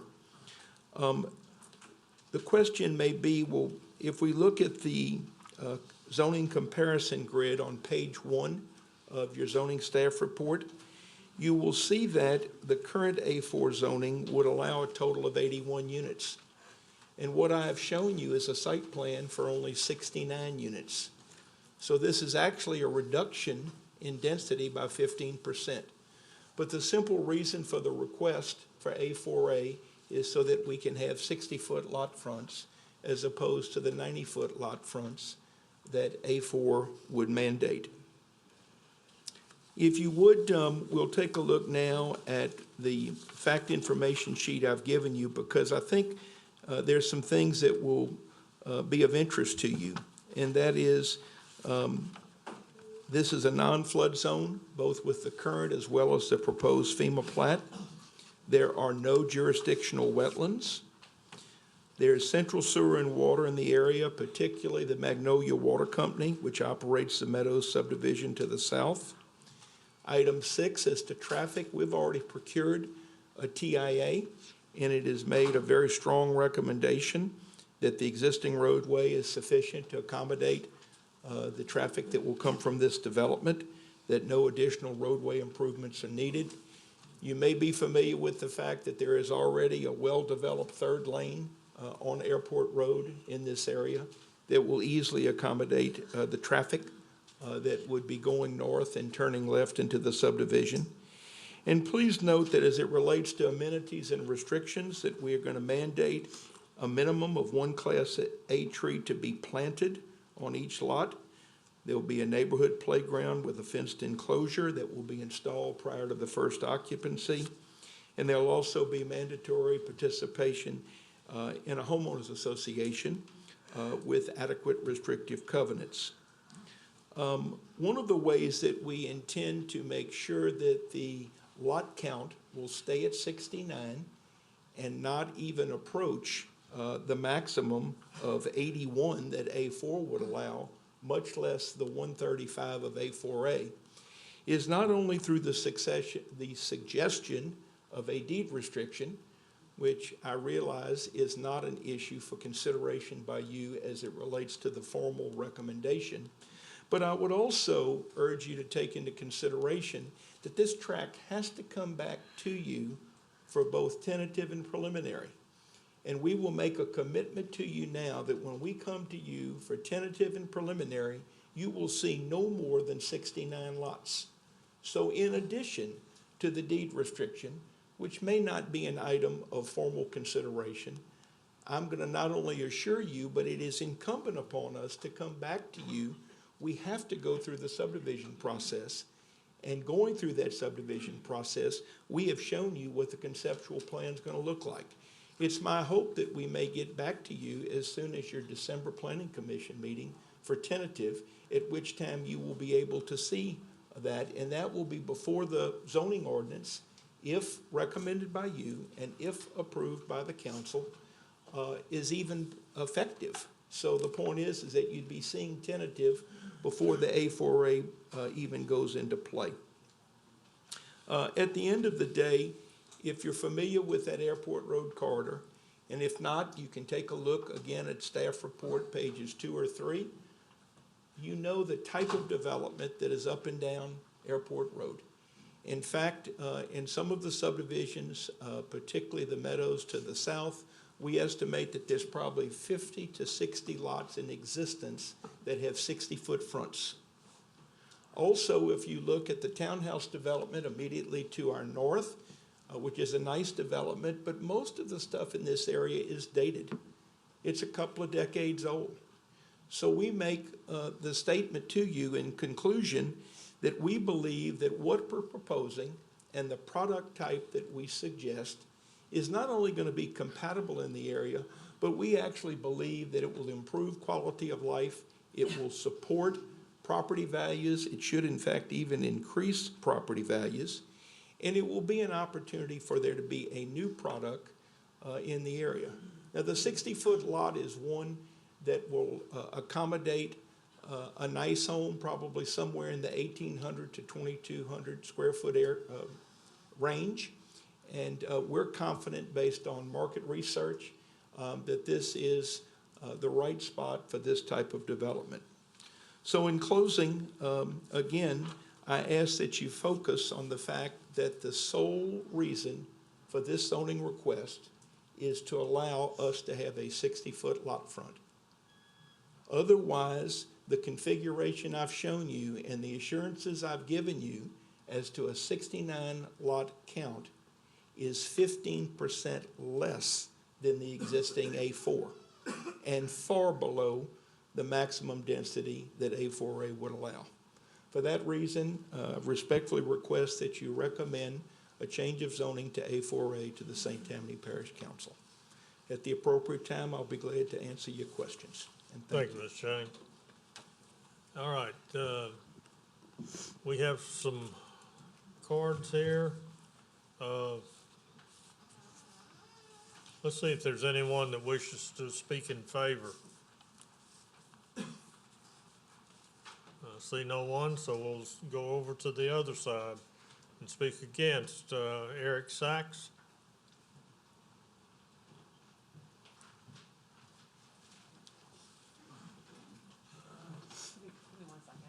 I'm Eric Sachs. My address is 312 Royal Drive in Slidell. I live in the area where the golf course is, and I mean to tell you, it's not about the development itself. It's about the fact that we have not addressed the infrastructure problem. I am so tired of the fact that people tend to come in and address the people that we elect to represent us, to be our stewards, and they ignore us, or they treat, I mean, I was reprimanded for talking, and I was confused by the fact that you all took all those people, and I've been sitting here for 5 hours. I live on an acre of land, and I came out to St. Tammany. I am a public servant, retired public servant, and yes, we have a quality of life that you must maintain with your decisions. I'm not opposed to the development because I'm just opposed to it. I'm opposed because my house during Ida was being encroached on by the water. Bayou Lacombe is not going to take that water out. And it was sitting there for days, and I had to watch it come up closer and closer to my house, which is on an acre of land. I want the infrastructure handled. And you all work for us. And I don't appreciate the tone that some people take. We are your boss. Thank you. Cliff Legast.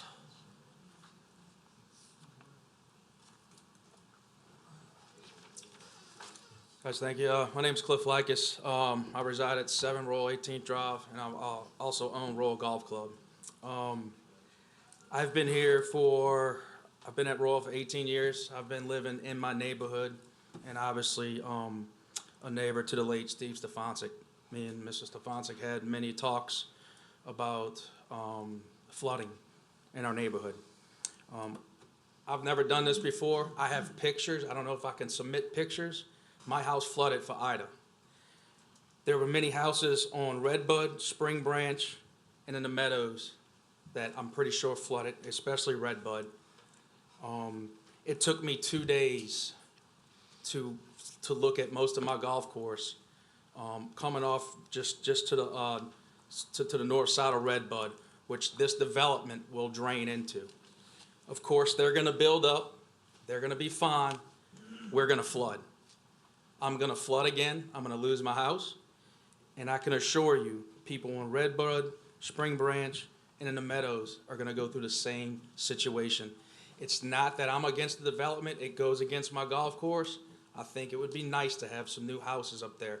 But I'm telling you, the infrastructure is not there. The flooding is always ongoing in the area.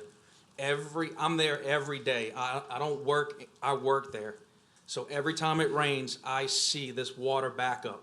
I've been with the engineering department. I've been out there with Mr. Steve multiple times on this canal that it's just, there's no other place the water can go. Any development on Airport Road is just gonna flood us. It's gonna flood everybody in Royal Drive. It's gonna flood everybody back in that neighborhood. And I mean, we've been there for 40 plus years. I'll speak more if I need to. Thank you. Thank you. Jimmy Harrod.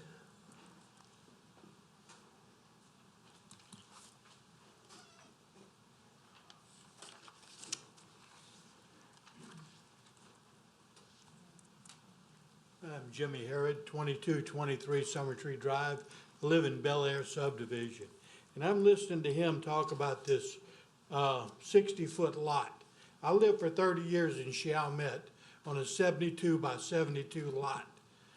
You ain't gonna get what you want for these lots, and they're gonna be jammed so tight in there at 60 feet that I don't know how they're gonna do it.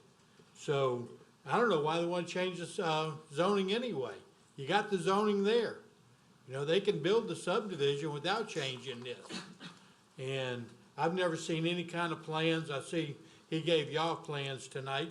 We didn't even know this thing was gonna happen because when it came up, letters got sent to Oak Point subdivision and nothing got posted on this lot.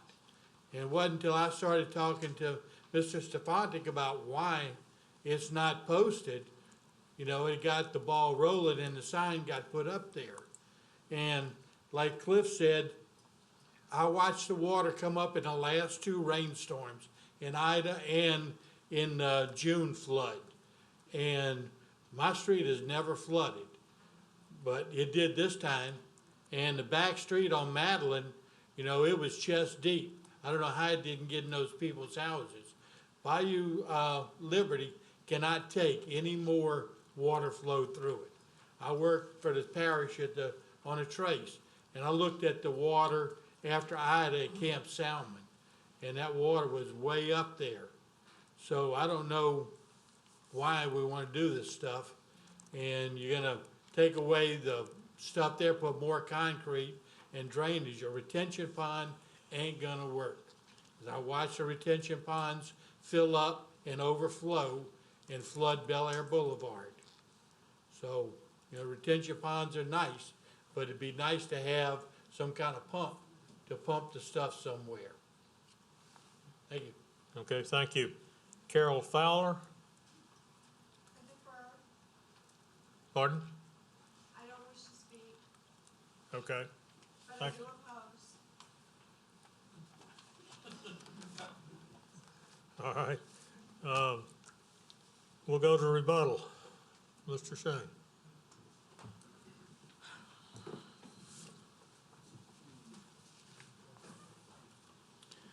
Well, you as a commission know, but perhaps not all that spoke this evening or the public understand, that the zoning is only a land use determination, and that the very important questions about planning, particularly drainage and traffic and other matters, are left, of course, to you, the same individuals, but in your prerogative as a planning commission when this project comes back to you. I've tried to give you a preview on the traffic issue by telling you that a TIA was prepared, and we're confident that Airport Road is in fact more than adequate existing infrastructure to accommodate this development. With regard to drainage, if you'll take a look again at the conceptual site plan I gave you, we've suggested an approximate 1.5 acre pond. And we understand that we have to reduce the rate of runoff by 25%. And we understand that we're going to have to demonstrate not only to staff, but to you as a planning commission, that this property will in fact not only drain properly, but not impair the conditions, the property values, the drainage conditions of others, whether they're upstream coming into us or downstream where our outfall goes. But at the end of the day, this property is currently zoned A4. Your staff has confirmed in the staff report that it could accommodate, at least in theory, up to as many as 81 lots. We are only suggesting 69 lots. And again, but for our belief that the market has an interest in 60-foot lots at this location, we would not be seeking the zoning change. I also hope that you'll take a look at that conceptual site plan that I've given you, because it's not your typical grid work or checkerboard approach, where the developer just tried to jam in as many lots as he could. We specifically tried to design around that, and did that for good reason. So we understand that our neighbors should have concerns about the impacts of development of what is heretofore been an undeveloped tract.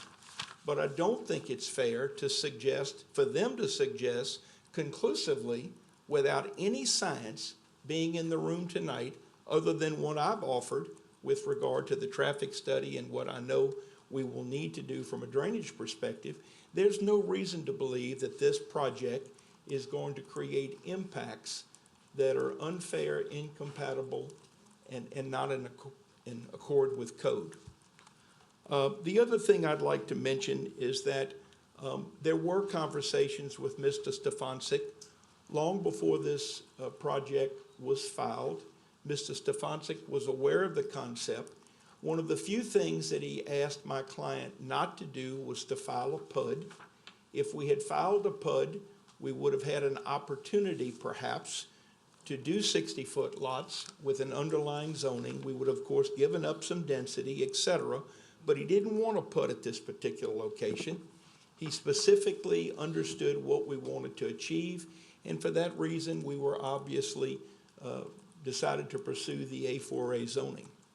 So I ask you to take into consideration not only the fact that we will be offering a deed restriction to the residents privately outside the confine of your recommendation, but I also remind you that you're going to be able to hold my client and me accountable when we come to you, probably in 45 days at tentative, and later when we come to you at preliminary, as to this lot count.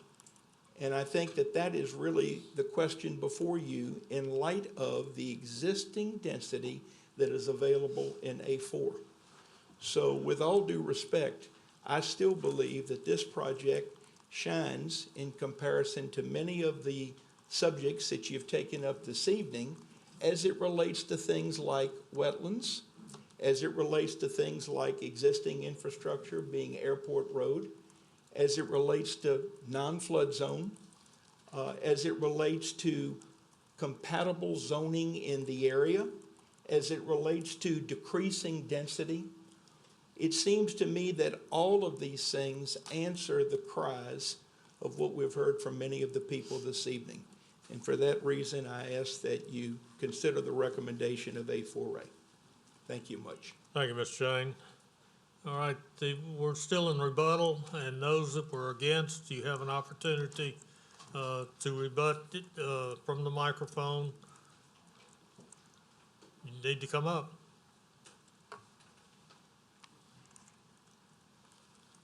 State your name again, please. It's Cliff Likas. Can y'all accept pictures or look at pictures? I don't know how this goes. No? Yes? We can, but I'm not sure that it's going to do anything. Okay. You know, if this passes, it's got a planning phase it's got to go through. I believe Mr. Stefancic had a moratorium in our area for many, many years. Maybe 2007 to probably 2019, I believe, was a moratorium on Airport Road. And I believe that was there to stop development because of ongoing issues with flooding. And once again, like I stated before, when you're building a new subdivision and you say it's not gonna affect any flooding, that is just, I don't think you need to be a scientist to realize that. We all know where the water flows. The water is gonna flow from property, it's gonna flow down to Bayou Liberty, and it's gonna flood us. My pictures show the house is flooded, the water coming over the roadway, the water coming from Bel Air, all flowing onto the big canal, which is Bayou Liberty, runs into Bayou Liberty.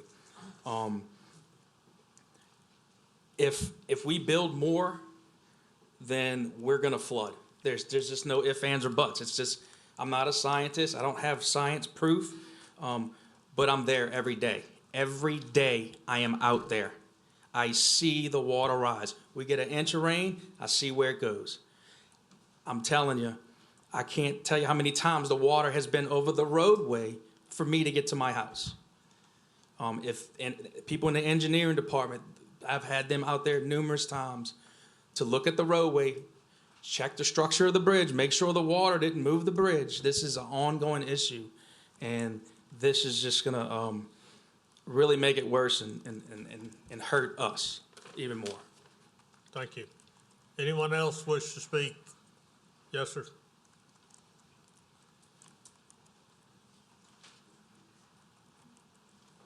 When Bel Air was built, trees were taken out and they were burned. Nobody watched the burn, so all the trees that were left were burned. We flooded in Katrina because of those trees that were in a ditch that was built or that was dug because of the utilities that were put in for Bel Air. So you want to talk about shining stars in our area? Let's talk about the mall. Let's talk about the strip mall that has only Academy left. Target now is on the other side of the parish. Let's talk about Bel Air. When I hear the gunshots now, I'm not sure whether it's coming from Camp Villeray or it's coming from Bel Air. Go in those go in the meadows and see what you see. See the piles of debris because people have flooded. The first two streets off of Circle K, go down those roads and see the piles of people's belongings. I've been through Katrina. I've had 3 feet of water. We flooded twice in Royal. So the shining stars, I appreciate what Mr. Shane has said, I understand. But let's face it, what we lack in this parish right now is the trust of the people. Because I remember when we couldn't cut a tree down without everybody having a hullabaloo. And now we're clear cutting every place. We need the land, we need the trees to absorb the water. And we're not doing that. And we're not building structures that protect the ground so that we can get rid of this water. And there, like Cliff said, and I apologize, it's not Bayou Lacombe, it's Bayou Liberty. But there's still an infrastructure problem that needs to be addressed. We're not averse to, and I take objection to the fact that we live in an area that's out of date. People take pride in their property, especially in Royal, and I appreciate Cliff and all his hard work. He has done a great job with that facility, and he knows the area, and he knows that we have a problem with flooding. Please do something about that first before we build more houses. Thank you. Anyone else wish to speak? Seeing no one, I'm going to close it to the public and bring it back to the commission. Commissioner Seeger. Shane, while you're there,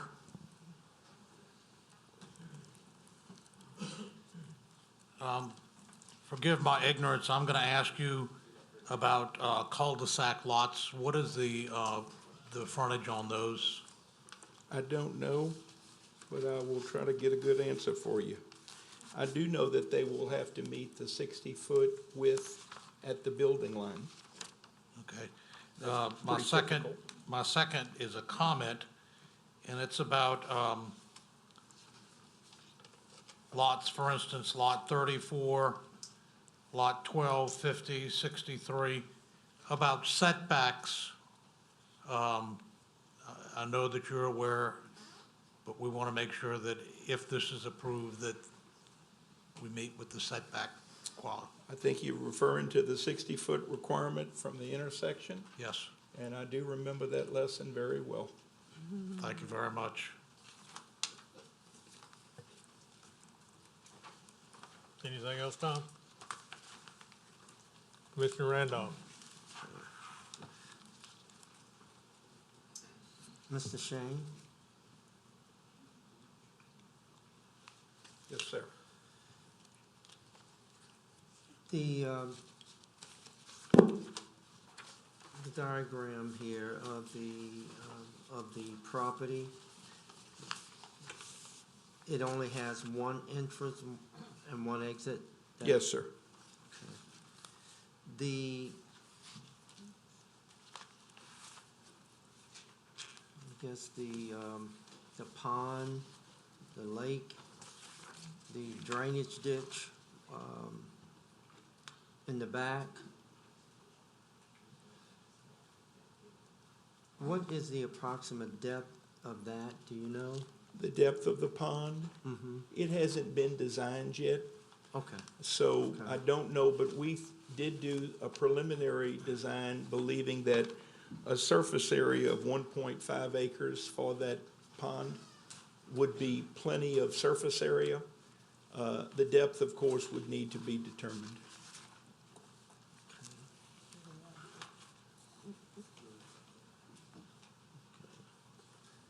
Okay, that's all I have right now. Yes, sir. Commissioner Truxillo. Mr. Shane, don't leave. The north and south boundary line of the subdivision, what is the buffer? Well, the buffer would be the, I guess, the setback, the rear setback of each lot. There is no buffer per se. So there's nothing, there's no additional buffer for the existing buildings out there? No, sir, nor would there be any existing buffer for the developments on each side of us. Okay, thank you. To protect us. Commissioner McInnes. Mr. Shane, Do you know the direction of flow off the property? Yes, we believe it will be westerly off the southwest corner, that's why the pond was situated in the southwest corner. Okay. And is this gonna be, as someone described, where all the trees are cut and you add fill? Would you forgive me my poor hearing, but it would help me if you could take your mask off? No problem. And I'm sorry, but that's No, function of being at too you many know, zoning commission meetings. you forget that you're wearing it at the, I guess, the issue of clearing the whole lot before any construction, and I know you said that you're gonna have trees in each lot, but I just wanna clarify, that's gonna be the case, and you're gonna. No, I didn't present that we were gonna clear cut the lot. Some of the opposition suggested that. Right, that's why I'm trying to clarify. It'll be dependent on what tree population we find there. You and I know that there's certain trees that require protection. If not, there's certain trees that are desirable. People want to live on lots with trees. People will pay more money for lots and homes with trees. So we have every incentive to go in and take a good look at the tract, open it up, see what's there, and do the best we can to preserve. There's absolutely no value in clear cutting that entire tract. So there's no plan to do that and No plan to put your clear cut the fill tract. all over the tract. We have to admit, that's the popular way these days. So I'm glad to hear that. Well, it's not, I think you've heard some of my projects, though, in recent months and years, where we have assured you that we did not intend to clear cut, and intend, in fact, made covenants to plant trees. I think that the development community not only hears you, but hears the people as it relates to what they want and what they expect. Commissioner Seeger. Move for approval. Motion by Commissioner Seeger to approve. Do I have a second? Commissioner Truxillo. Second by Commissioner Truxillo. Any further discussion? Please vote.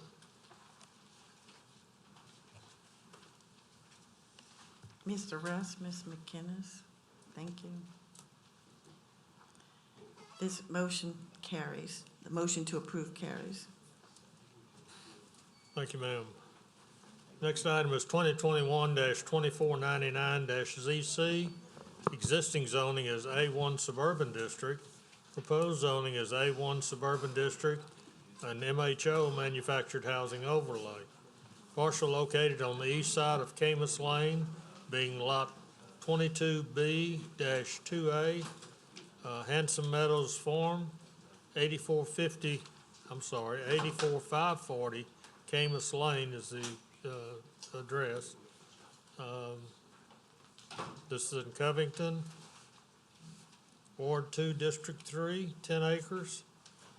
Petitioner Josh and Francis McDowell, owner is Josh and Francis McDowell, Council District 3. Staff? The 2025 future land use plan allows for the site to be developed with residential and agricultural uses. The request is to allow for the placement of a mobile home on the property. Considering the size of the property being 10 acres, a maximum of 2 mobile homes could be placed on the property. Thank you. Are the McDowells here? McDowells, are you here?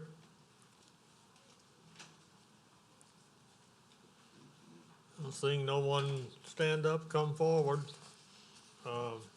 What's the desires of the commission? Commissioner Willie? I'm familiar with this subdivision. It's a large tract. It's a lot of lots. That's 5 acres. Some are 30, some are 40, 50 acres size. I'm not aware of any mobile homes in that entire tract. I move for denial. Motion by Commissioner Willie to deny. Commissioner Randolph. Second. Second by Commissioner Randolph. Any further discussion? Please vote.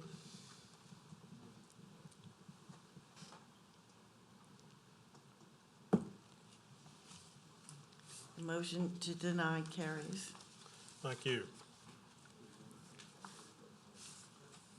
All right, next one is 2021-2500-ZC. Existing zoning is I-1 Industrial District. Proposed zoning is I-2 Industrial District. Partial located on the south side of Louisiana Highway 36, east of St. Tammany Airport, west of Rebird Alley Road, Abita Springs, Ward 4 and 6, District 7, it's 124 acres. Petitioner is Copart of Louisiana, INC, Matt Strother.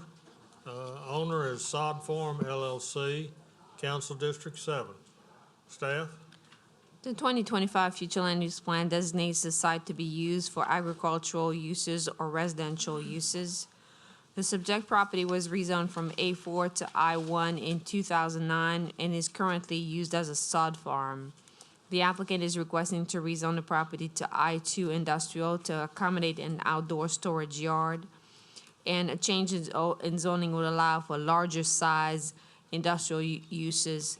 And you can see here in the table that you have, comparing the uses that are currently allowed under I1 and also the uses that are permitted under I2. Thank you. Mr. Morone. Good evening, Mr. Chairman, members of the commission. Paul Morone again, this time on behalf of Copart of Louisiana Incorporated and Mr. Strother, who is here in the back of the room waiting patiently all evening. This 124-acre tract is located on the south side of Highway 36 in the middle part of the parish. It's a relatively remote location.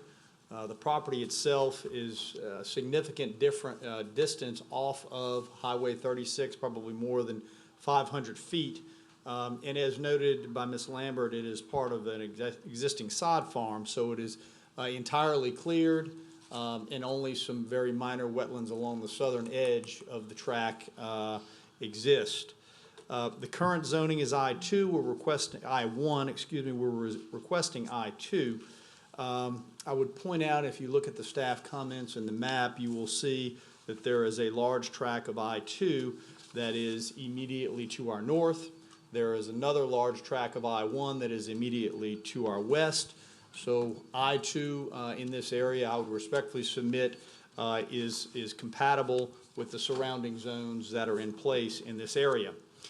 As far as why we're asking for I2, as Mr. Daugherty noted when he read the caption of the case, the petitioner is Copart of Louisiana, Inc., which is a subsidiary of Copart Incorporated.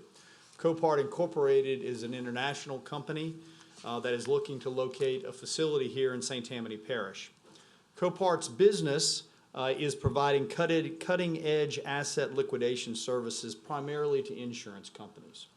So what they do is when there's been an insurance claim and a vehicle of whether it's a car, truck, motorcycle, boat, goes back to the insurance company, that vehicle needs to be procured, moved and stored until it can then be liquidated.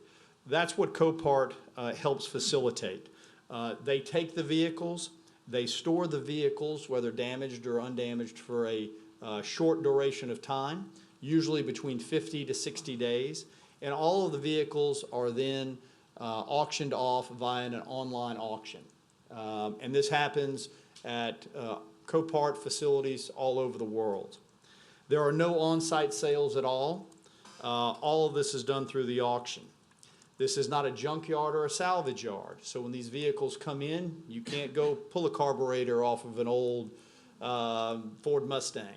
No body work takes place there, no repairs. The vehicle comes in, the fluids are drained before it gets there. It's located on the site until the auction occurs. Then the vehicle is loaded back on a transportation vehicle, and then it is off to its new buyer. Again, that process is short-term.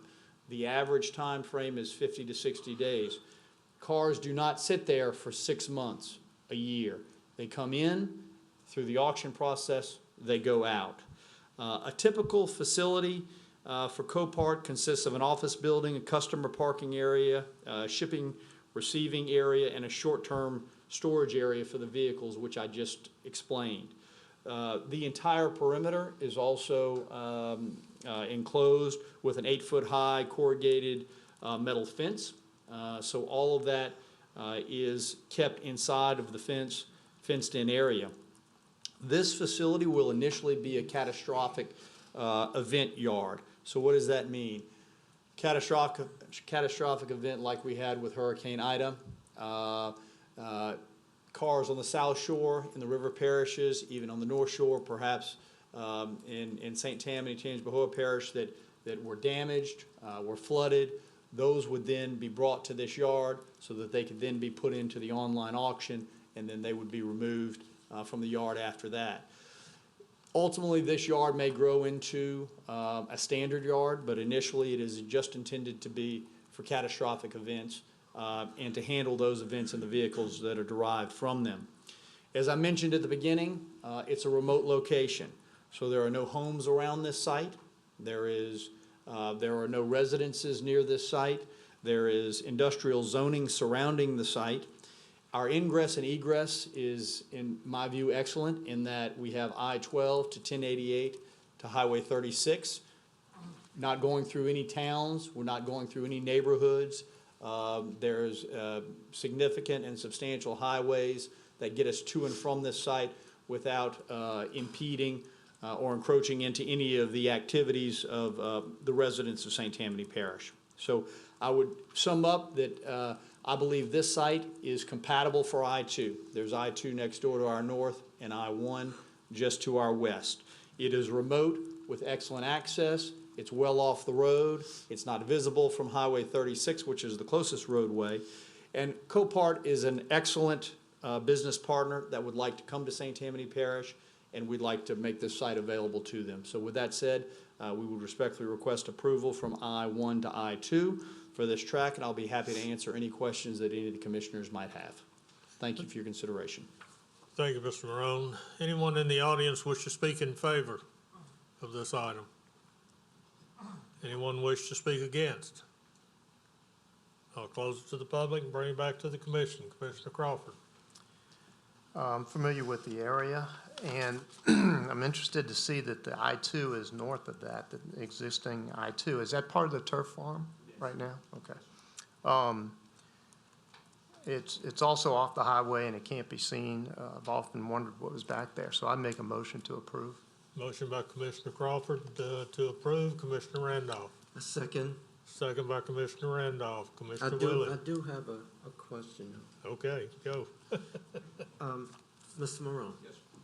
Some time ago, I know you recall it, there was a company that wanted to handle construction waste, construction material right off the highway, and there was a lot of concern about the road, the bayou, and the drainage, the highway infrastructure. What make this opportunity different from that?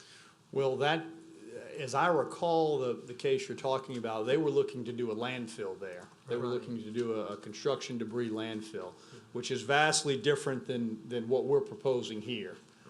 This is just a short-term storage for these damaged or perhaps undamaged vehicles that insurance companies might take back that will sit here for 50 to 60 days and then move on to their ultimate destination. Okay, don't have to worry about any type of oil or gas leakage or anything like that? The fluids are drained before they come in.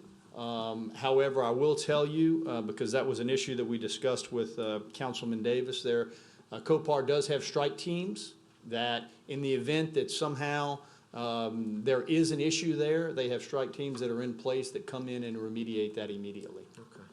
Thank you, Paul. Thank you. Commissioner Willie. Paul, that kind of leads me to what Ron was saying. Is the turf farm still open, doing business? I think so.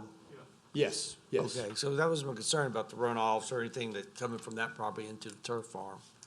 So you saying they have a...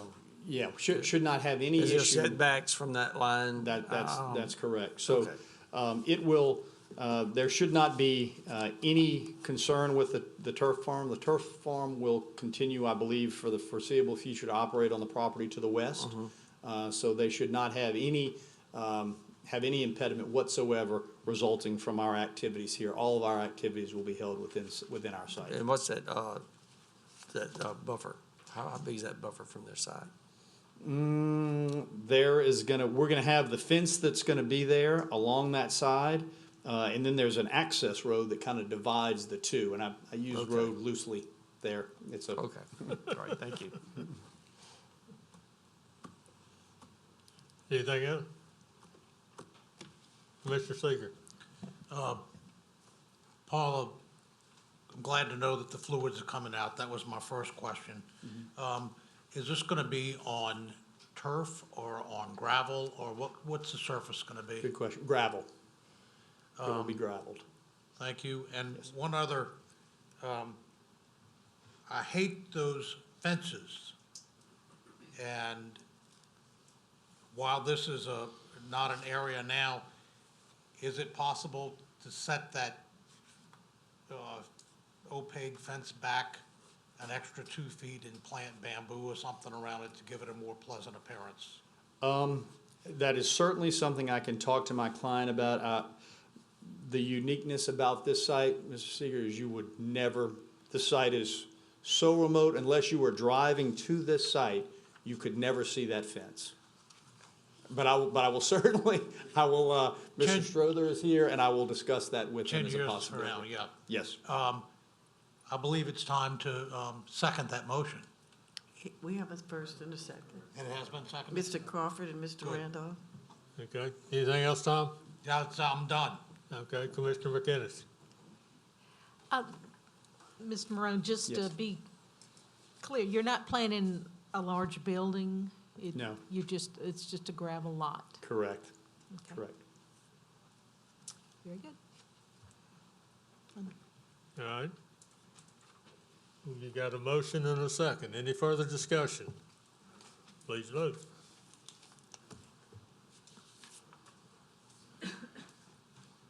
The motion to approve carries. Thank you.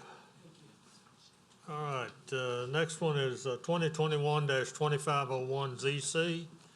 Existing zoning is A1 Suburban District, RO Rural Overlay, and MHO Manufactured Housing Overlay. Proposed zoning is A1A District, RO Rural Overlay, and MHO Manufactured Housing Overlay. A parcel located south of Woodrow Road, west of Louisiana Highway 437, Covington, Ward 2, District 3. It's 6.10 acres. The petitioner is Anthony and Kristen Toomer. Owner is Anthony and Kristen Toomer, Council District 3. The purpose of the request is to allow for the property to be rezoned to A1A, being 6 acres. It will allow for a second residence to be placed on the property. Thank you. Are the Toomers here?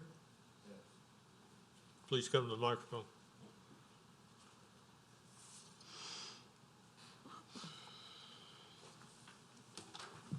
Good evening. Good evening, sir. You're Lyle Toomer? Yes, sir. Okay. All right. So you're going to smaller lots, Yes, sir. okay? I was wanting to divide it in half to give my son and daughter 3 acres each. And if you look on the map there, right to the north of it is A1, A1A that adjoins it on the north side. And then across Woodrow Road there, there's a big piece. The one that adjoins it right directly to the north, it has, I think, about 4 homes on it. And then to the south of it, about 400 feet, to have another home there that's on 2 acres. So I was hoping that the commission would consider changing it to the A1A.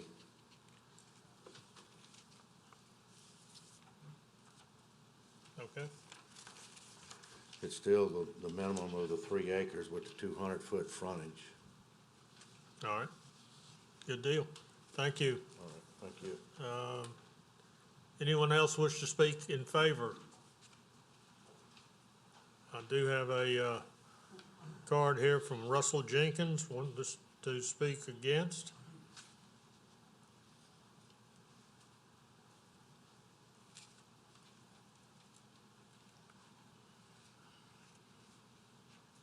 Good evening.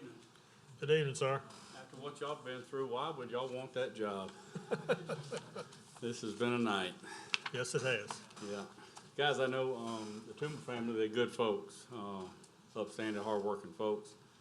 I bought the 6 acres quite a few years back, but everything else in the neighborhood, with the exception of the small parcel that my son owns, is 6 acres or larger. Bill Mayfield owns adjacent to the north. He's got about 9.8 acres there. Jim Andrews is right to the west. He's got 10 acres. My sister's to the east. She's got 13 acres there. I've got 13 acres just south of her. Wayne and Sally Lamb own the 6 acres just to the south of his property. And everything in there is about the same size, 6, 5.5, 10, 13. It just doesn't make sense to have 2 residences right together, 200-foot strip, 3-acre parcels, when everything around there, has the larger parcels. And I think this case was brought up sometime back during the time that COVID was going on, and the commission actually denied it at that point. Nope. July 7th meeting, noted in the minutes on page 17. Petitioners request to change zoning classification to A1 suburban district. Site's located south of Woodrow. There is no blacktop road frontage for this property. There's just a small driveway that my son and I built with agricultural equipment. Backing up to there, as such, when the staff looked at it, they said they objected to the A1 suburban district designation. The reason for the request is to allow for the subdivision of property into 2 3-acre parcels. Following a vote, the request was denied by a motion by Commissioner Willie and a second by Commissioner Fitzmaurice. So this petition has been denied before because it just does not fit the criteria for the community. So I'd love to see the Toomer family build them a home on it, or some of the children living there. They've been good neighbors. They're a little further over in the neighborhood, but it just really doesn't suit the benefit of the community to continue to reduce the lot size. Okay, thank you. All right, we'll go to rebuttal.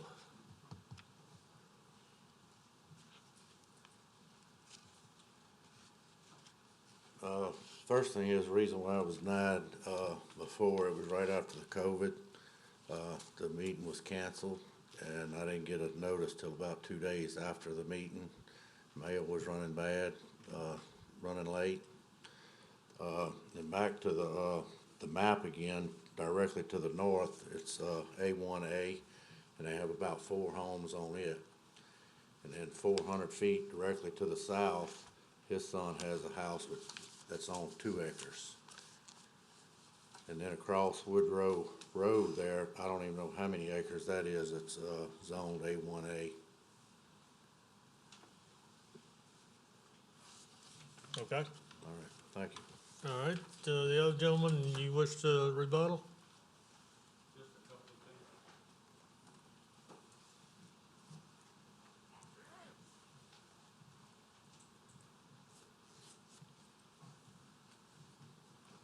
My son owns the 2 acres and a brick home that is the second property south from there.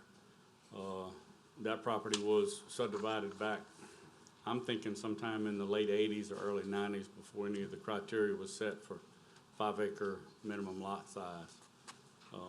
Those properties were given to family members, the children of those family members, and that brick home was built there. That's the only smaller parcel that's in the community there. And then I own the 5.5 acres adjoining that 2-acre parcel. So, yeah, there's one small there. Bill Mayfield has a home and a double wide on Woodrow Road, and then that driveway that we built and maintained, we basically built it with concrete washout from Parish Concrete. It's not a Parish right-of-way. I'm not sure exactly what the stipulations are on all that sort of thing, but we do maintain it occasionally with a tractor and grader box. But yeah, there's a rental mobile in that area also, just directly across the fence to the north.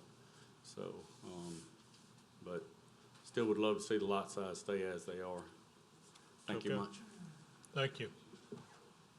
Anyone else wish to speak for or against on this item? I'll close it to the public, bring it back to the commission. Commissioner Randolph. Yes,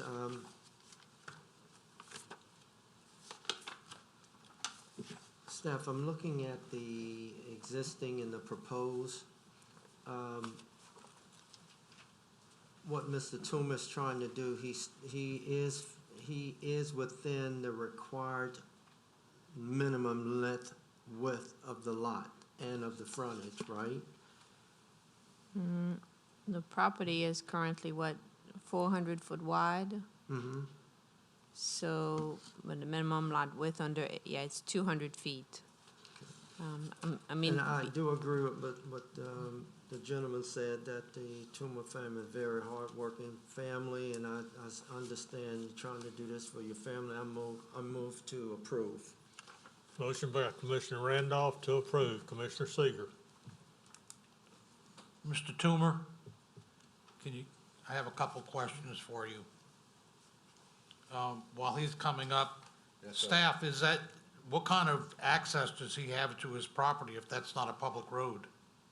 It's a private road, so he's gonna have to get approval, go through the minor subdivision process and get approval from the owner of the road to be able to subdivide the property.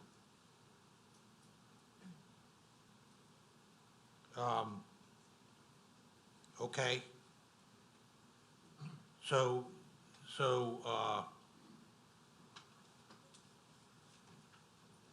Mr. Toomer, another question I had, you're also asking for an MHO, which is a mobile home overlay? It's already that now. I'm sorry? It's already the overlay, I think. I mean, I wasn't planning on putting mobile home there, but I think it's already within the mobile home overlay.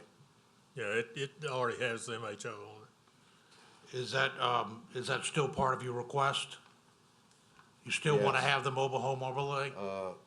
Yes, I mean, I'm not planning on doing that, but I'd like to keep it as is. Okay, so, until he has a chance to get that, permission from the landowner, I think perhaps we should table this until he's had legal. I don't know I mean, it's a legal right. In order to go through the minor subdivision process, he's going to have the correct underlining zoning. So this would be the first step to get the zoning in place, and then he'd have to come back for a minor subdivision, which I believe, because it's a private road, may have to come before the planning commission. Right. Yeah, it's a legal right of way. I mean, nobody owns it.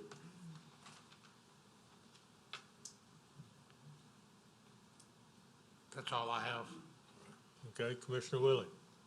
I know we've denied this in the past, and it was the reason why was because the A1 zoning was being encroached upon by 1A.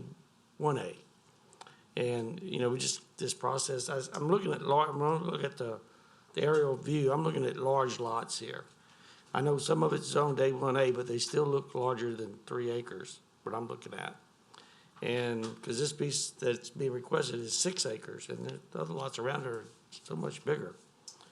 I can't support this as a zoning change because of that encroachment into A1. Okay. Anything else, Marty? That's it. Okay, we have a motion, but we don't have a second. And Commissioner Rest. I second. Second by Commissioner Rest. Any further discussion? Please vote.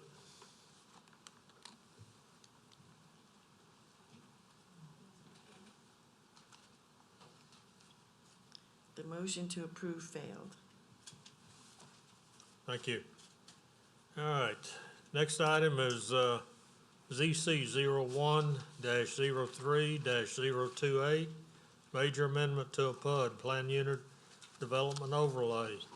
Location, parcel located on the northwest intersection of Interstate 12 and Louisiana Highway 1088 in Mandeville, Ward 4, Districts 5 and 7. It's 161.115 acres. Petitioner is Asby Fund and Crosby Development LLC.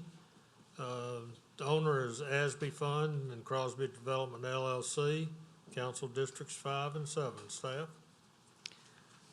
The petitioner is requesting a major amendment to the PUD, which consists of the following. Add some permitted uses, which the permitted uses are consistent with the existing list of permitted uses incompatible with the proposed development. Number 2 is to increase the maximum allowable square footage to a maximum of 1,500,000 square feet and a maximum allowable height of buildings on parcel 1, 4, and 5 to 120 square feet, which, considering the large size of the development and the size of the parcels of land within the development, the requests are consistent with the PUD subdivision. I'd like to address number 4. Basically, originally, as you can see on the drawing, there was a request to reduce the buffer from 25 feet to 10 feet. This request has been eliminated, and the owner has signed on the drawing. However, we would require a revised plan to be submitted, eliminating or showing that the 25-foot green space will be provided. And finally, there's a request to reduce the required percentage of green space under the PUD from 25% to 15%. So while the PUD is approved to be developed with commercial and industrial uses, the purpose of the plan unit development remains the same, is to encourage flexibility, creative design, and promote and preserve the area. So meeting the 25% of green space will not prevent the development of the existing parcels of land. Thank you. Mr. Maroon. Mr. Chairman, members of the commission, Paul Marone for the last time this evening, this time on behalf of the Asby Fund and Crosby Development LLC. Everyone is most likely familiar with this property located at the northeast quadrant of I-12 and Highway 1088. As you all may also know, Crosby Development acquired a vast portion of this property earlier this year, and these requests tonight are intended to help finally bring this property into commerce. There are 3 requests before you. The first is we are proposing to expand the list of permitted uses on the site. These are uses that the parish administration came to my clients and requested that they add to the site, believing that these are uses that we would like to bring to St. Tammany Parish and that this is the site that would be well suited for them. These uses would allow for large-scale research and development, manufacturing, transportation and logistics, and government and institutional uses. As Ms. Lambert noted, these uses are consistent with and compatible with the historical permitted uses on the site, and we would ask that you consider the amendment to add those uses. Next, given those types of uses, given the size of the parcels in this tract and the proximity of this tract and location, we are asking to increase the maximum building size to 1.5 million square feet and the height to 120 feet. These parameters or these conditions are being requested by some of the potential users who are in contact with our clients, and we believe that these uses would be helpful to bring those type of businesses to this property. Finally, the third request is a reduction in the open space from 25% to 15%. This is a unique PUD in that most of the PUDs that you see, some that you saw tonight in fact, are primarily residential PUDs. And the PUD design allows flexibility with the idea that you can have smaller lot sizes, and that's a trade-off for more green space, and that's where the green space and 25% issue comes in. This PUD originally, many years ago, had a significant residential component. At that time, the 25% green space made sense. That requirement now of 25% green space with this type of PUD, where there is no residential uses, where it is heavy commercial and heavy industrial, does not seem to make sense anymore. And by way of example, I would just point you to the Unified Development Code. Look at all of the other zones that allow the type of uses that are now allowed in this development. Those zones would be HC2, HC3, PBC1, PBC2, AML, the I2, I3, I4 zones. All of those zones are the type of zones, the type of permitted uses that we have on this site. There is no requirement for 25% or even 15% green space. There is very, very limited green space required. So even at the 15% that we are proposing to have here, we will still greatly exceed the green space that is required in all of those other zones, which are really more compatible to us than the residential PUDs that you see. St. Tammany Parish leaders have said that they want to use this site as an anchor for an economic corridor that will bring and attract businesses and jobs to this area. We believe that these changes are necessary to make that vision a reality. We would ask for your consideration of the 3 amendments to the PUD that I mentioned, the adding the permitted uses that we have listed in our packet, increasing the square footage and the height limitation to 1.5 million and 120, and reducing the green space, open space from 25% to 15%.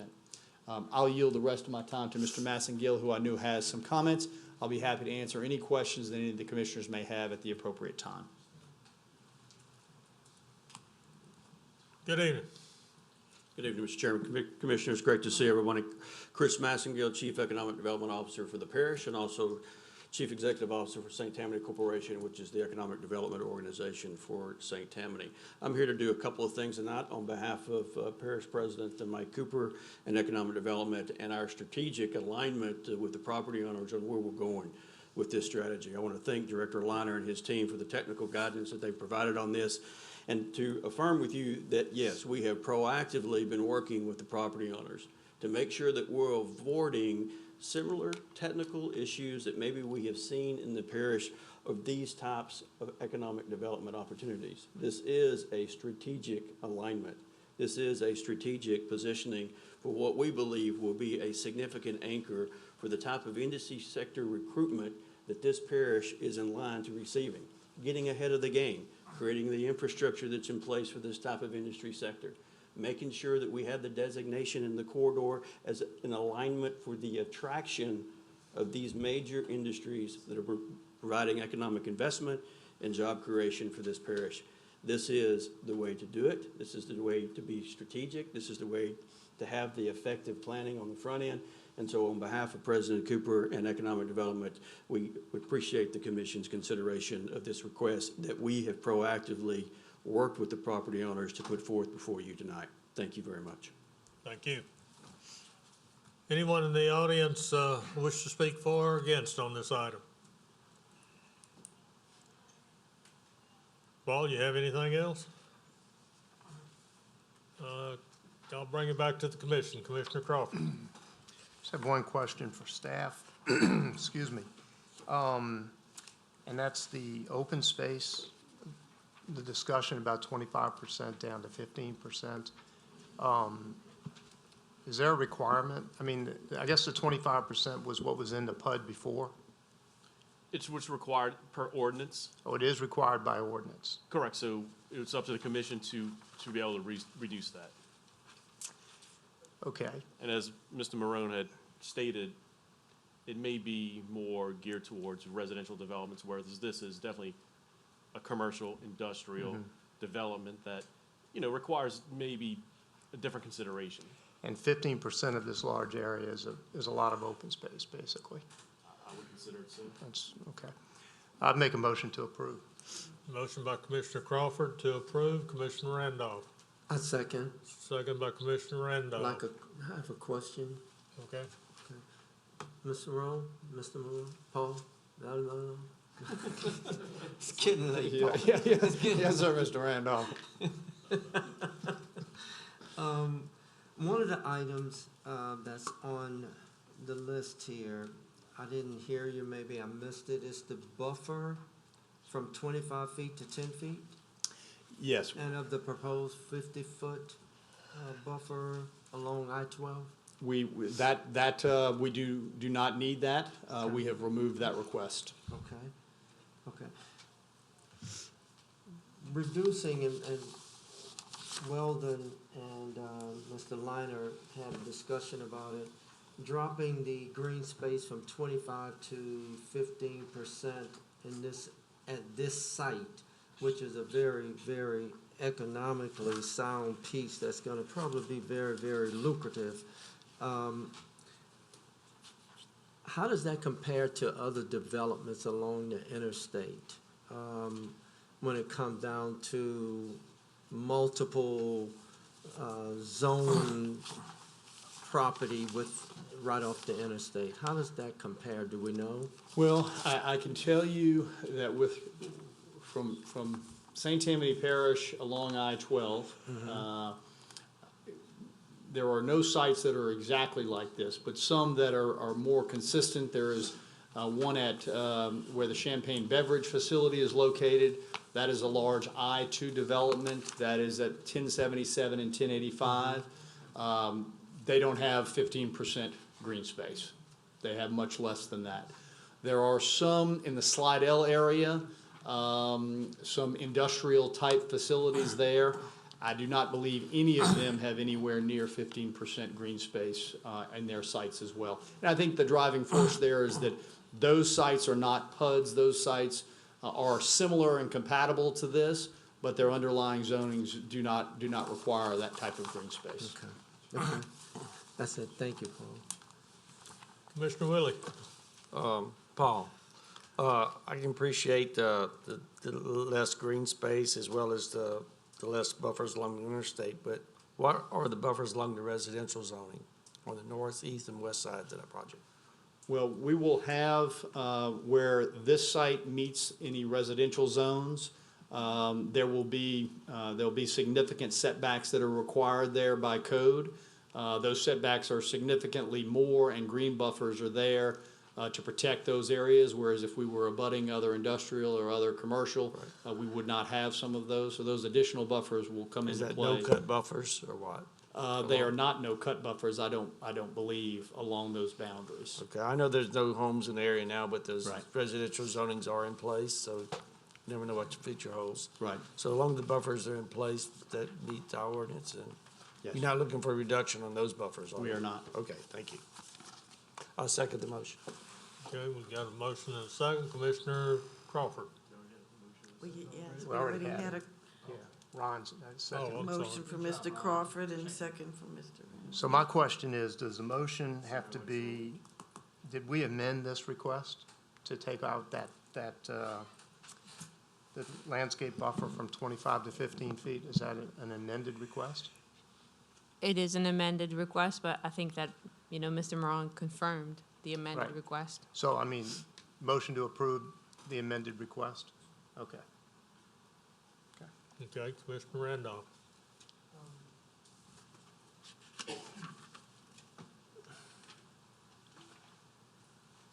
The amended request consists of no longer requesting to reduce the buffer from 25 to 10 feet. Yeah, I just want to commend the parish and also Mr. Morone and the team, the developer, working this out with the different landowners, property owners. That's going to be huge. Thank you all. Commissioner Seeger? I just want to make sure that I understood. We do have the executive branch's approval to do this on this event?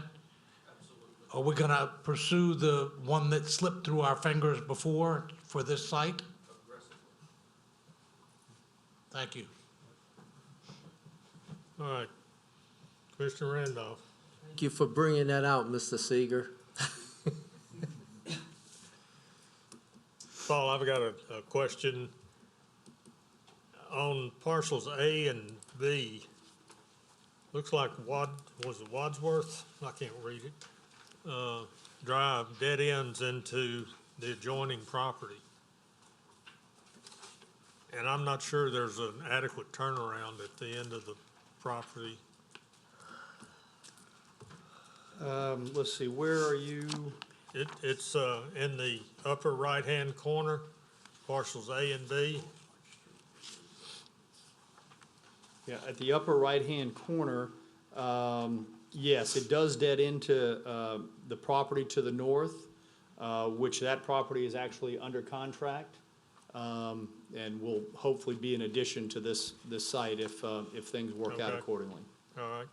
And then some of the, and this is just for information, the turnarounds that are in the gray area, are they large enough to handle, I'm gonna say, well, you're probably not gonna have any 18-wheelers come in that area because those are relatively small parcels. But you could have some, what I want to refer to as long wheelbase bobtails coming in to back in and unload. That's in the gray shaded area. Yeah, okay. I was confused there for a minute. The site plan you're looking at is an old site plan that does not exist anymore with those smaller interior lots. Yes, that is an amendment from years ago. Okay. So that no longer exists. We just have 5 large parcels now out All there. right, good deal. That'll answer all my questions. All right, we have a motion and a second to approve. Please vote. I'm real glad to see this The motion. moving forward too. The motion to approve carries. Thank you very much. Thank you. I just think 1 minute, I'm John Crosby, and I thank you again for the support and the approval. This is gonna be unlike anything you've ever seen around here. This is gonna be a world-class development. Right. And we've been working closely with Ross and Parish President, and Chris has been a big help, so stand by. We'll be back with some. All right, good deal. Looking forward to it, Mr. Crosby. All right, let me get down to the right piece of paper here. All right, the last item is 2021-2448-ZC, existing zonings A2 Suburban District and A3 Suburban District. Proposed zoning is A3 Suburban District. Parcel located on the west side of Lockmere Drive, north of Sharp Road, being 153 Lockmere Drive, Mandeville. Ward 4, District 5, it's 1.35 acres. The petitioner is Patricia and John Stoddard, and the owner is Patricia and John Stoddard, Council District 5. Staff? If you take a look at the current zoning map, you can see that about 1/3 of this property is currently zone A3 suburban, and other 2/3 is zone A2 suburban. The request is to rezone the entire parcel to A3 and to achieve the proposed minor subdivision that is included into your packet. Okay. Patricia or John Stoddard? Good evening. Well, let's see. Yeah, it's still evening. So you're almost home. Thank you. Thank you for letting us come. Aaron kind of spelled it out. We purchased this parcel piece of land, and it's currently has the dual zoning, and we'd like to request for it to go to A3. We are right inside of Lockmere Estates, and we would blend in very nicely with an A3 zoning, so that our hope is eventually to be able to split the lot, and my daughter will be building on the other part of it. So that would be 2 new homes. We would be annexed into the subdivision at that point. Okay. All right, thank you. Thank you. Anyone else in the audience wish to speak for or against? Yes, sir. Hi, I'm Robert Troncoso, 230 Lockmere Drive. I'm the president of Lockmere Homeowners Association. I'm speaking in support of it, obviously. The property is contiguous on the north property line to Phase 1 of Lockmere Estates. and is directly across the street from the Phase 2 section of Lockmere Estates. The requested zoning change will change the current zoning from A2 to A3, which is aligned with our lots in Lockmere subdivision. So it's in alignment. We support the petitioner's request of the rezoning of the 1.35 acres to A3. We are currently, as Patty mentioned, we are currently working with the Stoddards to successfully complete a subdivision and incorporation of that portion of the property into our subdivision. Thank you. Okay, all right. Please complete the card, the speaker card. Oh, okay, he's already got one. We're behind on it, Rob. All right. All right. Anyone else wish to speak for or against? I don't see anybody, so we're gonna go to Commissioner Rest. Yeah, I move that we postpone so they can come back another time. Move to approve. Motion to approve by Commissioner Rest, Commissioner Truxillo. I second. Second by Commissioner Truxillo. Any further discussion? Please vote.